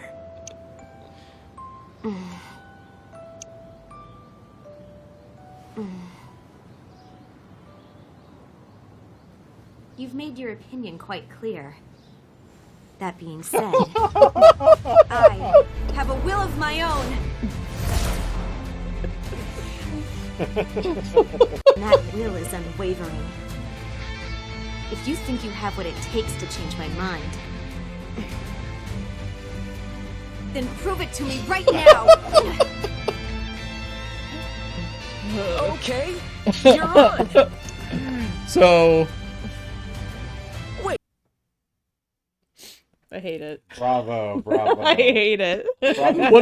one thing I love is that, like, they don't have Shadowverse cards. They all play Shadowverse Right. on their cell phones, right? And like, yeah, it's just like every character is just a really cliche archetype, right? You had the nerd guy that's like very like strict. You had you have your very like peppy, like Yugi style, like, yeah, I love Shadowverse, like that. You have the fucking student council president that secretly loves Shadowverse. but like, it's, oh god, it's so goofy. Like, it's such like it's the it's the worst story of 2021 that I loved the most. It just really nails like that corny card game anime feel. And Shadow, and you know, the Shadowverse card game itself is a fun, it's a fun and good card game. One kind of thing that's both neat and maybe less neat is that it's so poorly marketed that there's like there's so few official videos that I can play in the background. Just got to play like the 1.5 minute announcement trailer over and over again. Uh, uh right. Um, it yeah, it's it's right, it's the Shadowverse card game, and one thing that's cool and also not so cool about it is that Shadowverse has released all these expansions over the years, and when you play this game, you start from like the base lineup of Shadowverse cards, right? Like the only cards you have access to at the beginning are the cards that were available when Shadowverse launched. Yeah. And then as you progress through the story, you unlock new expansions and can kind of add to your deck from the Darkness Evolved expansion and the Rage of Bahamut expansion, which were like the first two expansions of the Shadowverse regular game. So it's kind of cool that you kind of get to experience Shadowverse from the beginning of its meta, and kind of expand upon it as you go through the story. The bummer is that like it stops at Rage of Bahamut. Like you don't get any expansions after that, and there have been a lot of expansions since then. They actually added a class. My class that I play, Portalcraft, is not in this game. Yeah, Portalcraft which is not. a bummer. Yeah, Portalcraft is not in this game. It has all the other classes, and you can kind of level up each class to earn new cards, which is cool. But the game, the game definitely like. That's a while ago. The game definitely like stops.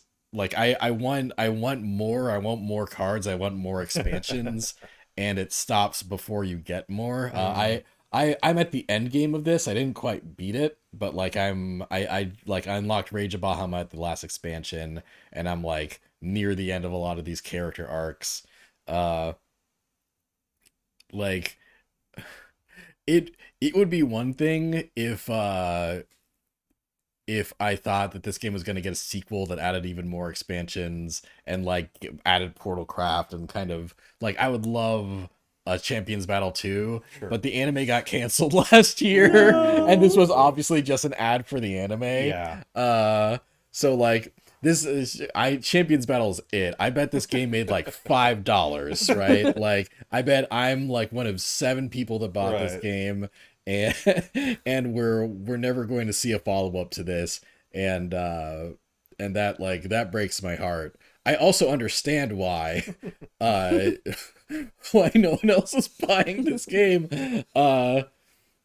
because like yeah, it's not even that this game is very good. It's just that it fits in my wheelhouse in such a specific way. It like hits so many of my incredibly specific buttons when it comes to like as like a video game, but also as like an anime, basically, because I'm basically just playing like I'm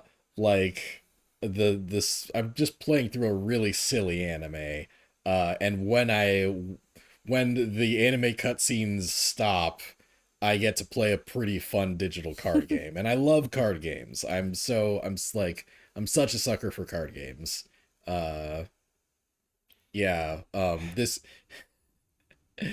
This might be the worst game in our deliberations from an objective standpoint, but it is my number 4. All right. Yeah. Shadowverse it's like my main online, CCG. I always come back to it. And Daniel played it for a little while, kind of after I started playing it, and then sort of dropped off and moved on to greener pastures. Yeah, much greener. It is hilarious no, to kidding. me that the thing that brought you back is like, what if we Yu-Gi-Oh'd Shadowverse? And then you're like, I'm in. I was so fucking in too. Yeah.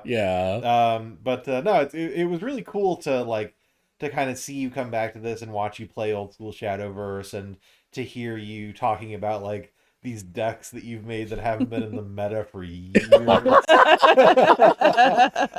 Like, as somebody who still plays Shadowverse casually and who used to play it a lot, it was a really cool experience for you to have this experience and to kind of live vicariously through you. Yeah, that actually reminds me,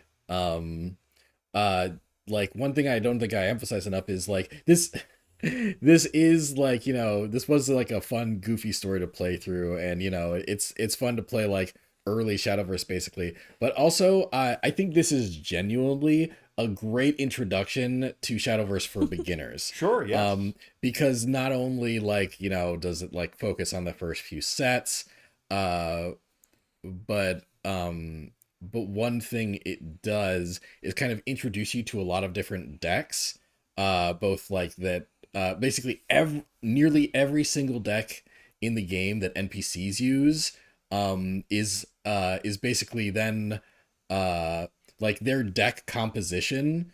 Basically you beat them in battle and then they give you something called a deck code, Right. And then when you look at the deck code, it tells you what cards you need to make that deck, and then it's like, and then once you have all the cards, once you've like bought and found and unlocked all the cards that are in that deck code, like making it one of your own decks is as easy as like pressing a button. That's cool.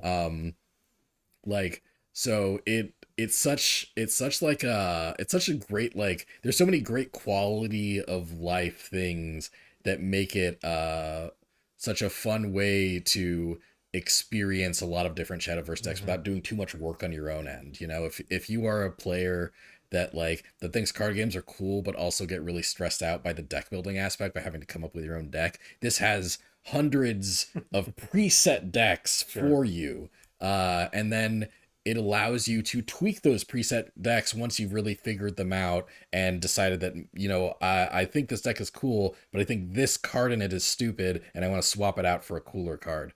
You can do that. It lets you do that. Yeah. Y'all are nerds, that's all I gotta say. Yeah, I'm not super invested in Shadowverse, but damn, did Daniel play a lot of this. Oh, yeah. Oh my god. And like he showed me the clip that he just put on for you guys, and I was like, does she just pull her phone out? Why does she do that? And he's like, oh no, they don't have physical cards, they do it on their phone, kind of like in real life. And I was like, oh my god. I hate this. Ugh. Yeah. Oh yeah, and each of the, a lot of the main cast have like their own kind of side stories that you can kind of that you can like develop kind of persona style, like they're basically social links. And as you spend time with them and like learn their personal stories, you also like unlock like their avatars and stuff that you can use in multiplayer battles. Always fond of stuff like that. Yeah. Yeah, I like, if you like put me in a gauntlet and told me to like prove that this game is one of the best games of the year, I don't think I could do it, but I do love this. Like, I genuinely love this game. It was such like, it gave me so much serotonin in a time that I really needed it. And Nice. yeah, my number 4, one of my best games of the year. I'm glad you had a good time with it. Yeah. That somebody did. Yeah, Will says unleash your persona, and thank you for saying that. Yeah, it does have persona vibes, and that did remind me that also there's just social links in this game. She like almost has Joker's mask too, when Oh yeah, you're right. I think that's why Will said it. Yeah. Oh yeah, good point.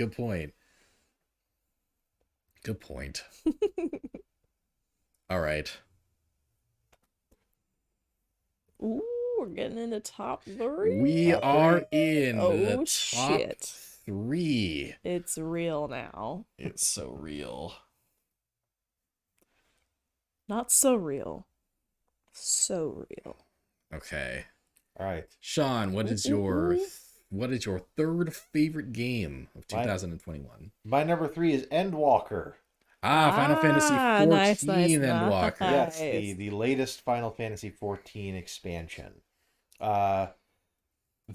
This was almost if it had been the biggest disappointment category, still for our special categories, the kind of launch experience for this game would have been my biggest disappointment. Sure. Fair. Because you may have heard of this, unless you've been living under a rock. The server congestion was so bad for this game at launch that you would be in queues with like thousands of people waiting hours to get in. And there was a bug where you would randomly get kicked out of the queue if the queue got too big and have to start all over, and it was awful. Once you actually get in, and I should say that, they've kind of solved that problem since then, and now the queues are extremely reasonable. Once you actually get in, this is just such a great ride. It isn't my favorite expansion that we've had for Final Fantasy XIV. That would be the previous one, Shadowbringers. But it is a really just great achievement. It's a great capstone on the story so far. And I would say that the high highs kind of make up for the low lows. In a lot of previous Final Fantasy XIV expansions, they focus on kind of like one region or one area. Like, okay, we're going to this kind of snowy place. Everything's really cold and snowy. Or like, oh, we're going to this desert area and there's a lot of desert stuff. This is almost comparatively like the Gurren Lagann of Final Fantasy XIV expansions. Because like 1 minute you're in Thavnair, which is kind of this very jungly region based on India. Then you're in Garlemald, which is this sort of like steampunk area where there's like roads with cars and radios and a bunch of kind of modern technology. Then you're on the moon. You go to the moon and you're like fighting stuff on the moon. You're just like all over the place, and the story kind of keeps building and building, and they manage to, because this is kind of the conclusion of the saga that's been going on since the game launched. They really managed to end it in a way that feels like it has a lot of weight, and you feel as though you have truly come to the end of the saga as it exists so far. And I think that that's an admirable achievement, and not often one that you get in an MMO. Yeah. Usually they just sort of keep going forever, and there's never any resolution to anything. So it's kind of cool that now it feels as though Final Fantasy XIV is almost like its own kind of JRPG that has a complete story that you can play through. I think that really kind of adds to the appeal of the game. Outside of that, I also just really like a lot of the new content. There are 2 new jobs you can play, which would be called classes in other MMOs. There is the Reaper, which fights with a scythe and is kind of all about like teleporting through the void and like summoning a little demon that fights with you and that kind of thing. And it has this great mode where you like call this demon, this void sent, and it possesses you, and you just like become the Tasmanian devil from Looney Tunes, just like spinning around like a cyclone with your scythe. That's really satisfying. There is Sage, which is my new main class. It's a healing job, where like you can sort of cast a buff on an ally and then the damage you do heals them. So it's kind of all about it's about kind of doing damage and being more effective in combat than healers usually are, and that's really satisfying. The boss fights are really cool. The dungeons are really great. The music is excellent. I just, outside of the launch woes, which were very real, now that it's kind of in a stable place where you can play and enjoy it without having to worry about that kind of thing. It's just a really great experience, and it's still hard sometimes for me to recommend Final Fantasy XIV to other people, particularly people who don't normally play MMOs, because it is kind of a slow burn, and like getting through the older content was difficult for me. So I know it would be difficult for other people, but if you are somebody who kind of can, you think you have the patience to get through that part of the game, it's just fantastic. The experience of kind of going through the story of the sort of Scions of the Seventh Dawn saga is just really excellent.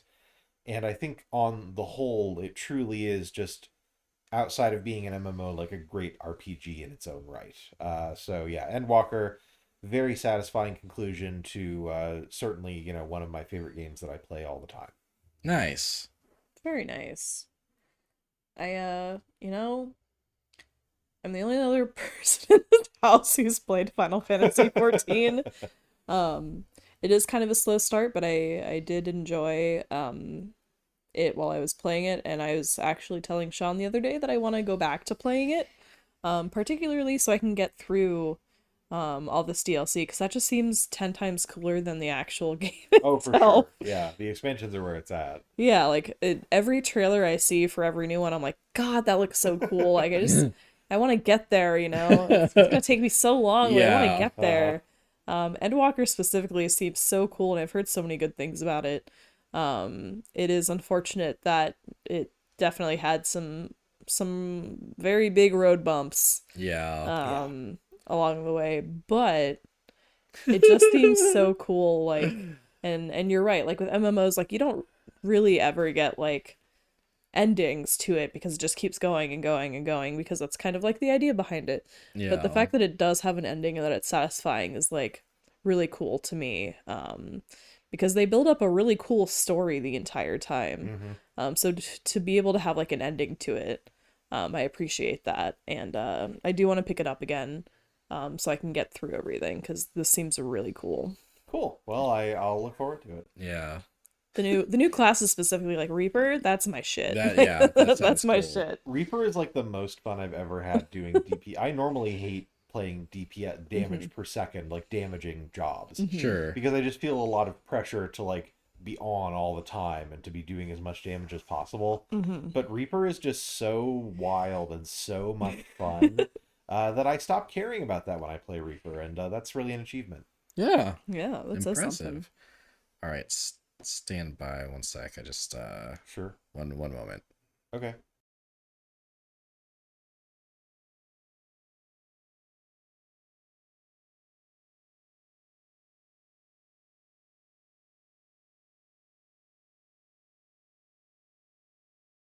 Alrighty.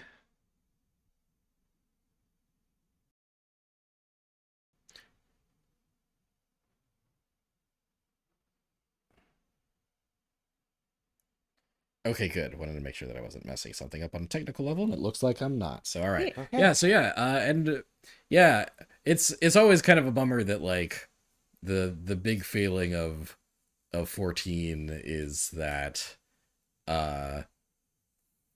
like there's a really cool game but it starts with Heavensward, and like and you got to play for like 100 hours to get to that point. Or you know, Heavensward is the first expansion. Right. Yeah. That's and that's what I mean. Right. Like Heavensward is where things start getting. Oh, really I see what cool. you mean. Yes, exactly. Yeah. No, I you know, exhaustively slogged through A Realm Reborn. And that's one of my least favorite MMO experiences I've ever had. Wow. It's so slow. And then they knew that it was slow and they knew that it was bad. So they were like, okay, we're gonna trim some quests. I'm like, great, that's awesome. Trim like half the quests. And they were like, we trimmed 10% of the quests. I'm like, that's not enough. It's so not enough. I'm a lot more bitter toward that part of the game than I think most people I know who play, you know, Final Fantasy 14. Yeah. But if you are like me in that respect, I would honestly recommend just like buying a story, skip to Heavensward, and watching a recap on YouTube. I had a really rough time getting through A Realm Reborn story. I should say that my brother, who plays with me and is in my free company, loved it. Yeah. He just loved going through that story. Yeah. He actually attributed it to the fact that he's a big Dragon Quest fan, so he had patience for slow burns. Yeah. So yeah, I mean, your mileage may vary. Yeah, but I follow a like it. streamer actually who had like a really good time with like base game 14. Like he's just starting Heavensward now. Oh, okay. Yeah. So yeah, so maybe that's encouraging. Maybe like, because one thing that's been holding me back is kind of like, you admitting that like base game sucks and like uh yeah, because I've considered like starting 14 here and there, but I'd really like to just like, I both would want to just start from where it's good, but also I'd want to have a context on all the sure. story before Yeah. it. You're Yeah, Mr. so Context. yeah, I'm And I'm what'll Mr. drive you Pokemon really Yugi. crazy Yeah. is that a lot of the events in A Realm Reborn refer back to Final Fantasy XIV 1.0, Yeah. which is a game that's so bad that it doesn't exist Yeah. anymore. So you're watching these cutscenes, they're referring back to stuff that happened in 1.0, and you're sitting there like, I don't care, because I can't play the game that this came from. I don't care about any of these people. Oh yeah. Oh, I hate that. I hate that like the context for the context you need to Right. truly appreciate what's happening is in a game that is no longer playable. a game that doesn't exist anymore. And Oh then my at one God. point, someone was doing an interview with the game director, Naoki Yoshida, where they asked him, like, hey, World of Warcraft's doing, like, WoW Classic now. Would you ever consider doing, like, a 1.0 Classic where you can go back and play that game? And he laughed, put his head in his hands, and said, nightmare. Because of how shit that game was. I wonder if they'll ever do something like what they did with Dragon Quest X, where like Dragon Quest X is an MMO, but they are making rather this year in Japan they're going to release Dragon Quest X offline, where you can play through the story of a certain amount of Dragon Quest X as a single player game. I wonder if they'd ever do that with Realm Reborn. I think that would be great, and I think like they totally could, because like there's an extent to which Final Fantasy XIV, kind of broadly, like not just Realm Reborn, feels like a single player game that you occasionally play with other people. Right. Like, it's a lot of like solo quests and cutscenes and stuff, and then every now and again it's like, oh, you're in a raid with 7 other people, and now you're back to the single player stuff. Sure. I think that would be a great idea, and I would love to see that. And now that they're doing Dragon Quest X offline, who knows? Maybe Cool. one day. Cool. But yeah, Endwalker's great. Love Endwalker. Good time. Cool. All right. Nice. Good pick. Thanks. Also slightly surprised that it's in your top, like it's in your top 3 and not like your top 2. Well, I need to see what to do next in maybe 30 minutes. All right, Devin. Yep. What's your number 3 pick? My number 3 is Noja. Whoa. You can say something now, but maybe we'll talk more about that later. Oh, what? Weird. I love outer space.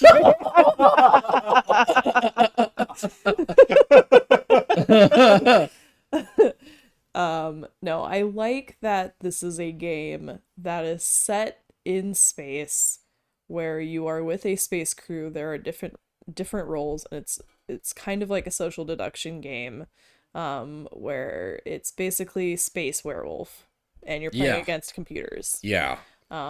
It's, like, when I say it like that, it sounds like it could be boring, but it's not. Like, there's so many things about this game that make me really like it. You can put points into skills to help you, figure out, like, who's lying, who's reacting differently. Like, it's just very cool, very cool. We will talk about it later, but shout out to this game and their localization team. Yeah. Because there's 2 non-binary characters in this game. One of them is one of the main characters that you interact with the most. Yeah. And there's another character that I absolutely love who's the other non-binary character. And the localization team actually listened to trans people adding them being like, hey, like, some language here is a little outdated or like not preferred, like this is what the terms we would use. And the localization team was actually like, hey, okay, yeah, we listened to you, and then we put a patch in and changed it. Like, Yeah. that means a lot to me, who's also a non-binary person. So I super appreciate that. The character designs and the art is just fucking superb. I watched Daniel play through it and loved it so much that I bought it for myself, and then I played through it. And this game's just so good. I will wait to talk about it more later. But God, I just fucking love this game and how cool and weird it is. Yeah. Yeah, cool. Cool. We'll talk about it more later. Cool. My number 3 game is give me a sec here. I don't know how this is going to go from a tech perspective. All Kind right. of leaning towards playing a game that I wouldn't have to spend more money on, right? I'm trying to not spend too much money in this 2-week period. Okay, great. Skull the Hero Slayer. Oh, Whoa. nice. Yeah. Yeah, my number 3 is Skull the Hero Slayer, which is, it's a kind of, it's a platformer, like Metroidvania-ish roguelite game, where you are a little skeleton boy named Skull, and you can collect, like basically as you play through, you unlock different skulls that you can replace Skull's head with that are all different classes with different play styles, and as you play through, like you go through all these different like levels, gaining more abilities and power-ups, and skulls for Skull to wear, and you can upgrade those skulls. You can kind of evolve those skulls and give them new abilities and new like passive powers that make you more formidable, and I knew that I'd like this game. I knew that this game was, I thought like this would be like a fun little, nice little fun little roguelite, right? Like it's like, oh cool, just a little roguelite for the month, just a little thing I can dip my feet into and have a good time with the little skull boy. And then I played it for like 2 months straight. And I only stopped because I needed to play more games for Game of the Year. Like I got to the final boss, and I beat I beat the first phase of the final boss, and then the final boss activated their second phase and wrecked my shit. And I'm like, I would love to go, I actually am looking forward to getting back to this phase and beating my head against it like 20 more times before I even like start to beat it. But I need to play more video games before we do our deliberations. Yeah, if I had listened to my heart, I would not have talked about Eastward, for example.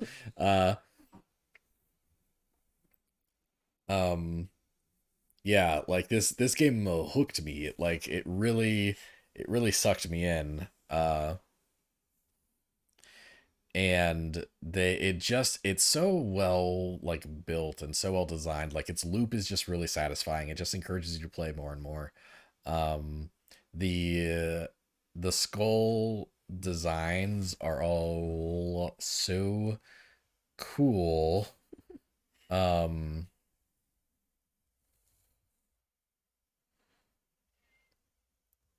This is all from like my first playthrough, where I was still pretty bad at this game, and I keep not. God, this like looking at this is like embarrassing. I am embarrassed.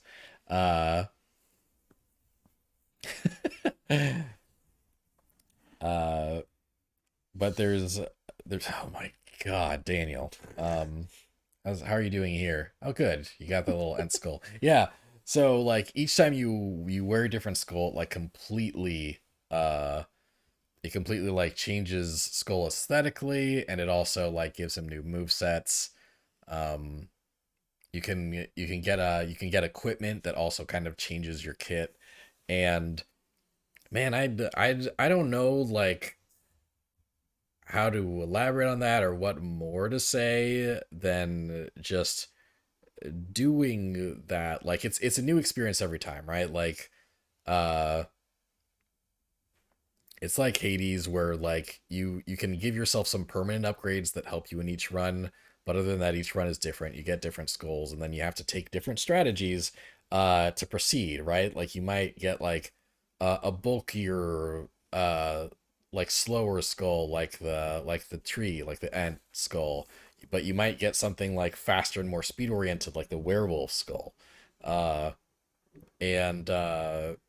and you kind of got to find out like partway through your run like what your playstyle is going to be, and then you start like buying equipment and stuff to kind of build on that playstyle and make it better over the course of the run. So like you kind of get to play the game a little differently each time you die, and kind of adapting to that is really fun. I also liked the story a lot more than I was expecting. Basically, every time you reach a new area for the first time, um, this this sexy witch narrates the story in Korean, um, and that's just a blast, man.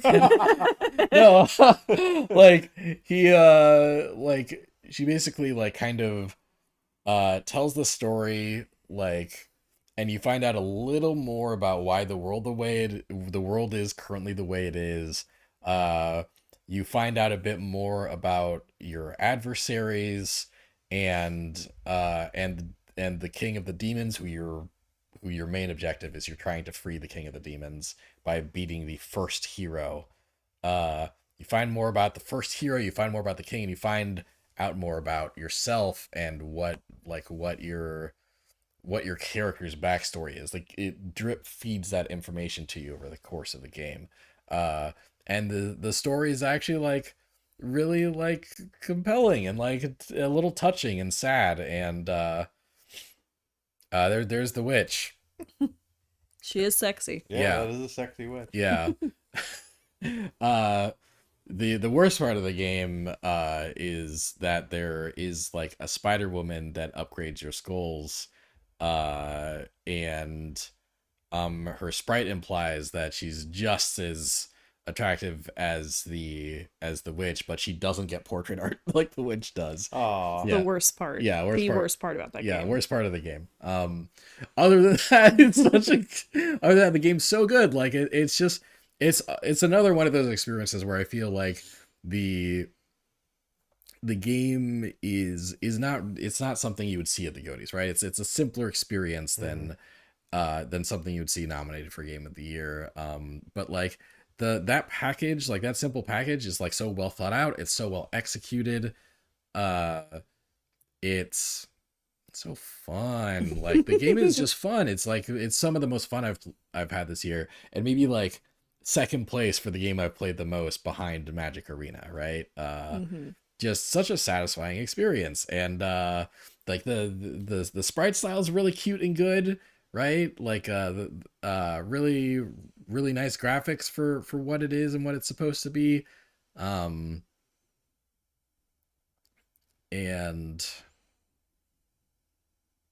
I love it. It's good. Yeah. No, Yeah. like I have not played this game myself. I've watched you play a lot of it on stream. Yeah. It's really cool. I love, roguelikes and roguelites.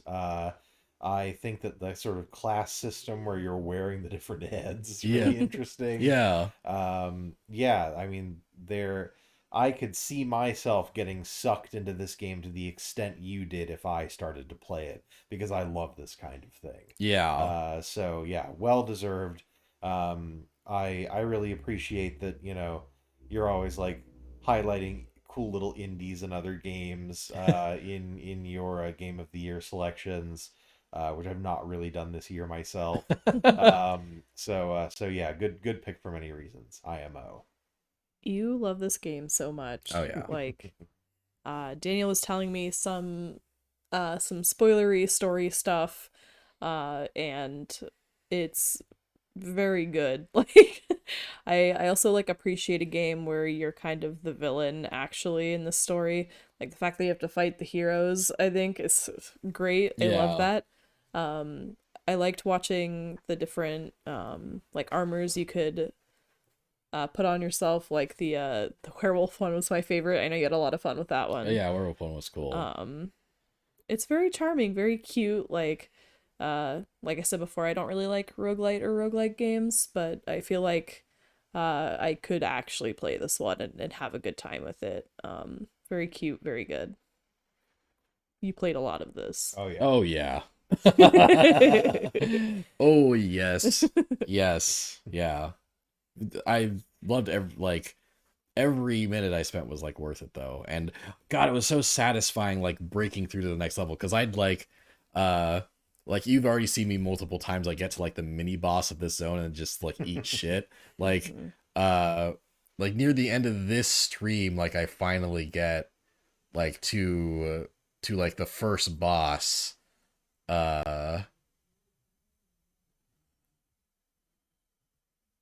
Maybe I die against like oh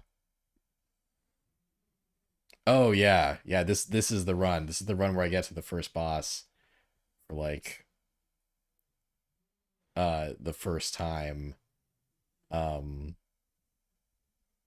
like it was so satisfying to Oh, get yeah. that far, you know? Mm-hmm. Like it was I was like, holy shit, like like I did it. I'm so good at this game. And now if I don't beat the first boss in a run, that was a garbage run. Oh yeah, I Right? mean now you rip through this boss like Yeah. a sneeze through toilet paper. Yeah. Like, you Yeah. obliterate this boss every time, practically. Yeah. Like yeah, if I die at the second boss, it's kind of a disappointing run. But like I was so excited and so satisfied by how far I got at this point, right? Mm-hmm. Also like there was a person in the stream that was like very kind and gave me some great tips Aw. that made me a lot better at this Mm-hmm. game like in the long run. Nice. Yeah. I see that you have a gun. Yeah, the mummy, like this is there's a lot of like skulls that are basically just like references. Sure. This was basically the Metal Slug skull. Like this, Okay. yeah, this was That's basically cool. just a little nod to Metal Slug. Yeah. Yeah. And unfortunately the damage on it is garbage. And I that can like tell. yeah. And that's why like I was yeah. Well, you're really catching those hands. Yeah, Yeah, you were doing so good before, and then that one Right? really messed you up. Yeah, yeah. Like I got focused on the guts. Anyway, yeah, this game's great. This Yeah, game's that's great. I cool. love it. This is number 3. Number 3. Okay, we've all done our number 3s. Do we want to take a break and then do our top 2? Or Yeah, if we could just take like 2 minutes. yeah, okay, cool. All right, we're gonna take a quick break. Hold on, like yeah, don't run off indefinitely. We'll be back in like 5 minutes or less. Yeah, we'll see you in a minute.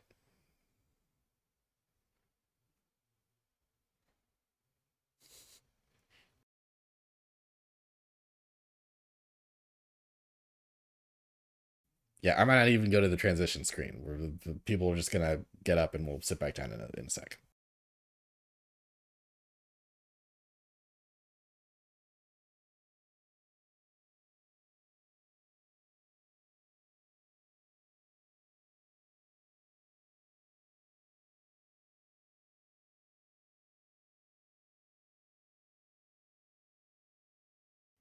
Actually, I am going to do the transition screen, but we'll be back soon. We'll be back soon. See you in a minute.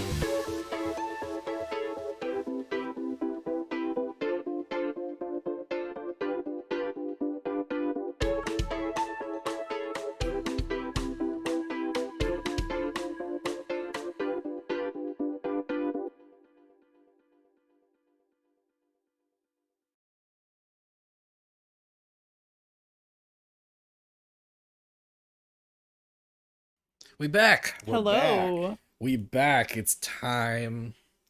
It's time. Did you lay down on my phone? Did he? Maybe he didn't, but then where's my phone? Did I lay down on your phone? Anyway, guys, it's time for our top 2. Yeah, it's time for our top 2. Sorry, I was gonna do a... And boy, have we got 6 great games for you guys. I know what 2 of them are. Up to 6. I was like 6. I can't do math.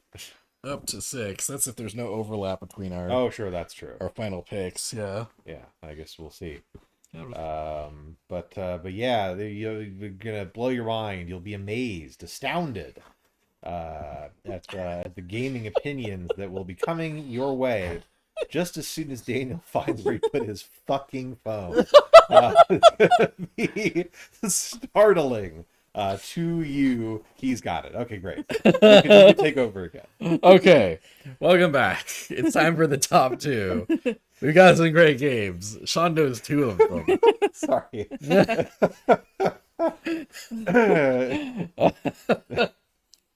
There's a part of Wayne's World where Wayne gets fired in the middle of his show and Garth has to take over. Oh, I remember Yeah. that. He's like, I'm Yeah. having a really great time. Anyway, that was not actually an anxious experience for me, but it did make me think of that. That part was very funny. I remember that part of Wayne's World. It's very funny. Thank you. I laughed at that part of Wayne's World. You're welcome. Thank you for the confirmation, Yes. Daniel. Okay. Welcome. welcome back. Yeah, we're doing our top 2. So these are the cream of the crop. These are our favorite games of the year. And then once we finish that, we can kind of add up all of our top 5s and see what the official Smashing Theory game of the year is. Yeah. Sean, Yes. what is your number 2 pick? My number 2 pick is Metroid Dread. Ooh. It took me a little bit to ease into Metroid Dread, and I think that it's because I'm so used now to playing Metroidvanias, but this is not a Metroidvania, it's a Metroid. There is no Vania. Interesting. Right? Like, there's no, experience points, there's no leveling up, there's none of the sort of trappings that you find in kind of the like DS Castlevanias, for instance, or whatever. It's just straight up like old school exploring. The only upgrades you get are the ones you find. It's obviously there are a lot of like kind of quality of life improvements and things like that that make it feel like a modern game. But the design philosophy is very different from what I became accustomed to, in kind of experiencing the sort of genre that the Metroid franchise helped create.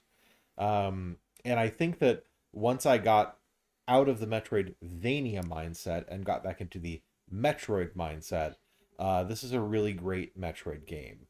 First of all, as I said, there's just a lot of things, particularly relating to movement, that are much improved. There's a slide that you have now that lets you kind of like dodge under projectiles and into gaps that you would normally have to more fall into. That's really nice. And it just kind of lends to the general feeling of moving around just being very smooth. This is a very fun game to watch speed runs of, which I did after I beat it. Because just like watching people get around, it's just kind of, it's a very pleasant experience. There's also like a kind of short range teleport that you get later that lets you dodge attacks. That's really nice. There is a sort of hook shot that you can use to grapple onto things, which has been in previous Metroid games, but it really kind of feeds into the rest of the movement advancements here, and that's very satisfying. I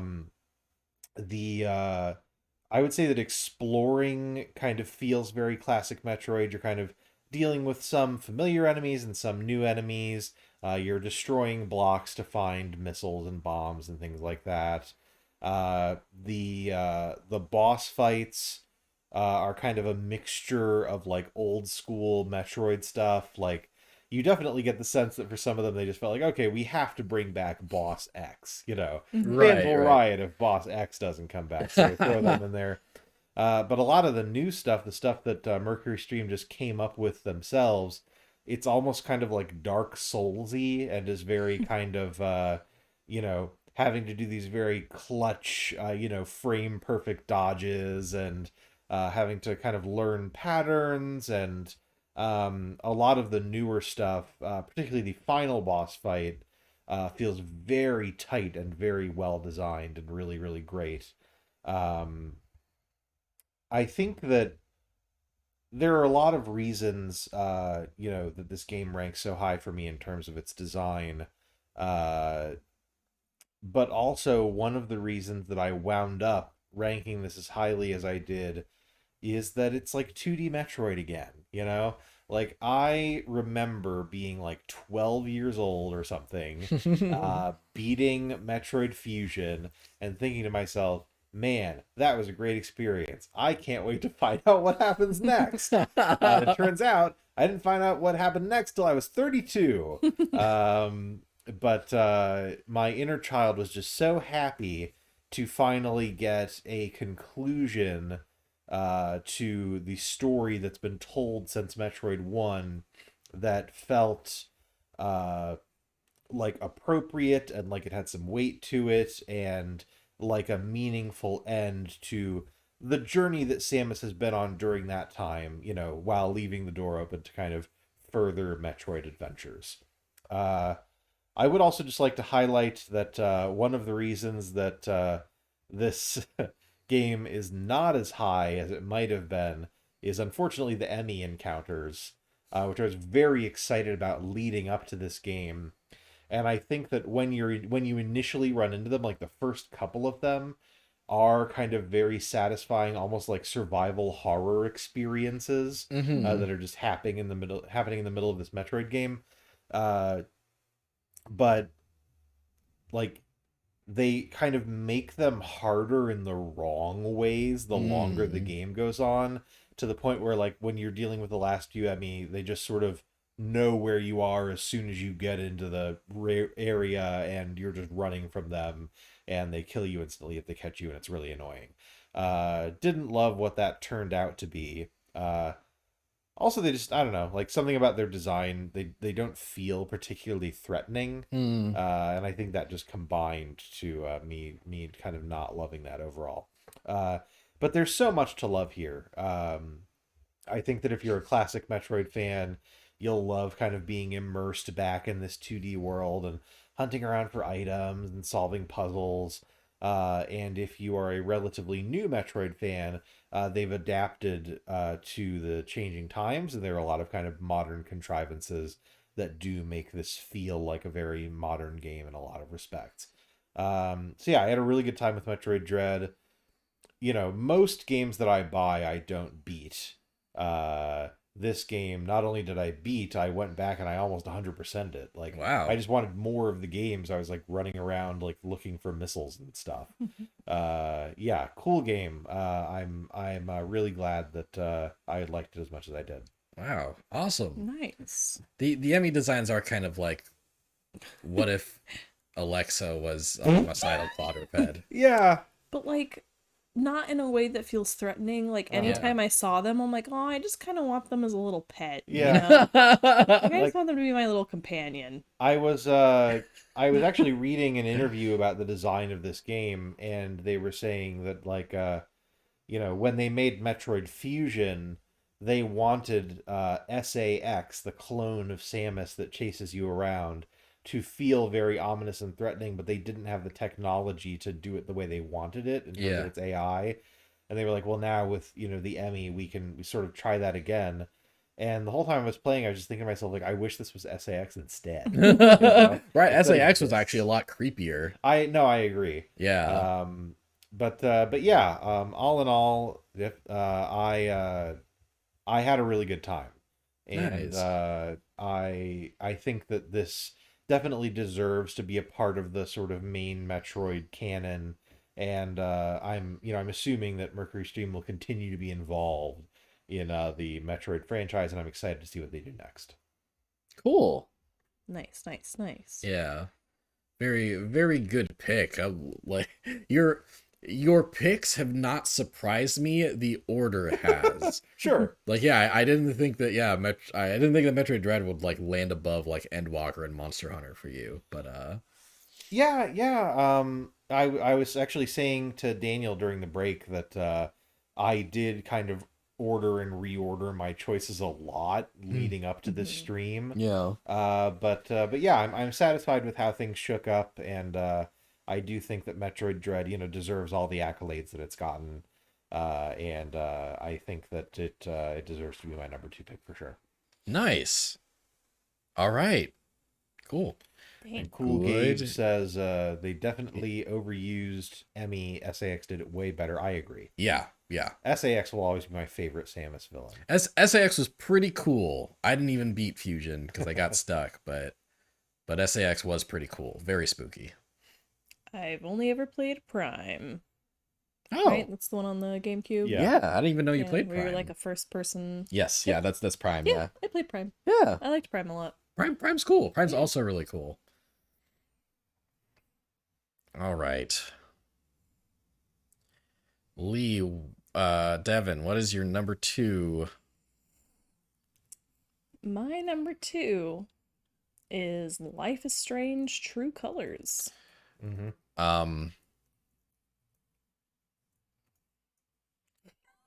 My number 2 is also Life is Strange True Colors. Amazing. Okay. Cool. That's hilarious. It is yeah. We didn't divulge our ordering or our picks to each other Yeah, we did beforehand. not. If you guys couldn't tell. Yeah, we knew the special categories. Yes, yeah. But We everything told each other else- special categories in advance so there wasn't like overlap there. Everything else is new information. Yeah. Yep.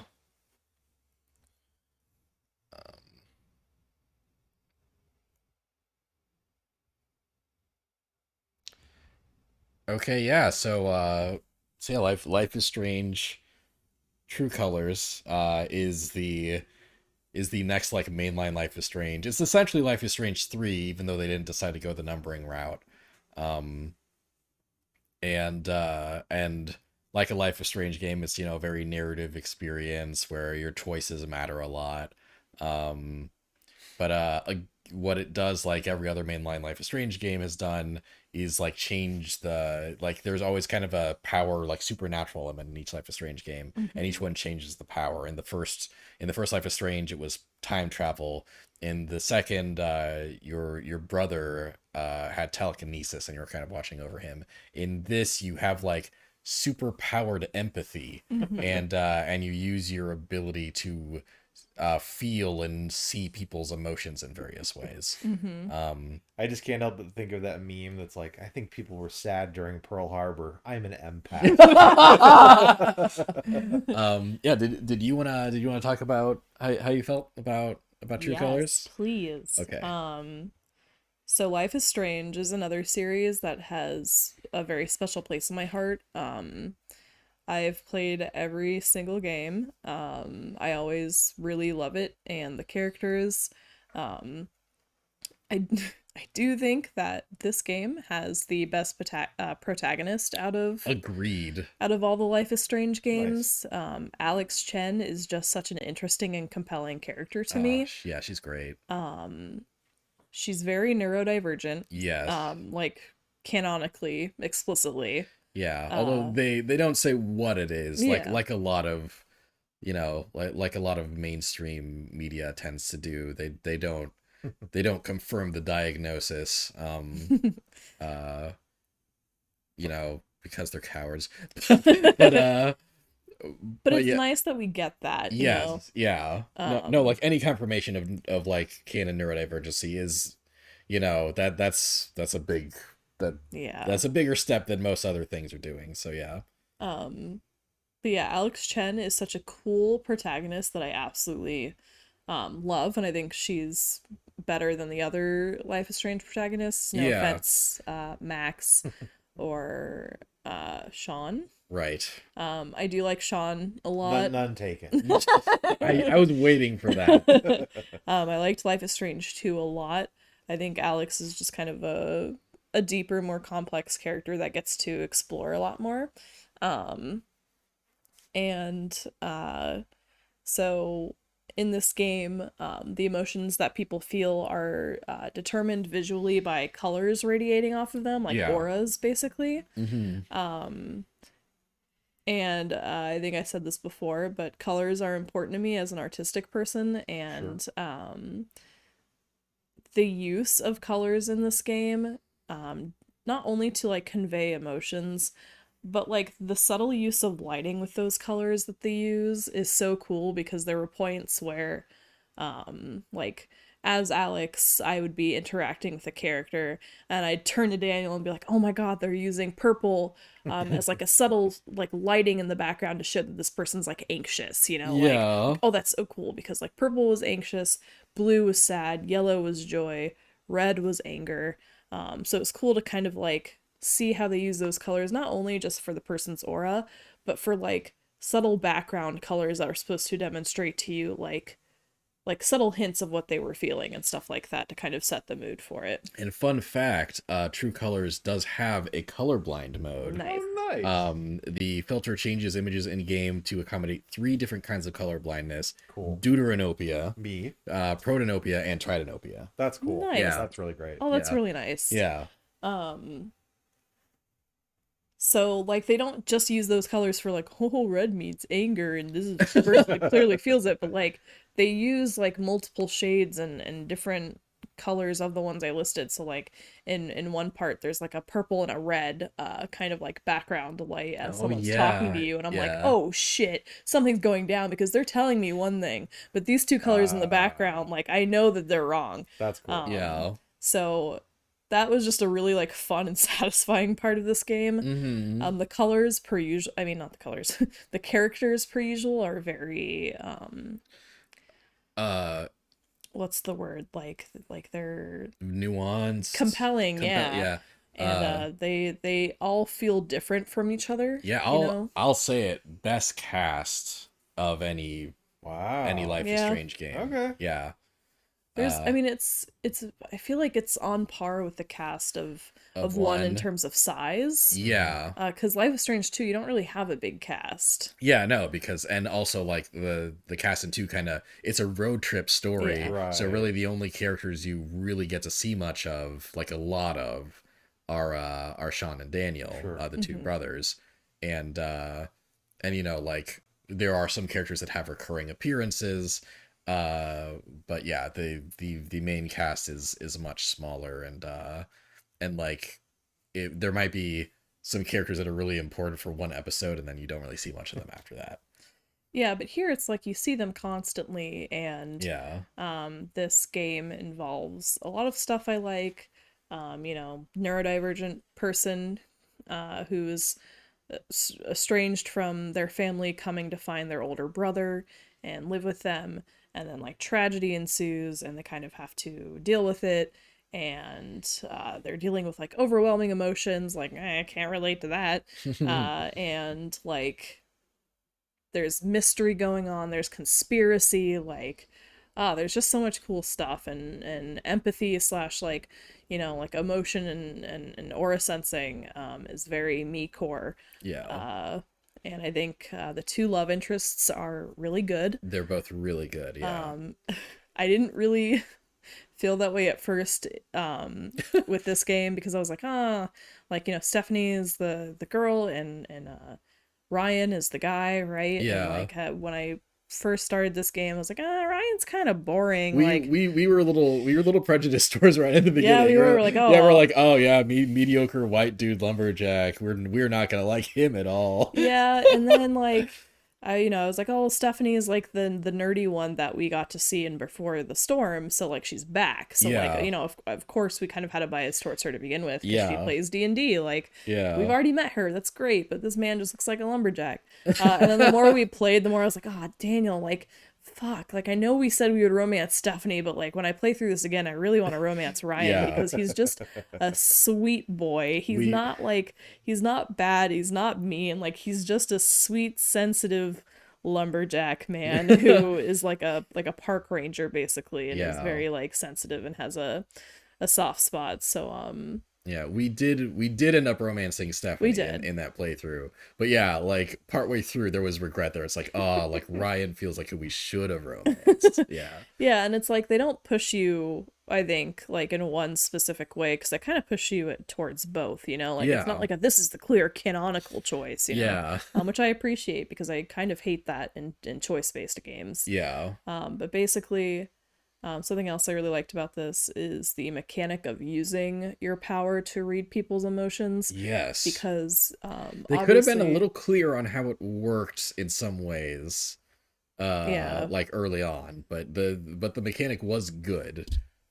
Yeah, because like it tells you how to do it in very important parts where it's very clearly outlined to you you're supposed to use the power. Yeah. But as you're walking through, I think it's called Haven, right? Or is it New Haven? I think it's New Haven. Yeah, New Haven. As you're walking through, there are just people outside standing and like talking to each other, and you can use your fucking emotion reading powers to read those people as well. It's not just the main cast. You can use it on in important areas. Yeah. You can just walk around town and read a person on a bench being like, "Oh, I'm so mad right now," you know? You can also read the emotions of objects, and they were not clear about that until it was too late for us to get some achievements. We got so late in the game and I like walked past something and it did like the little white dot to prompt you and I was like, "What?" And then it was like, "Oh yeah, no, you need to read this." And so I pressed the button and it was like, "Oh, this item is drenched in sadness." And I'm like, "Wait, I could have been doing this the whole time?" Yeah. Like, Yeah. but I think that's so cool. Like, it's not just people you can do it with. You can read, auras radiating off of objects, which is also very important to the story. Like, there's Yeah. so much around you that you need to pick up on to kind of put stuff together and unravel the mystery of what exactly is happening in this town. And I just thought that was so fucking cool. The choices do feel like they matter. Yes. Nice. They especially matter end game. Yeah. For something you do, which I also appreciated, and I almost got everything I needed to.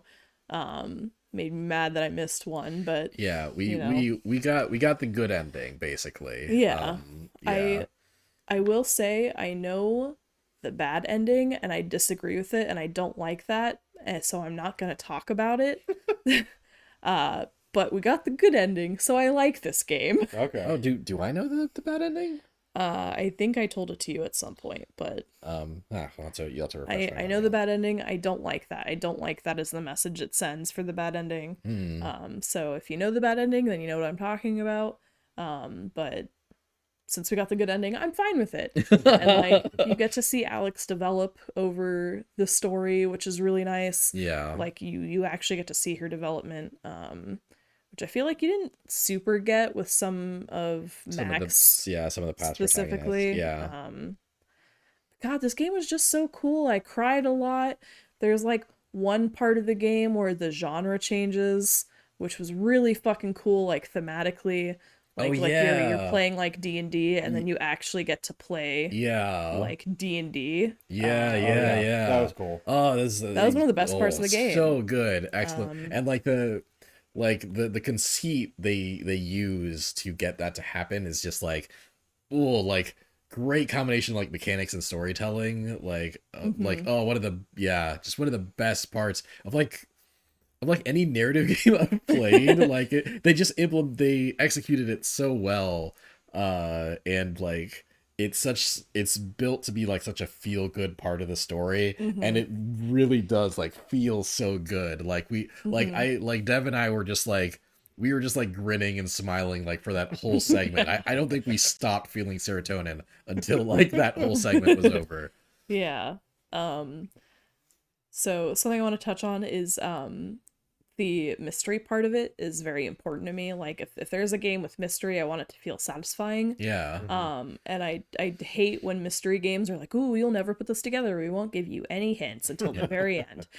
But this game did a very good job at like dropping very subtle little hints Yes. that you could put together if you paid attention and explored a lot, and you were rewarded for that. And we had like a theory like pretty early on, and it ended up being right. Yeah. But like it didn't feel like unsatisfying to get that right. It's like, oh cool, like it had like, yeah, they really like kind of laid in pretty subtly, and Lee and I are just very analytical. Yeah. Dev and I are really analytical, and we pick up on a lot of small details. But I like it wasn't like, oh, this was too easy to figure out. It's like, oh, we picked up on the clues that you left, but the clues you left were really cool. Yeah. Yeah. Yeah, exactly. And Nice.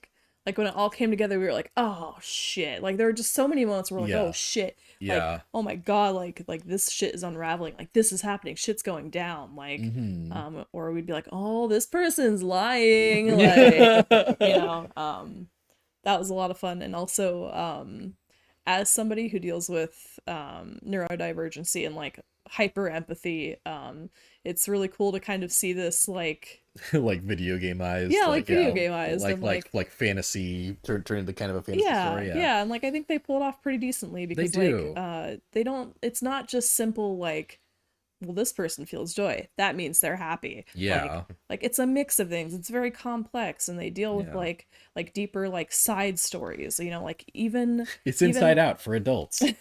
Yeah, like even minor characters like have a thing going on. Like Yeah. like there's like this really ridiculous like drunk guy in the story, right? That like I didn't really give a second thought to. And Yeah. then there's like a point in the story where he's kind of off alone, and you can choose to interact with him and kind of get to see like his story. So it's like little stuff like that I really Yeah. appreciate. Also, like even like there's basically like extras. There's like background characters in the game that like have no like real effect on the story or anything. But if you kind of pay a lot of attention to them, you can kind of resolve their stories too. Like there's like two NPCs basically. Like you never even find out their names, but like if you like kind of just like you can kind of hear them in the background. Sometimes if you just walk up, you can kind of eavesdrop on their conversations and also like eavesdrop on their emotions. And like, so there's like this boy and this girl that like both have like a thing for each other, but they don't communicate that with each other out loud. And you get to see that develop. There's another pair of NPCs where like the girl like they're both gamers, and the girl like they're both like, look, I know you love your favorite game, but it's not my thing. And then over the course of the story, like eventually you'll see them in the background and you walk over and they'll be like, okay, so I tried your favorite game and I actually love it.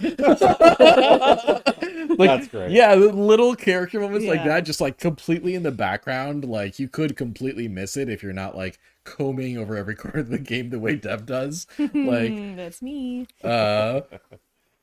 yeah, so like good little tiny moments that really just mix into the soup that is that game, and it's delicious. Oh god. Nice. Also like there's like a small social media aspect to it where you can like kind of Yeah. check like the Life is Strange Facebook like in the game, the equivalent to it where like people in Haven/New Haven like post updates and stuff, and that was a lot of fun, and you get a lot of like small lore details with that. So like some of the Yeah. NPCs that don't have names, you can kind of figure out who they are from the social media, because there will just be a comment that's like, oh, the ice cream shop is open today, blah blah blah, and then like there are two NPCs that like stand outside and argue, and they're like, well, I think the flavor of ice cream we should next release is like rum raisin or whatever. Yeah. It's like, oh, that's Mike and Allie or whatever their Yeah, names are. yeah, like, that's right. You can find out the name of the whole like minor cast just by paying attention to the social media posts. yeah. That's Yeah. And then Alex was in the foster care system. Yes. And had kind of a shitty family. Yeah. And I think they portray that both realistically and empathetically. Yeah. And as somebody who's adopted, like, whew, one of the final sequences really fucking got me, man. I was just like, oh, Alex, like, I feel that, like, whoever wrote that, like, knew what they were talking about. Like, it wasn't just, like, feel good, like, shock value things. Like, it's stuff that, like, people actually go through. And I think it was handled more on the graceful side of things than the, like, you know, well, we're just doing this to write a story. Like, there's a lot of emotion, a lot of love in this game, which I think was needed. Yeah. If you're gonna, like, handle this topic, Yeah. and tackle this kind of story, you kind of need that. Yeah. It was just really good, just really, really fun, good experience overall. I think also, like, in terms of representation, this is one of the best games on the market right now. Like, in terms of like, you know, like neurodivergent representation, POC representation, LGBT representation. They handle they handle everything, like, delicately without, like, making those things, like, the main part, like the only thing that matters in any of their stories, you know. Like, you know, Alex is bi, but, like, she doesn't have, like, a big arc where she explores being bi. She's just bi, and, like, it's part of her, but it's not the most important thing about her. And that's also true for her race and for her neurodivergency. Like they this, like, in terms of representation, this game was incredibly well written, I think. Nice. Especially for a video game, which I think the gaming industry has kind of a long way to go in general when it comes to that kind of thing. Sure. I do think that Life is Strange 1 will always be special to me in a way that the other games won't, but this might actually be my favorite Life is Strange game. This is my favorite Life is Strange game. Cool. Yeah, and I like I loved Life is Strange 1, and I loved Life is Strange 2. Like, I thought Life is Strange 2 was so I think Life is Strange 2 is underrated as hell. I think everyone just kind of ignored Life is Strange 2. And I don't think it deserves that. I think it's an incredible game. And when both Life is Strange 1 and Life is Strange 2 were out, I was like, I don't think a definitive Life is Strange game exists. I think these are both the best game of their kind in different ways. And then True Colors came out. I was like, this is the best one. This is the best one. But the other mainline Life is Strange games are also still incredibly good, I think. Yeah, I didn't experience as much of this game both as you did and as much as I've experienced previous Life is Stranges, because I think I've just been around more when you've been playing them. Sure, yeah. But, you know, hearing you kind of describe how this game works and also seeing what I've seen of it, I can definitely see why this is kind of the pinnacle of the Life is Strange series. And yeah, good number 2 choice. Yeah. For both of you. God, I think Life is Strange 2 was kind of the longest part of our podcast last year when we did our deliberations. And like I feel like that could easily happen with True Colors also. Like, I feel like there's so much more to say about it. Like, it's just yeah, it's just such a good, like, Deck 9 also, like, usually Don't Nod works on these games. Don't Nod made 1 and 2. Right. Deck 9 made Before the Storm. Right. And Deck 9 really showed, like, their capacity to take the reins in True Colors. Yes. Like, if they make every mainline Life is Strange game from this point forward, like, double thumbs up. I think they might be better at it than Don't Nod, honestly. Okay. Although, you know, again, no shade to Don't Nod. They're also incredible at their craft. Sure. Even though those games are technically very janky. Like I think Deck 9's a little better at the technical aspect, a little better at making these games on a technical level also. Although there were bugs in True Colors. Like, there were, I think the game even crashed on us at one point. Did it? No, maybe not, but there were, like, I think there was at least a point where we had to, like, where we got soft locked and had to restart the game or something. The animations were better. Animations were They better. were way better. Way better than Life is Strange 2. Yeah. Yeah. Dialogue was way better. Dialogue was also better, yeah. Yeah, like yeah, and also just like this the conversations just felt like better written than in previous games, especially Life is Strange 1. Yeah. No one told Alex to go fuck her selfie. Listen, No I love tasty that plasma. line. I unironically love Go Fuck Yourself. Alex didn't have a hyperfixation on Final Fantasy: The Spirits Within at any point. Just D&D. That's a tasty plasma. She never said that. No. Although honestly, if I were like on the writing team for Life is Strange, like the franchise, I would make every protagonist say the word Stacy Plasma at some point in the game. Like that would be like my goal, to like sneak that into every. Or just Life like is there's a Strange scene game. where you're getting like your blood drawn and the nurse goes, "Oh, that's some tasty plasma you got." That's like Life is Strange 5, yeah. Right, yeah. After I've run out of other ways to say it, yeah. So True Colors is good. He doesn't buy it. Yeah, True Colors is really good. Yeah, beautiful story on grief and emotions and mystery and why people do things. Yeah. Yeah. Cool. Yeah, excellent. Yeah. Oh my god, we're going to number 1 now? Yeah. We are going in number 1. Oops.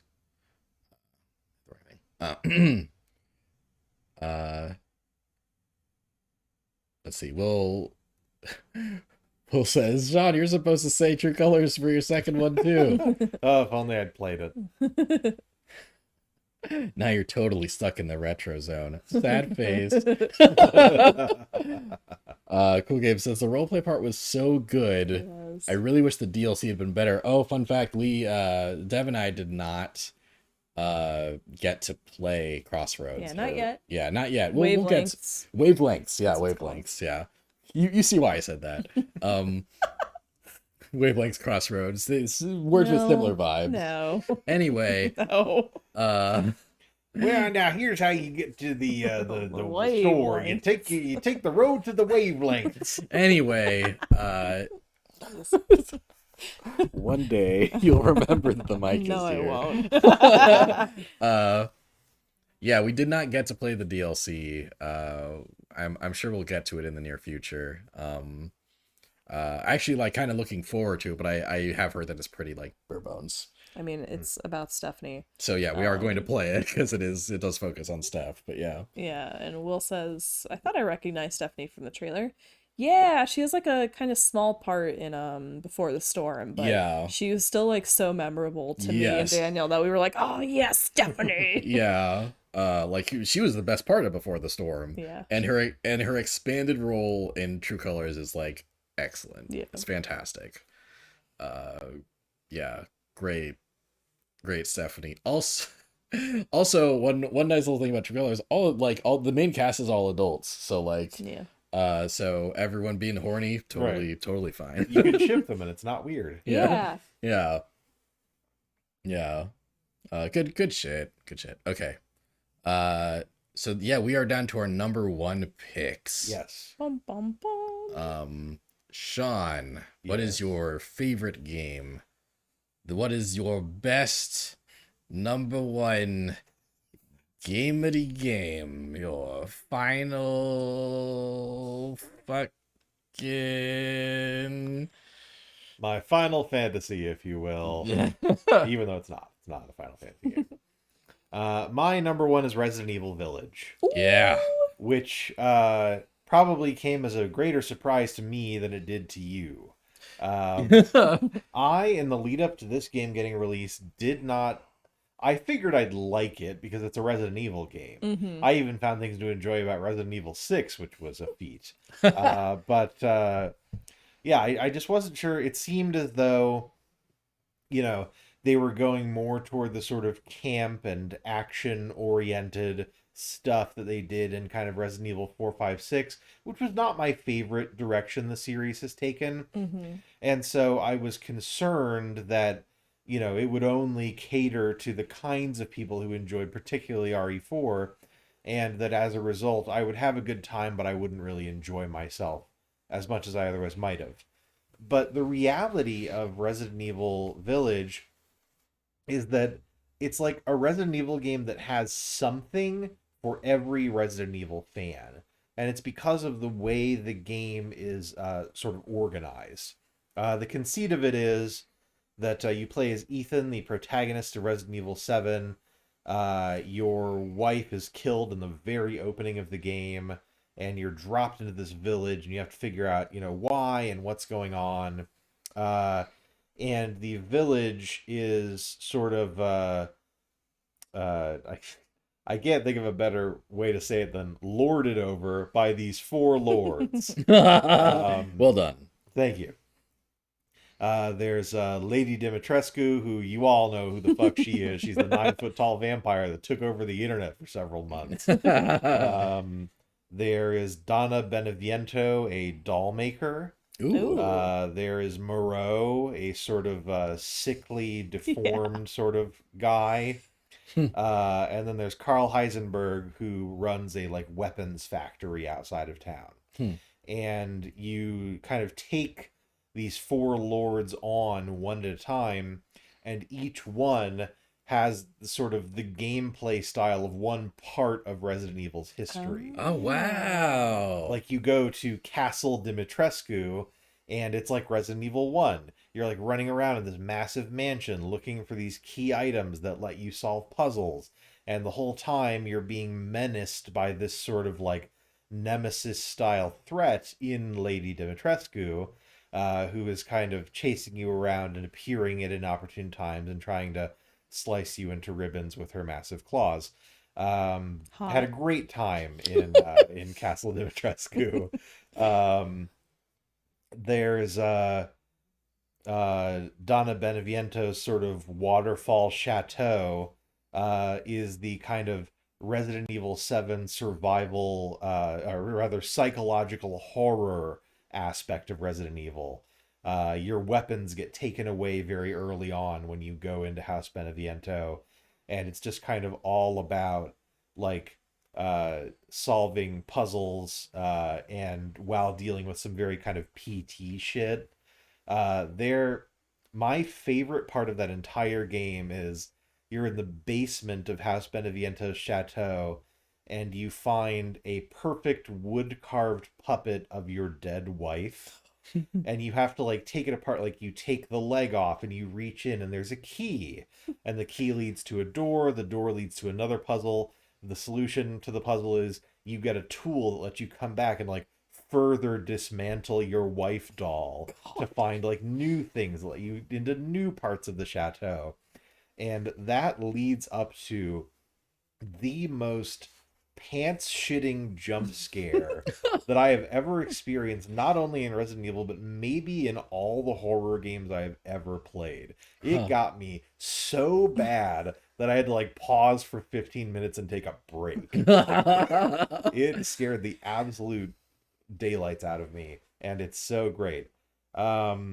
Moreau, he's kind of lording over this sunken village, and you're just being menaced by this sort of Jaws style underwater monster while frantically solving these puzzles to progress. And I would say that that's the most maybe Resident Evil 4 in that it's just kind of very action oriented and bombastic. And ultimately it was my least favorite of the lords, but it was still pretty cool. And Heisenberg is just this great sort of culmination of every final Resident Evil area ever. You're in this cavernous weapons factory, kind of shooting your way through it, and yet encountering these very kind of tough sort of golems that he's made out of human body parts and machine parts. And just throughout the whole game, but particularly during that part, you always feel as though you don't have quite enough supplies to make it. You're just always hanging on by an absolute thread. And it's just this incredible tension throughout. And I think that just because of the Four Lords setup, just because, you know, every time you get to a new lord, it almost feels like a new game. It feels so fresh, even as it's kind of going back and revisiting a lot of the tropes of past Resident Evil games.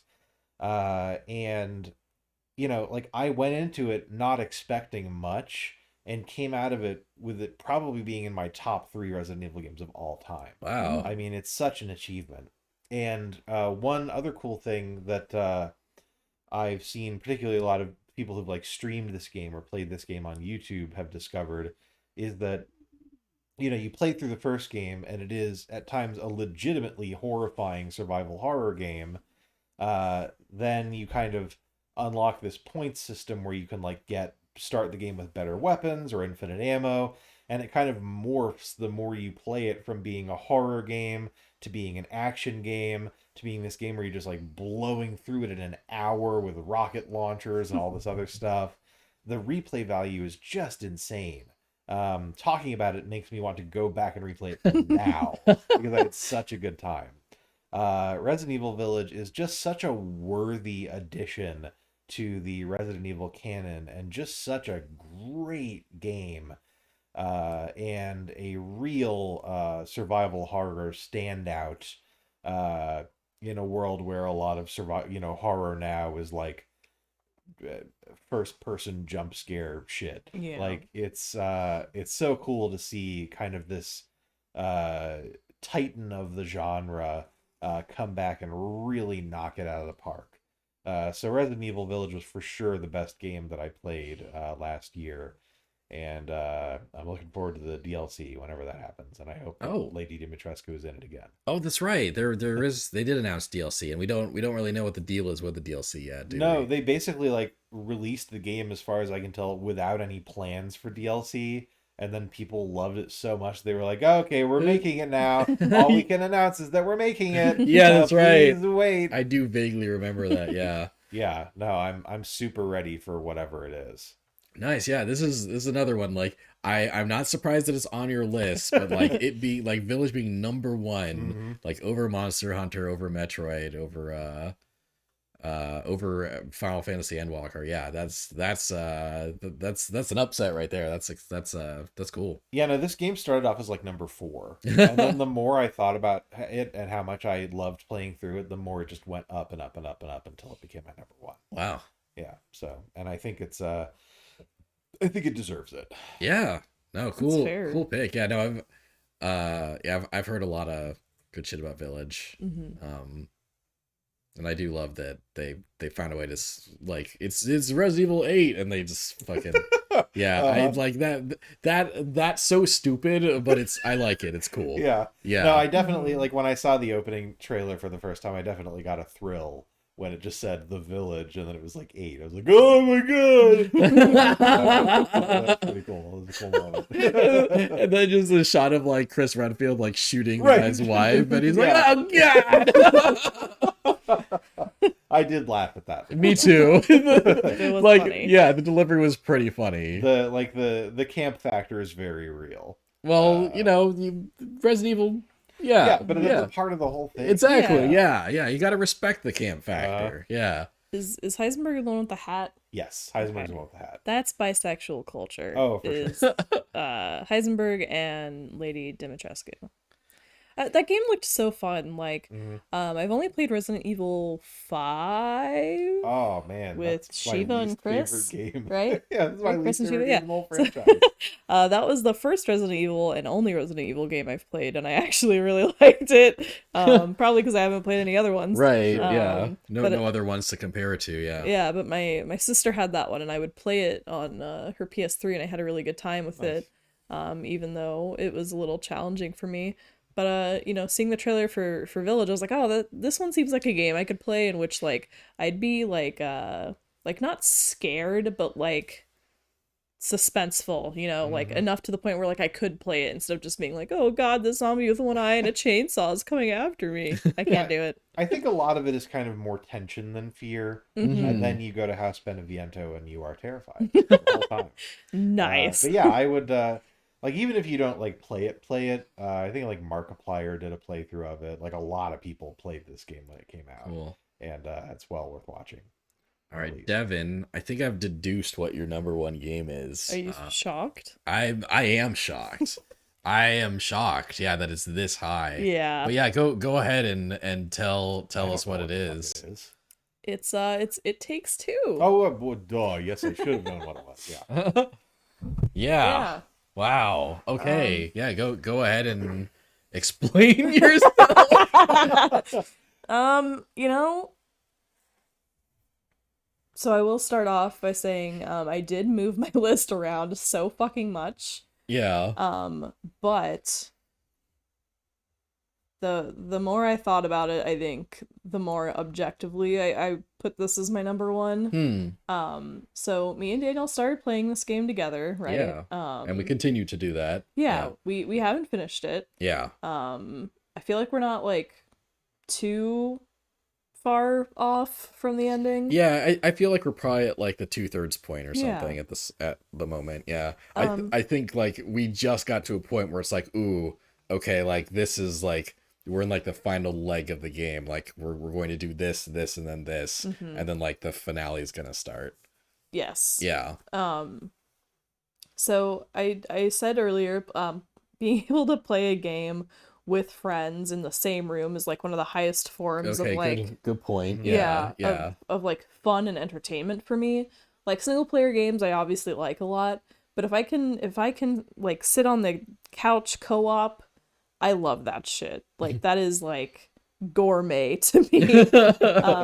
So like WarioWare and It Takes Two is like so fun to me because it just presents a lot of really fun like opportunities to have like, you know, with the person you're playing with. So me and Daniel started playing this, and at first I was like, oh, this is kind of cool. And the more we played, I was like, Dr. Hakim is the most annoying plot device narratively in a game. Dr. Hakim is the weird Mexican book that Okay. you see in the trailer. Yeah. He's supposed to help your relationship because he's like a love guru. But God, he's so fucking annoying every single time. I'm like, it's funny because the main three characters, the annoying book and the mom and the dad, none of them are good people. They're like, yeah, the one of the reasons it ranks so low for me is that no one in this game is likable. like they like especially up to the point where we played, like there's just like they are like the mom and the dad especially are like borderline irredeemable and what like awful people they are. Like I think there's a chance to redeem them, but like it's a slim window, you know. They just suck. Sorry, go on. No, you're good. I think they're likable. I think they're just really shitty people. Yeah, you're right. Yeah, there's stuff to like about them, but they are bad people. Yeah. Yeah, like their dynamic is interesting and fun and funny and realistic, but also terrible at times. Like they're just so mean to each other sometimes, and like so the whole point of the game is you're playing as one of two parents of your child. Yeah. And you're getting a divorce because you guys just do not get along, like it's not working for you. And your child cries, and then you're turned into toys, and the little love book is trying to your the parents' souls are trapped in the dolls that she made for them. And you just want to undo the spell, and the book promises to help you, right? While encouraging that you two work together and cooperate and kind of, you know, learn to be good to each other, right? Yeah. The point that me and Daniel just got to is the first time that the book has been like, I need you two to sit down and actually talk things out. Yeah. Which I think it takes too long to get to that point. It takes too long. All right, I am done with this part. End the stream. Like I think it takes too long to get to that point, because we've played hours and hours and hours of this game where May and Cody, the parents, are just fucking horrible to each other. Yeah. Like, you know, like May's like, Cody, stop, you know, and then like Cody is just like, May, and they're just mean to each other the entire time. And like, you know, I get it. They're bad for each other. They're getting divorced, but like, do we really have to play like 10 to 12 hours of this game? Yeah. of just that for them to like finally be able to like work stuff out. I really think them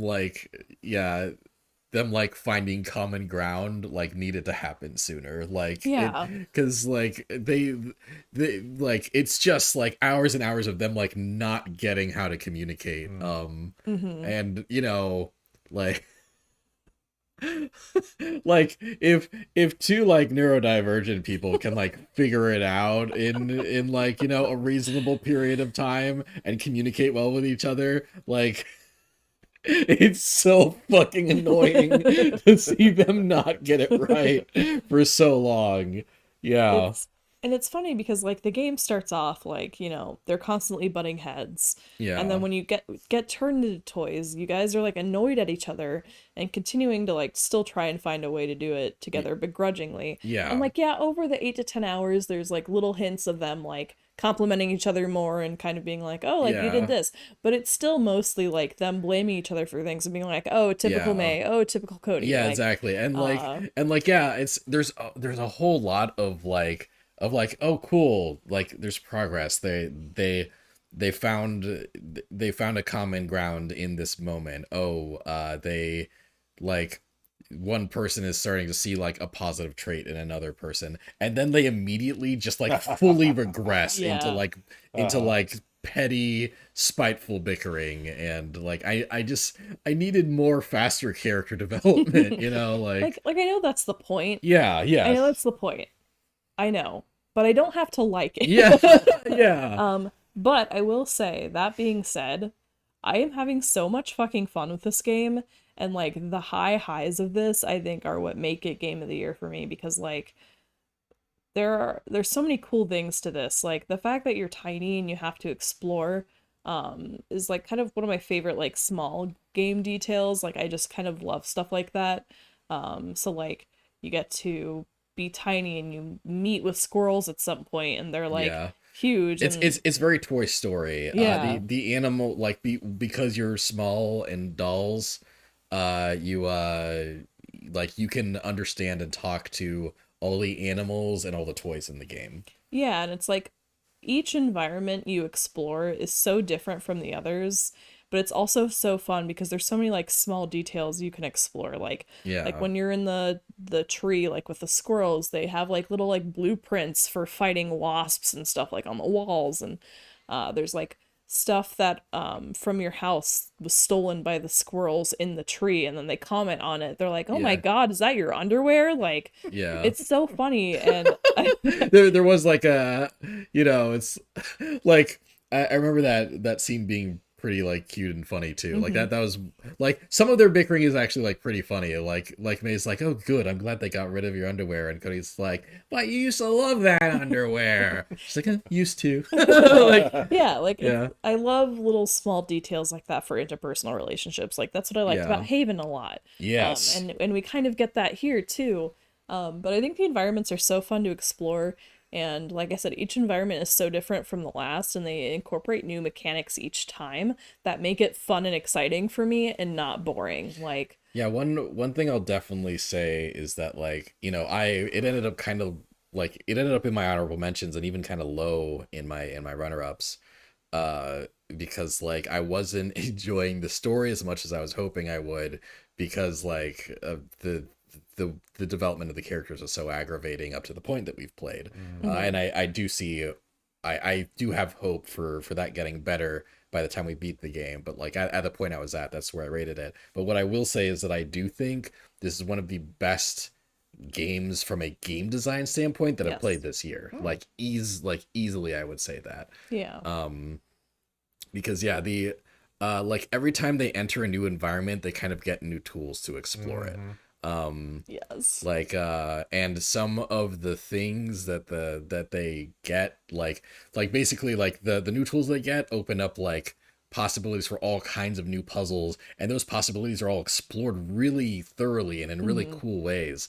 Like when they end up in the tree with the squirrels in it, that they make a deal with the squirrels to defeat the wasps that are also taking up the tree.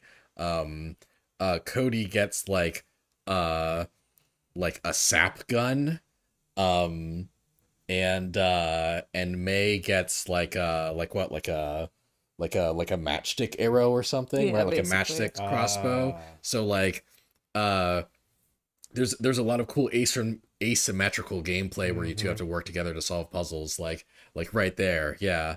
Okay. Yes, yeah, and then yep, yeah, cool. I don't even have to fucking talk. But I guess for the sake of the audio version, I'll upload onto the podcast feed later.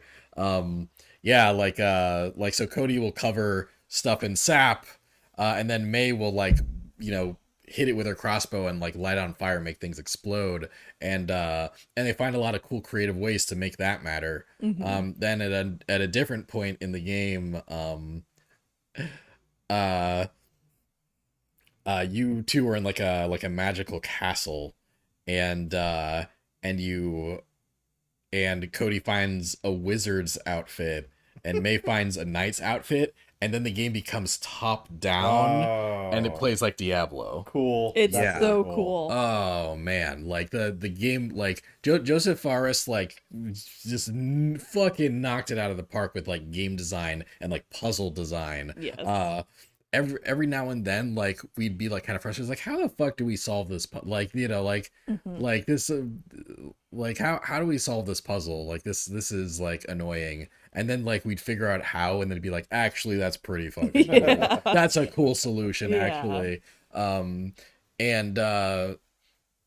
one neat bit of game design is like if you're taking too long to solve a puzzle or something, like one of the characters will usually say something. Yeah. Right, sure. Like could it be like, hey May, don't you think we should set that thing on fire? Like like It's not just that explicit, but yeah, like and it is a bit more subtle than that. And also I think they do really good at waiting an appropriate amount of time before Yeah. the Okay. characters start dropping hints. That's Yeah. cool. There's a lot. I'm watching a playthrough of Minish Cap right now. Legend of Zelda Minish Cap for the Game Boy Advance, and like Link will take like 2 steps and the hat will be like, did you know you can use your bow and arrow? Right. Like this gives you time to solve the puzzle before it starts giving you hints. And we've actually only heard hints a few times because we're very good at solving puzzles. It's true, actually. Yeah. Also, I think one of the cool things about this is that the environment is such like a childlike wonder, Yeah, in terms yeah. of exploring.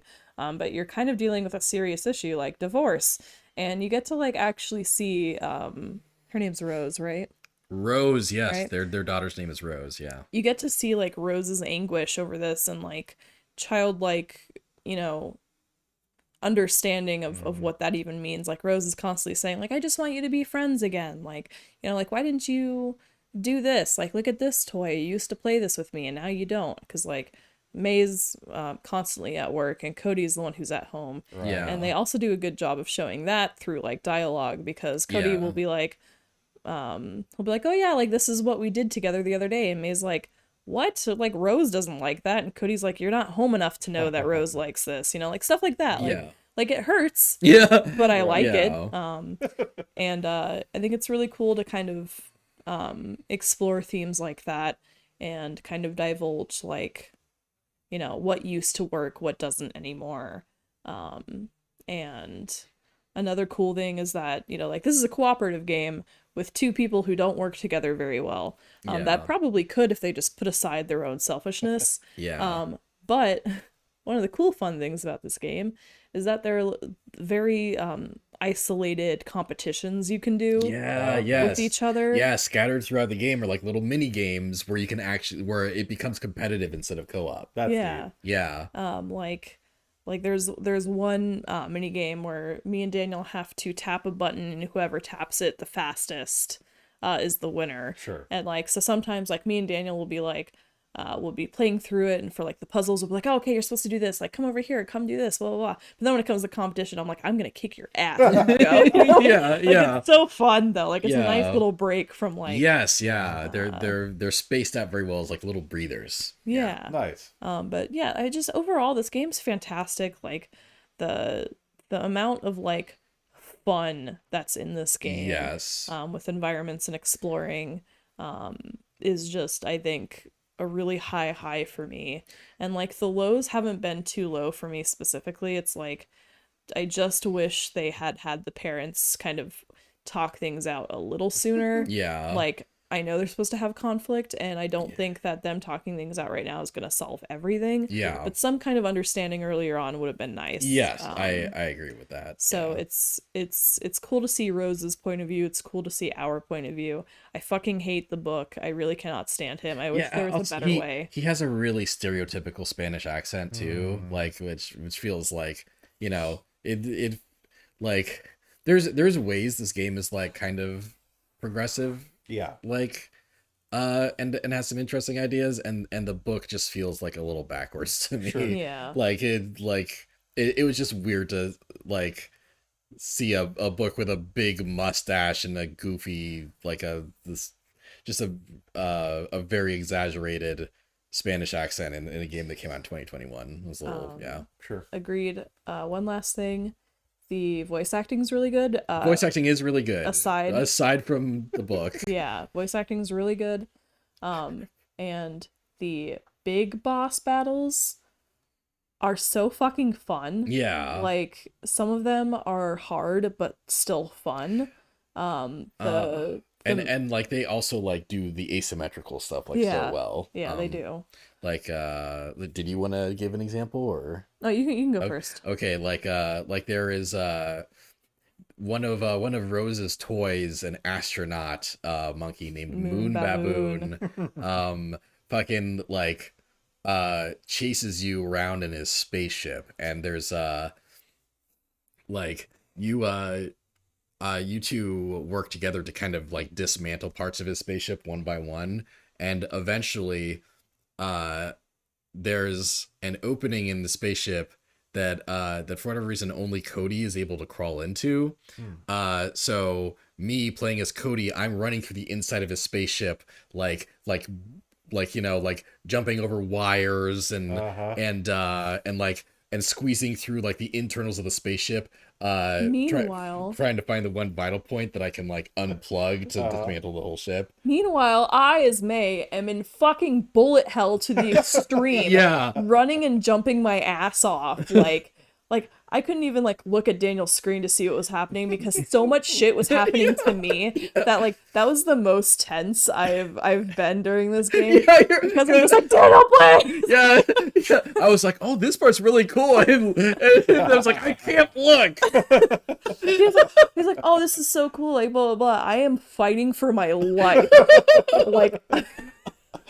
like the screen is just full of bullet hell as I'm like running and jumping and trying to like avoid getting hit, and like it was just so intense, and like it was cracking me up because I have to focus on what I'm doing, but I'm also laughing because it's like I'm having a hard time fighting for my life, and Daniel's over here like, oh, this is so cool. And I'm like,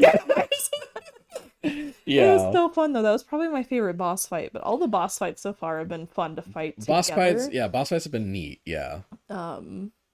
There's just a lot about this game that I really, really love, subjectively and objectively. Yeah. And I think being able to explore different environments and like your own house with little small details like throughout is really cool. Mm-hmm.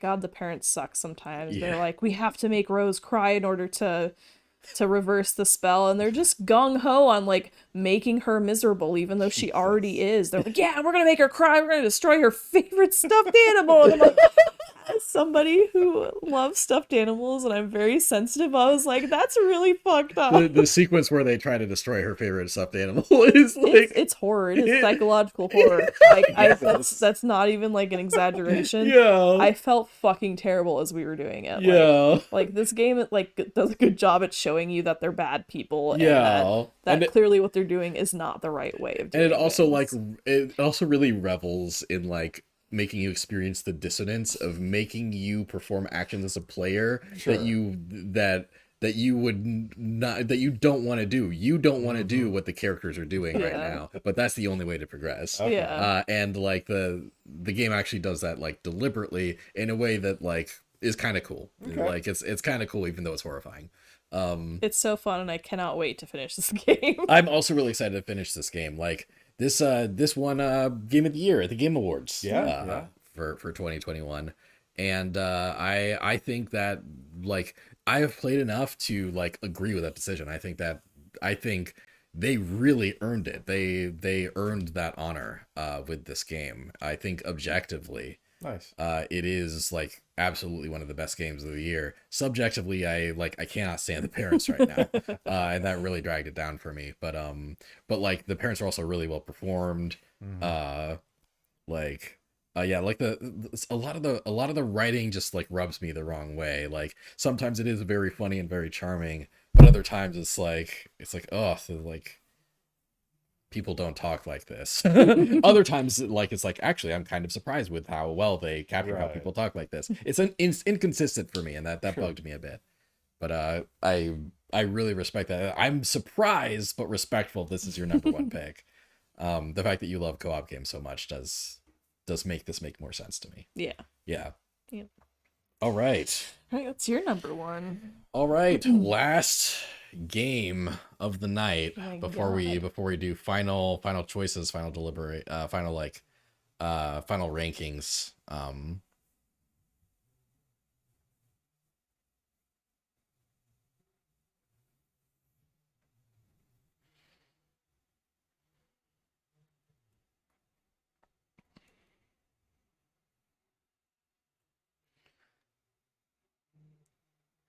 Just let me see if I can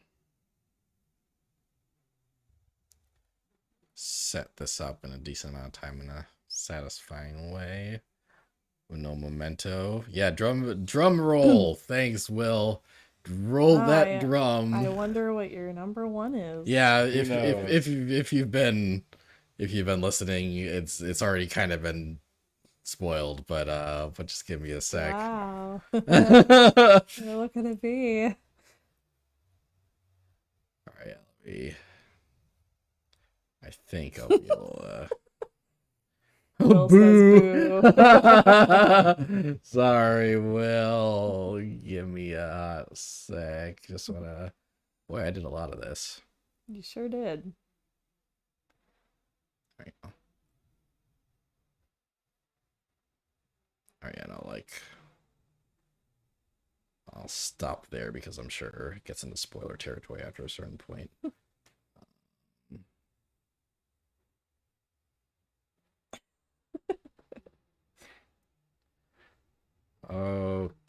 Okay. If it's not Neo Twoey, I'm out. 0 representation so far. I'm sorry, Will. Sorry, Will. None of us played Neo Twoey. Yeah. My although I feel like it'd at least be an honorable mention for me. I've heard that it seems like a really underrated game, Neo Yeah. Twoey. Nice. I want to play, but I haven't finished Twoey original, so rip. All right, my goatee. My number one game of the year is Noja, which we did mention earlier. Cool So- pick though. Yeah, so Noja is like we mentioned before, it's kind of like it's like single player Among Us. It's like Werewolf and other like other social deduction games, right? But it is a social deduction game with a story.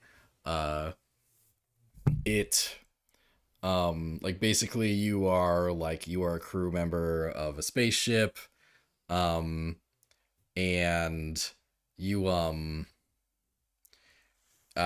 you keep going through loops. Like whenever you wake up, it's like a different a different sort of timeline, and someone on the ship, sometimes multiple someones on the ship, are something called a Noja. Basically, Noja are these things that just like they are driven to just annihilate everyone else on the ship. And so basically, before the Noja outnumber or equal the amount of alive crew members on the ship, you and the rest of the crew have to deduce who the Noja are and put them into cold sleep. And the Noja, the person that is the Noja is different in every loop. It can be any of the characters on the ship, including you. Sometimes you are the Noja. and basically each loop, each character, like there's a lot of different roles that the characters can have. There's the Noja, there's the engineer who can find out, who can like examine a member of the ship and see whether or not they're a Noja. But even if they find out a Noja, good luck convincing everyone else that you're the engineer, because people can lie and pretend to be the engineer. Like these are mechanics that are in a lot of like live action games of things like Werewolf, right? But this has all been translated to like a video game.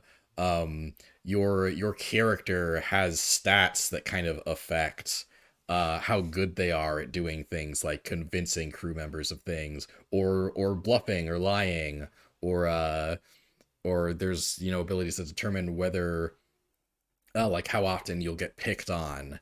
And your stats also kind of affect what kind of abilities you can have. Like you can gain an ability that can kind of like like you, like when you really get up your stealth stat, you can get an ability called grovel, where if you're about to be put into cold sleep, you can hit the grovel option and convince them to not put you in cold sleep for like one more day. That's right? pretty great. Yeah. Just stuff like that. And like it's a really cool like mechanical base around an incredibly cool story. Like as you go through all these loops, you find out different things about the crew members, you find out different things about the ship, and you find out different things about like the origin of Noja and like and why this is happening. There's a lot of cool twists and turns, and it's all complemented by like really cool character backstories and writing, great art, just like this, like I just happened to stumble upon the Japanese eShop listing for Noja like about a year before the localization for this game was announced, and the art for this game just like captured my attention immediately. Like it, like the art alone, because I couldn't read anything that was happening, just made me go like, I need this game to come out in the States. Like after I also looked it up, it's like, oh cool, it's like a kind of a mystery where anyone on the ship can be the killer and all that stuff. You like that caught my attention immediately, and like it really just makes the game like such a cooler experience, such a good, like it's such a like striking like unique art style, while still like being like very like cool, like aesthetically pleasing, like anime aesthetic, like so well drawn, like such good art. Lots of great like character like art for different character expressions and stuff. You really get to see all the characters emote in a lot of different ways. And there's a lot of like unique cutscene art for a lot of different events. And yeah, it's cool. Like the characters are all individually very compelling. There is some like some weird anime stuff here and there. Like, you know, there's some stuff where it's like, oh, that's actually just really gross. Like, you know, one of the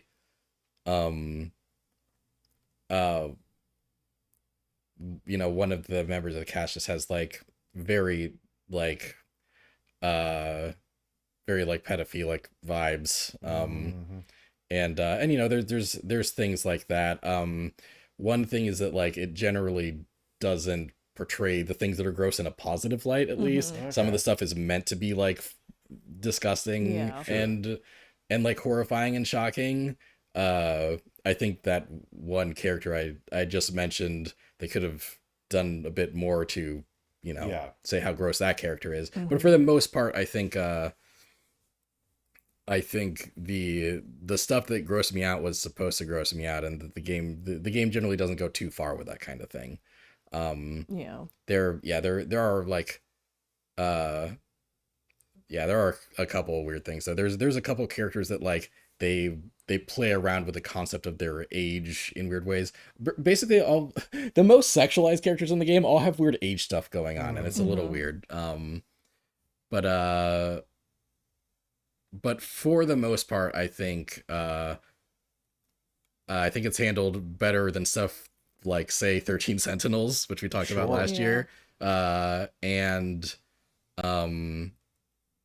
I think mostly like it doesn't like it doesn't detract from a really compelling story and like and roster of characters to the extent that it's a deal breaker. But like always, like I do prefer to point those things out so it doesn't like catch people completely off guard. Yeah. You know, just a few trigger warnings of mentions of stuff. Yeah.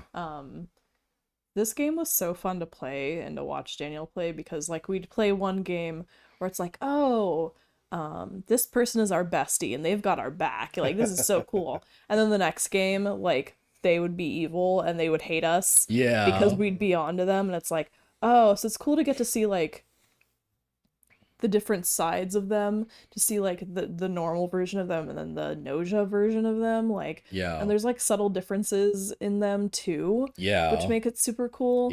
Like every character has like art for when you find out they're a Noja, right? Like, and the little red skull appears on their face and they get like insane looking, like like they have like a certain like characteristic that is exaggerated exaggerated when they're a Noja, like yeah, this is a good example. Like, you know, one character I was super into that character, by the way, like huge crush on Stella. I mean, understandable. Yeah. Stella was adorable. Yeah. But like, you know, like one character might be like, oh, well, I'm a Noja and I'm angry, so I want to murder people. And like another person would be like, oh, well, I want to focus on like pleasure, so like this is why I'm a Noja. Like that's going to be like yes, this. yeah. Like, that was so cool. Like what a cool like little detail to throw in there. Yeah, each of the characters as Nojas kind of were Nojas in different ways. Like one of the slideshows that happened was actually like a lot of the Nojas were, well, I have to kill you now, sorry. But like there's one character who's like, you're so cute, instead of killing you, I'm going to enslave you. You know, like yeah. So like having different events like that was super cool, and it didn't feel like in a sense you grind to get to those events. So but sometimes it doesn't, like sometimes it's fun to do it and kind of go through it, and other times it's like, oh my god, I'm just waiting for another event. Yeah, a lot of the events have specific triggers for happening, which you kind of stumble upon at random. A lot of it is kind of luck based. Like it's like, oh, like you'll get this event if you're a Noja and you and this person and this person and this person all survive to this day, right? Like there's a lot of stuff like that, and when you get about like a certain amount of hours into the game, there's a point where you need a certain amount of events unlocked to proceed. You need to have experienced a certain amount of events, but you've gotten like 90% of them, and you're just trying to like stumble upon the remaining 10% of those events so that you can get the end game rolling. And like that part, that's that one like portion where you're kind of stumbling around looking for new events and not really getting any, so you're just getting like a bunch of kind of uneventful loops, and you're just kind of getting like a bunch of uneventful loops.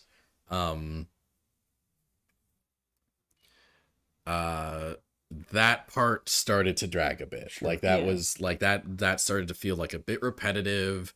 Like there was a point where that kept happening, and I was ready to kind of like put the game down indefinitely.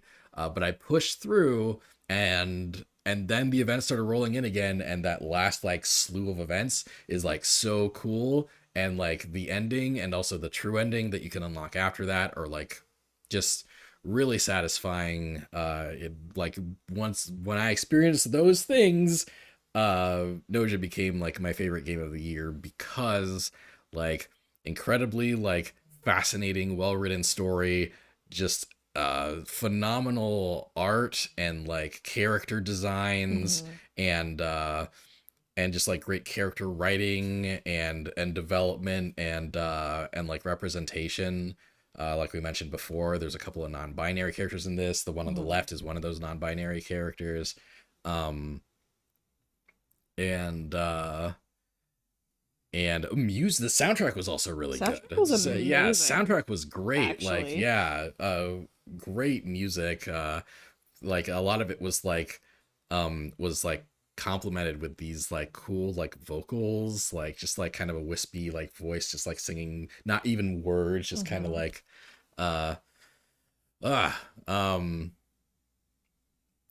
yeah, just it and like the mechanics and the conceits behind the mechanics, like those things all combine to be such a refreshing and like unique experience. Like this is I ended up playing a lot of games in 2021 that were like no other games I've played, actually. like The Longing, like no other game I've played, right? It Takes Two actually was kind of like no other game we've played. But Noja was also like no other game I've played, and just blew me away with how cool it was. What a cool setting, what a cool cast of characters, what a cool story. Very like writing was also just like great. The characters are all like really intriguing and charming, and some of them were like really annoying and assholes, like but like in a cool way. Yeah. I went into this, and my least favorite part about social deduction games are the social aspect of it. I cannot stand doing like those games in person, because like I think it's a fun concept, but I hate like playing those games because I don't like lying to people like that, or like having to hide tells, or having to find tells. Like sometimes it just makes me incredibly anxious, and I don't like that. So being able to like play that as a video game where I'm just playing with a computer just vibing, just kind of like doing it for story reasons, I really liked. And I kind of went into this not expecting like any kind of story or like, you know, super big character backgrounds. I thought it was just gonna be like, oh, you're playing werewolf and that's it. But the story really hooked me, actually, and each character had like their own background with like certain details about what they wanted to do, and you get to unlock those as you go through the game. And this game made me cry, and it was just really fucking cool. Like the ending was totally worth it.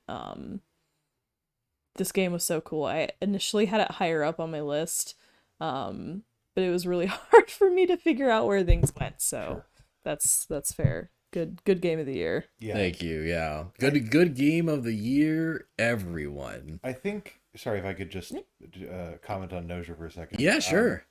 There's obviously a lot to like about this game. The thing that fascinates me the most about it is that, like, if Noja didn't exist and someone came to me and said, you know, here's X budget, I want you to make a single player werewolf visual novel, my response would be, it can't be done. How could you possibly make something like that? And yet, not only did they do it, they like knocked it out of the park. Like they even managed to simulate the experience of gradually getting to know your friend group better and better, and thereby getting better at the game. Crazy. Like what a masterclass of game design in so many respects. I think Noja is a great pick, and it's really cool of you to highlight this game because it totally deserves it. Thank you. And with Jonas in the shower. Yeah. Woo! Jonas is weird. I love his character design, but Jonas is weird. He is the pervert. Yeah. Yeah, a little bit. So, all right. That's our categories, our runner-ups, and our top 5. So now to determine our game of the year, the way I handle it is we take our top 5. Each of our top 5 is worth an amount of points, inverse to their Right. ranking. So each of our number fives is worth 1 point. Our number fours are worth 2 points. Our number threes are worth 3 points. Our number twos are worth 2 points, and our number twos are worth 4 points. I said that right? Did I say that? Yeah. Our threes are worth 3 points. Twos are worth 4 points, and our ones are worth 5 points. Right.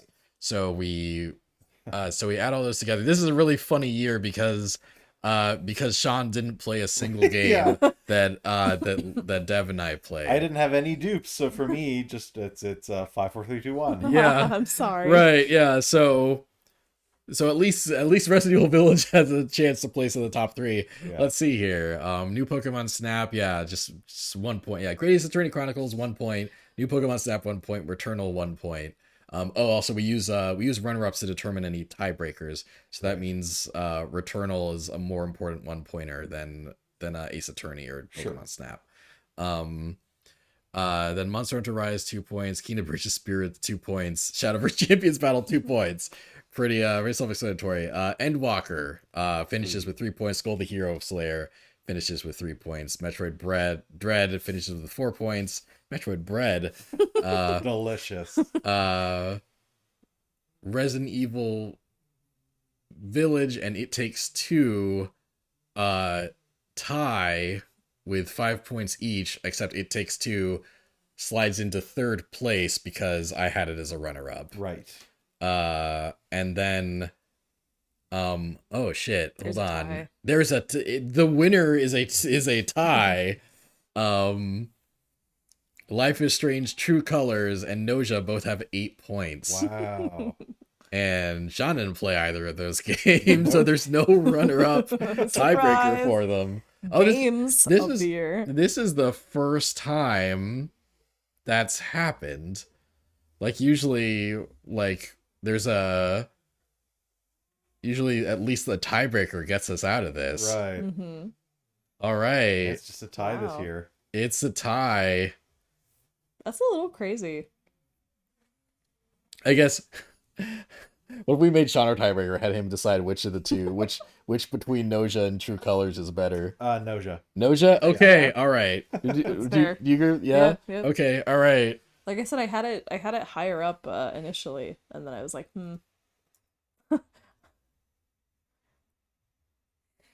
Will says, Games of the year. Daniel number 1. Yeah, I'm the best game. Will says, I've also played none of those. Yeah.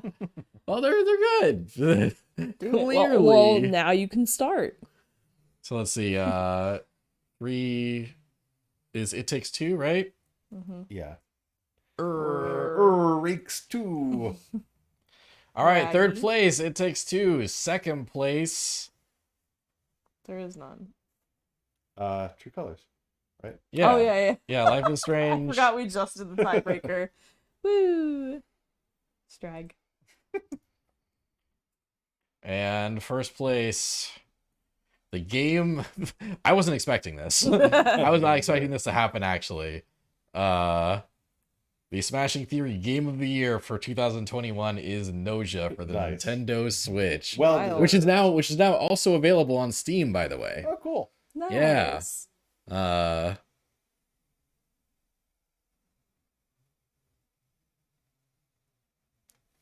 Yeah. Woo! I guess we can shrink down this puppy now. Yeah. Woo! Yeah. We did it. Woohoo! Cool. That was exactly 7 hours.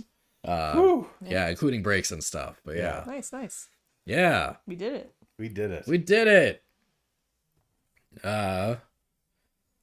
Yeah, hope everyone enjoyed that. Hope that was cool in a stream format. We usually just record that as a really, really long podcast episode and then dump that onto the feed. And I probably will be combing through the audio of this and putting it on the podcast feed as like, you know, the last episode that's on there for a while. Sure.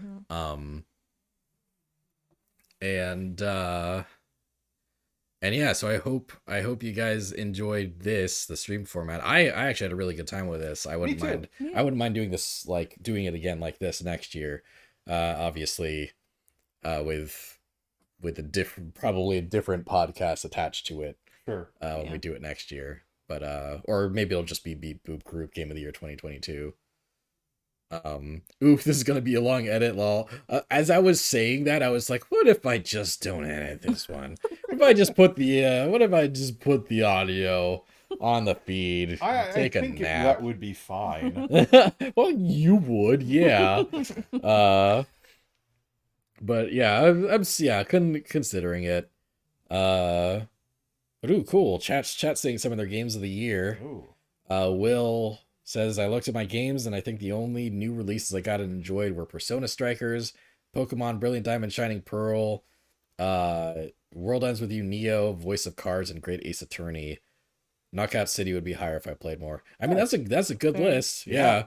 Several of those at least made our our honorable mentions. Hey, Great Ace Attorney was my number 5. Yeah. Oh yeah, true. Yeah, Great Ace Attorney made the list, cracked the list.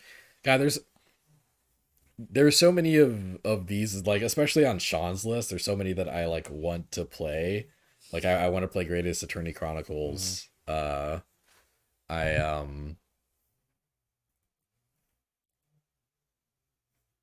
want to play Metroid Dread.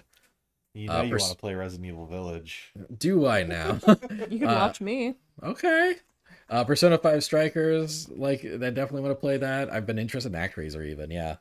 Like oh, ActRaiser is so cool. Yeah, there's so many 2021 games that I still want to play, and like I already see the 2022 games coming out, right? Like oh yeah, I want to play Chicory. Like, oh god, like next February alone, like King of Fighters 15 is gonna come out, right? Like I'll have to play that shit. Some games already came out this month that I've been holding off on, but now that we've done this, I can go ahead and like play them. Like Nobody Saves the World is this cool roguelite that I've been interested in. There's Pokemon Legends Arceus just came out. I just bought that last night. Yeah. So I'll finally be able to play that. And there's at least a couple other ones. That Kirby game's coming. That Kirby game's coming. Yeah. Cool Game says, I can't remember half the games I played last year. Well, that's fair. Like I had to do like research to compile my list. Yeah. Of all the games I forgot that I played. Yeah, I keep track of all the games I play because that, if I didn't you would not remember a single one. It's true. ADHD real bad. But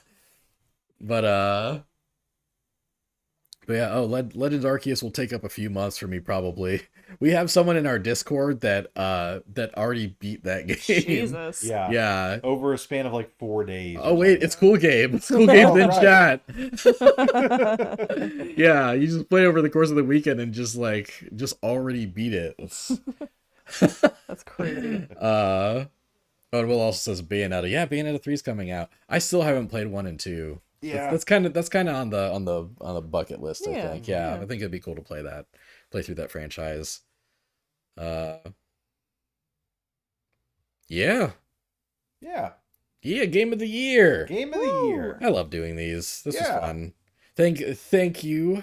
Thank you, Sean. Thank you, Dev. Of course. For joining me for this year's deliberations. You're so welcome. Thank you for everyone that watched us. I saw that we had pretty nice viewership for a lot of this. So thanks for everyone that tuned in. Thanks to Will and Cool Gabe for chatting with us for so much of this and for being patient while we talked for games for 10 to 15 minutes at a time before looking over at chat and engaging with you.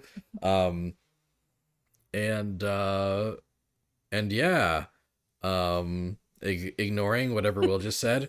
I'll say it. When are you finishing Three Houses? So I had COVID for pretty much the whole month of January. And obviously the stream was dead for that period of time, but I'm back. I'm feeling way better. Feeling And- like you're gonna play Three Houses? And I will be back to streaming starting in February. I can't say that Three Houses is going to be very high priority just yet. Fire Emblem February? That's what I hear. But one of the things I'll be doing next month, possibly as soon as next week, maybe the week after.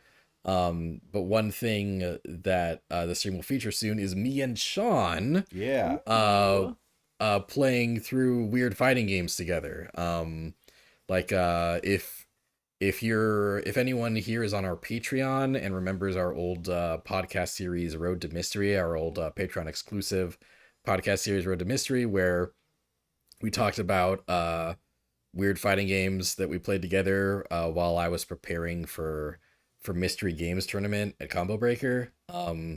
We are planning on reviving that as a stream where you get to actually watch us play through the fighting games. Yes. So Which is objectively better, I think. yeah, I think that's a much better way to tackle that concept. We didn't have game capture equipment at the time we did it as a True. podcast, though. Yeah, so look out for that in the near future. I do kind of want, like, I'll be playing, like, you know, just a bunch of stuff I think is neat.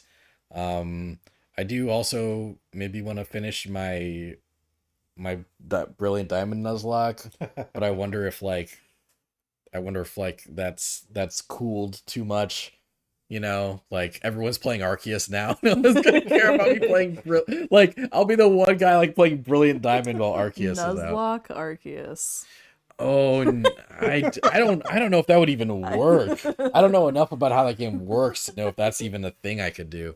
But yeah, that's some tentative plans. Probably, you know, next new stream days for me will be Fridays and Saturdays. I realize that Mondays aren't really feasible for me anymore, but I'll still stream at least twice a week, Fridays and Saturdays. I don't even know if you really could Nuzlocke Arceus, says Cool Gabe. Yeah, that Challenge accepted.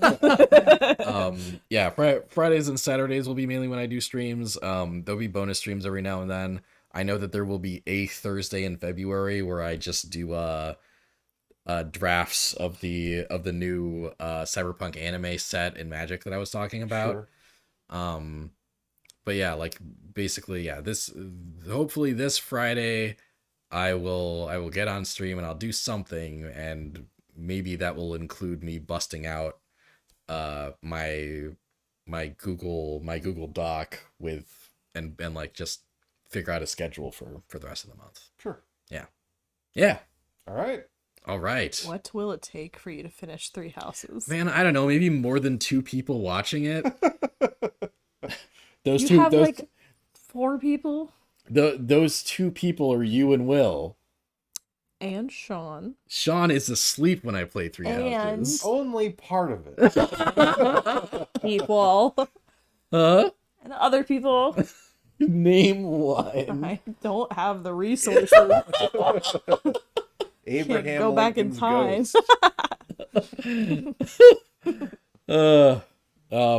Yeah, I do want to commit to finishing that Three Houses playthrough at some point. It's funny. I'm at the same point where I gave up last time. That's just like a roadblock for me, man. You're killing me. Sean's foot scared me. I thought it was a cat. Yeah, your foot keeps like I got big fucking feet, man. Size 18. You're lucky we don't have a big enough audience for you doing that to have been a mistake. Oh yeah, I would not want to end up on Wiki Feet. Is that a thing? Yes. Yeah, there was a Nunes Honest video where Mark and Ethan No! themselves up on Wiki Feet. It's fucking hysterical. Yeah, that's a thing. Yeah. Cool Game says too late. All right, cool. All right. I guess this is a good time, Anthony, for us to wrap up. Thanks so much.